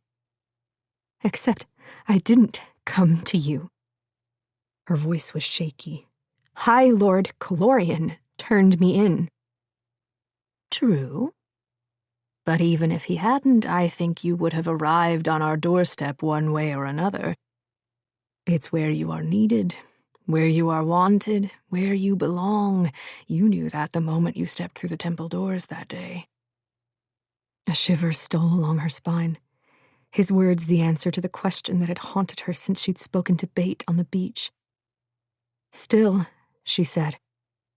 And what if I don't agree? What if I resist? What if I run? Quindor sighed. Don't make me resort to threats, Lydia. Gesturing outwards, he said, Lord Calorian won a great victory today, and the king intends to reward him. to put him in command of Mutamora's armies and to give him the opportunity to use his mark as Tremin intended. But if Sarek were to learn that Lord Calorian had been knowingly harboring you, breaking his most sacrosanct law, things might go in a different direction. And who is to say it won't go in that direction, even if I do go with you? Shaking his head, Quindor replied, I cannot predict the future, but rest assured that Lord Calorian's downfall will not come by way of me. We might have won the battle today, but the war is not over. Mutamora has need of its marked. It wasn't over. Rufina was alive, her kingdom still a threat. And on the southern continent, another shadow lurked. This is where I'm meant to be. As if hearing the words inside her head, Quindor straightened. We ride for Mudair immediately. The blight continues its spread and the city is infested with those who've been infected. We must find a way to stop it, and I want you to be a part of that. I need your help in our war against the Seventh. This is what I'm meant to do. She allowed him to take her arm, and they stepped outside, where another pair of healers waited, along with a handful of soldiers. Ready the horses, Quindor ordered. They were leaving now. May I say goodbye? She asked, her chest aching. Best not, Quindor said under his breath. I doubt he'll take this well. Men led horses toward them, and Lydia allowed one of them to boost her into the saddle. Instead of handing her the reins, he gave them to another mounted soldier as though she couldn't be trusted to follow. Quickly now, Quindor ordered. We must be away. Lydia! Her name echoed through the camp, and, taking a deep breath, she turned. Killian was striding toward them, sword in hand, and she knew that he'd fight to free her. That he might succeed. And that in doing so he'd lose everything. That they both might lose everything. So she shook her head. He froze. I choose this, she whispered to him, and the wind blew, seeming to catch her voice. Don't try to stop me. He lowered his sword and gave a faint, almost imperceptible nod. She twisted back around, eyes on the snow and the mud. Ride, she said, digging her heels into her horse's sides. Quindor gave her a long look, then nodded, and the group picked up the pace. The long road stretched out ahead of them, and as her horse broke into a gallop, Lydia allowed the sob she'd been holding in to tear out of her chest, the tears to flood down her cheeks. She cried for all that she'd gained, all that she'd lost, and all that would never be. But not once did she look back.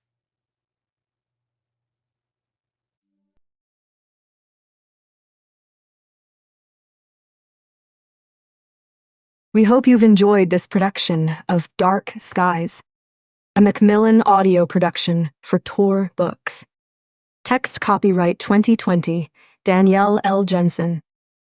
Production copyright 2020 by Macmillan Audio. All rights reserved.